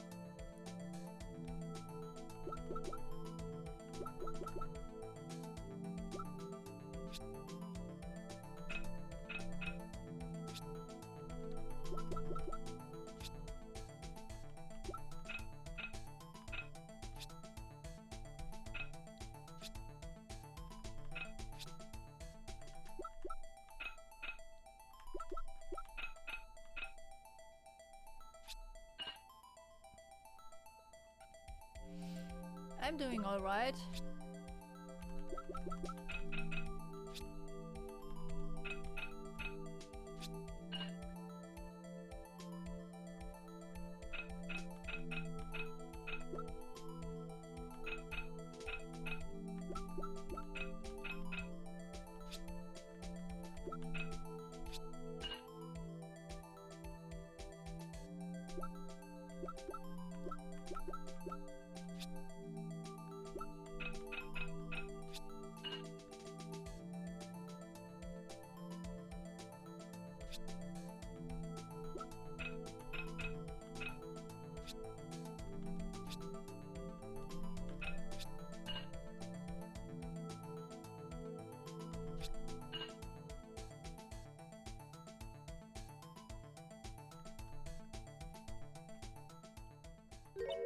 Huh? Well, I think we did it, but some pieces are missing. Yeah, I got so far too. 2 minutes in 2 minutes myself, but the problem was finishing it. There are some pieces stolen. I bet they were missing to begin with. Still, that doesn't look like the most stable kind of jar. I kind of understand how it got broken.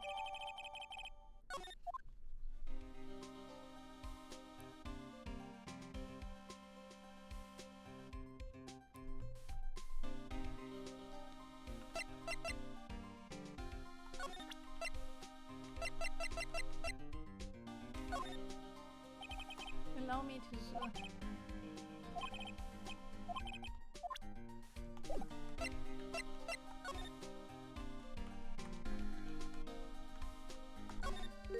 There's something looks like a shirt.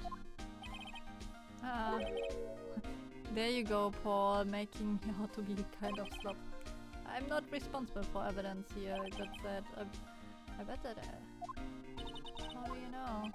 If you leave hanging out a ripped guard checks that kind of stuff, not us. And how many times I had him breathing down my neck about some silly evidence? Sounds like Detective Gumshoe leaves evidence hanging out a lot too. I bet he doesn't tuck in his shirt under the trench coat either.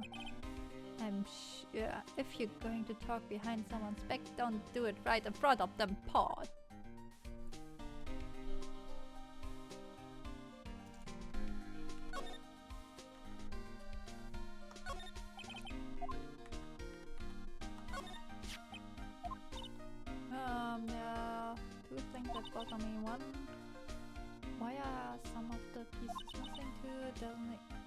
seem a little bit unstable. No wonder it broke.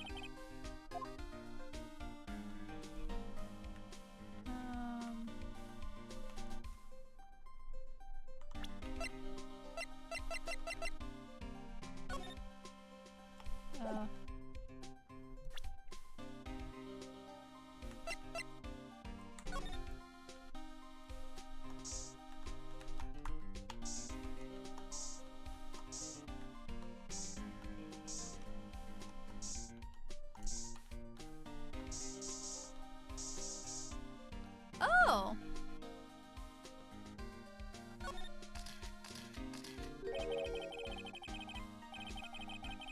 That must be one massive pool of blood. Never seen anything like that. I'm not a professional, but once you're a detective... Huh. Pale blue blood.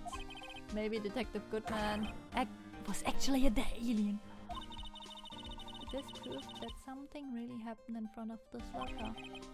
I make a note of it in the four pens. Hey, if you didn't want my opinion, you shouldn't have asked.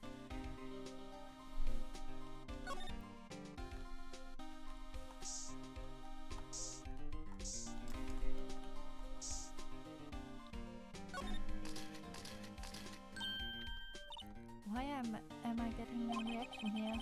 There's no reason for the murderer to touch the spot if he fled out of the door. This might be something significant. Hey, that's some pretty amazing stuff you got there, Paul. What's this? It's called luminol testing fluid. Wait, you get your hands on that? Huh? I'd like some too! I'll just borrow 50 bucks from the sheep. Where did you get this, Emma? I always buy it by mail order. Well, I better jot this down on the floor plans.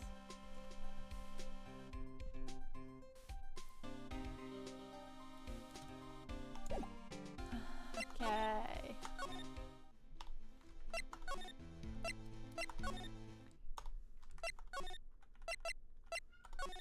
Fuck. My kitty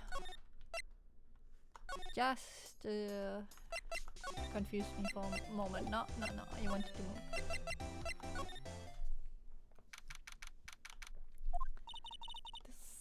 This place is class yesterday. It was yesterday.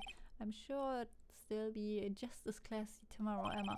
Incidentally, Edgeworth is not here. I'm sure he's off doing important investigations.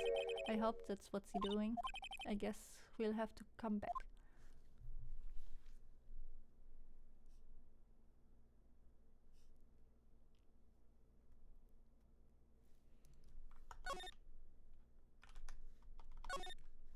Mr. Edgeworth has such a comfy sofa. Don't believe. It's so cool. Sofa here is cool. My, what an excellent, no kidding. Hey, there's Carter back from the dead. Wendy. Wendy? I've heard that name somewhere before. And besides, a giant steel samurai. Wow, I want one, huh? There's something written off the bottom of the sword between a rock and the hard place. Wendy. Wendy? Is she Mr. Edgeworth's fiancé? No. I don't think so. Did I somehow forget something?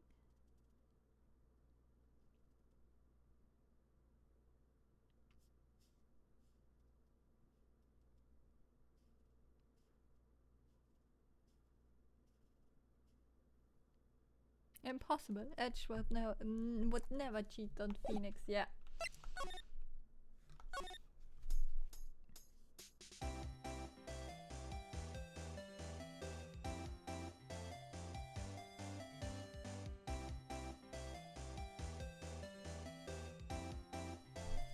I somehow...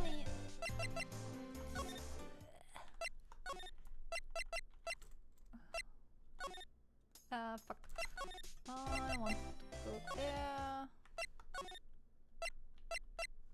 There.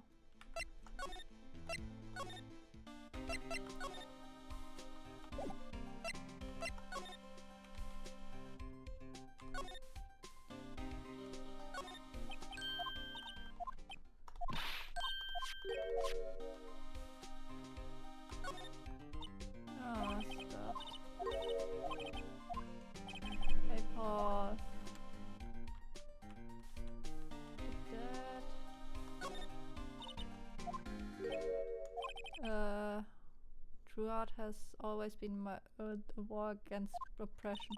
Throughout, notice perhaps you were witnessing the birthplace of the Blue Badger. Well, you might say so. This is my studio here, the evidence room.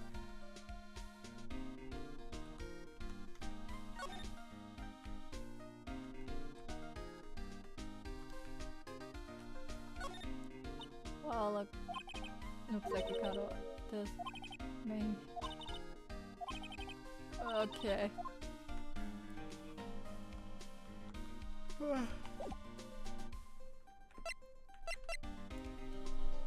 Did I forget something?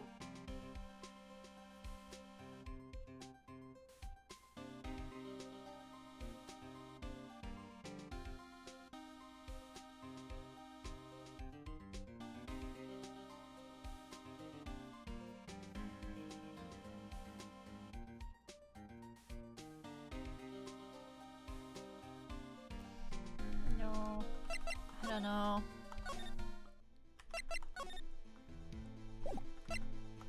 Maybe the sheriff.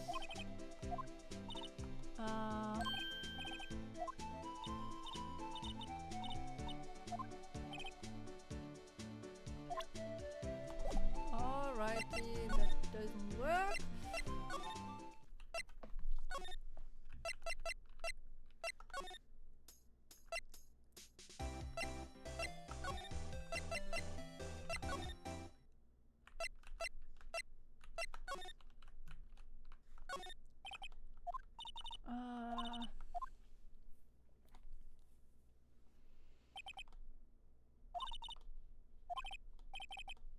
He surely sue you. Yeah, he does.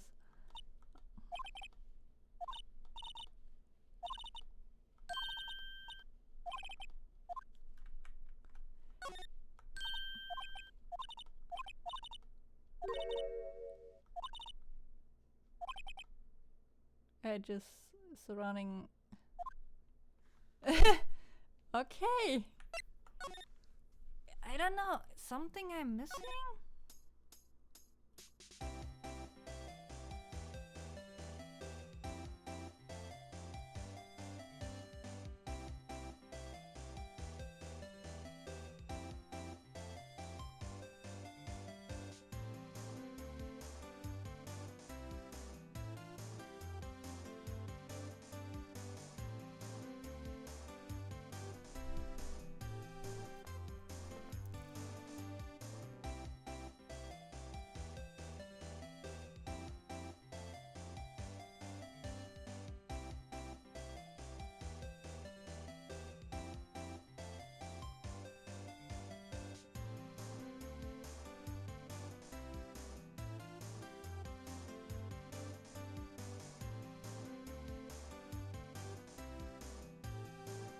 Oh, yeah, I did miss something.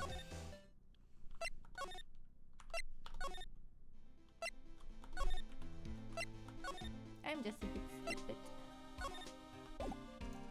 Sorry.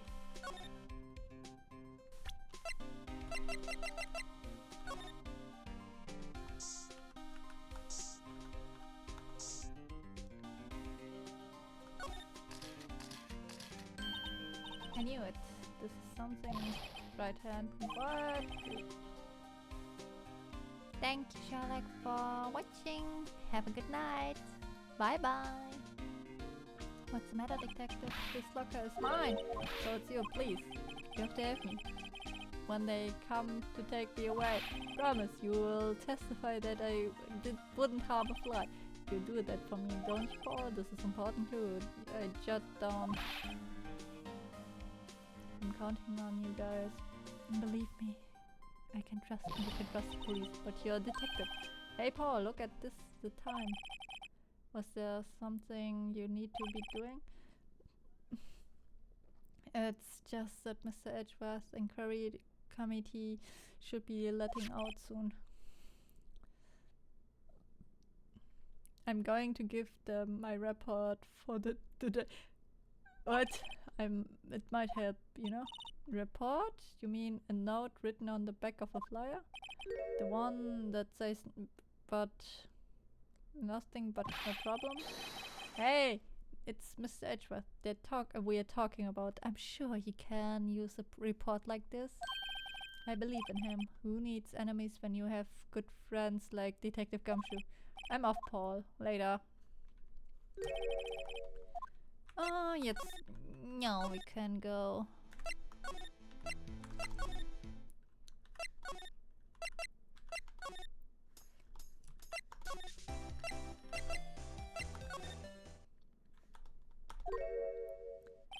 Ah, guests. My apologies. Oh, it's you. Have we meet somewhere? Huh? Mr. Edgeworth. I beg your leave so long. Edgeworth is here? There, standing by the window, a teacup in his hand. Right. He has the hotel bring him tea service. Mr. Edgeworth, you back from the district prosecutor office inquiry? I am. By the way, Detective Gumshoe was looking for you. Ah, yes. He brought me this latest information, it seemed. Really? That was helpful? Apparently a French restaurant is opening near. I was thinking, I think he was trying to console me somehow. The real information is on the other side's edge, but poor Mr. Edgeworth, I think this whole thing is really taking a toll on him.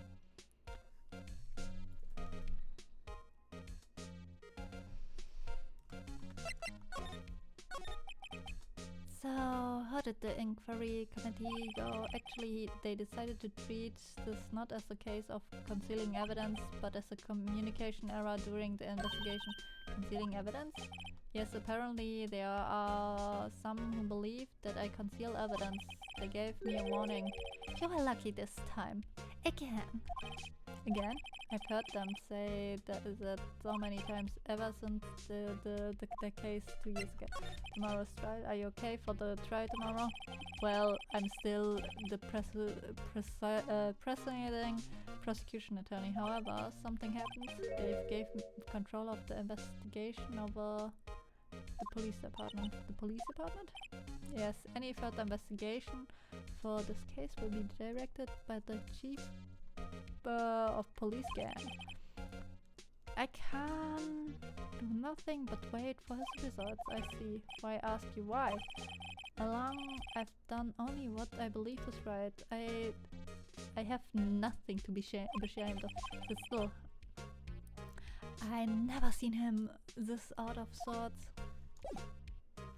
I love how 90% of the time Edgeworth is looking anywhere but you. Yeah.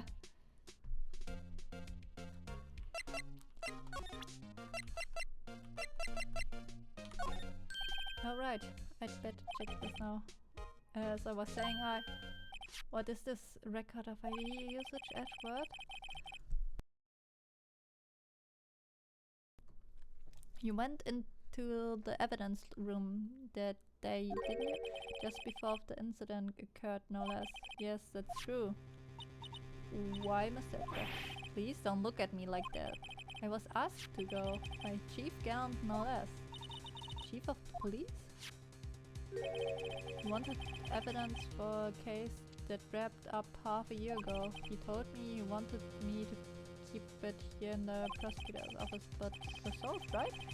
It would have to be if the evidence was already filed.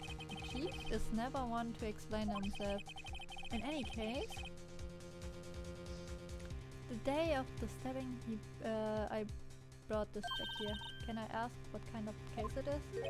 I can't say. It's really has nothing to do with the current case. Now I'm curious about the other case. I better make a note of it. Stubborn as always, I told you this has nothing to do with the current case.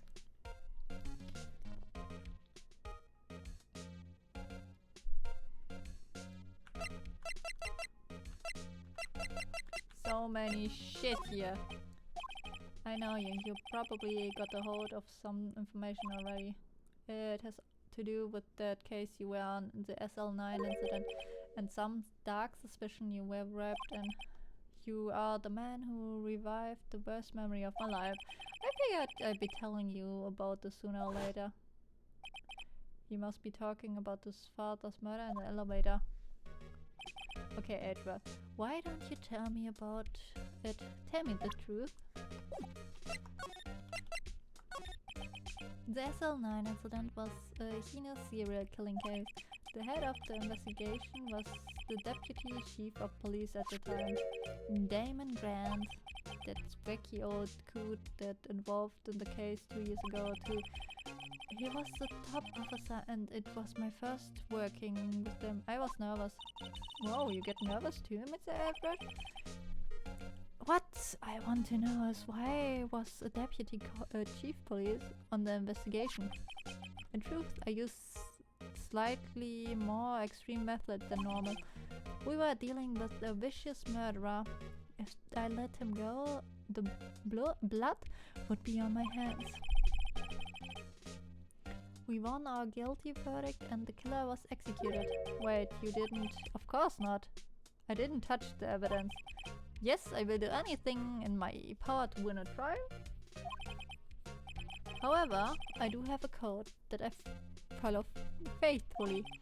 By the way, Emma, the chief prosecutor wanted to know something. My sister, what? If you were still studying forensic science. Yes, of course.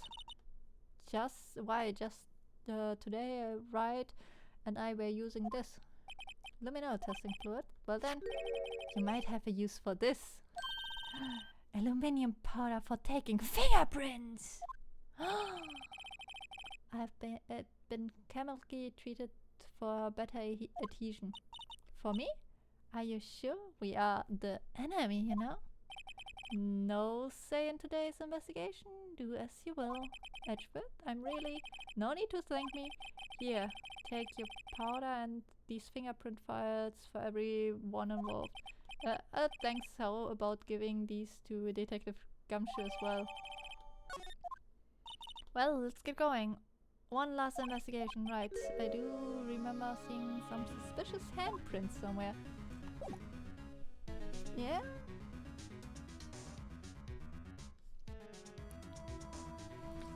But, I would say, but today, it will end.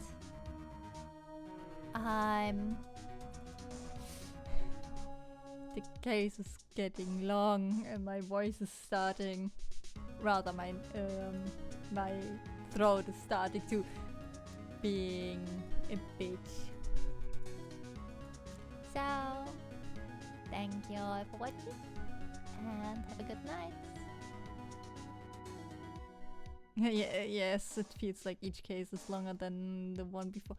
Yeah, the last one was nearly 6 hours and this will be 6 hours too. So yeah, thank you all for watching and I see you next time. Bye bye!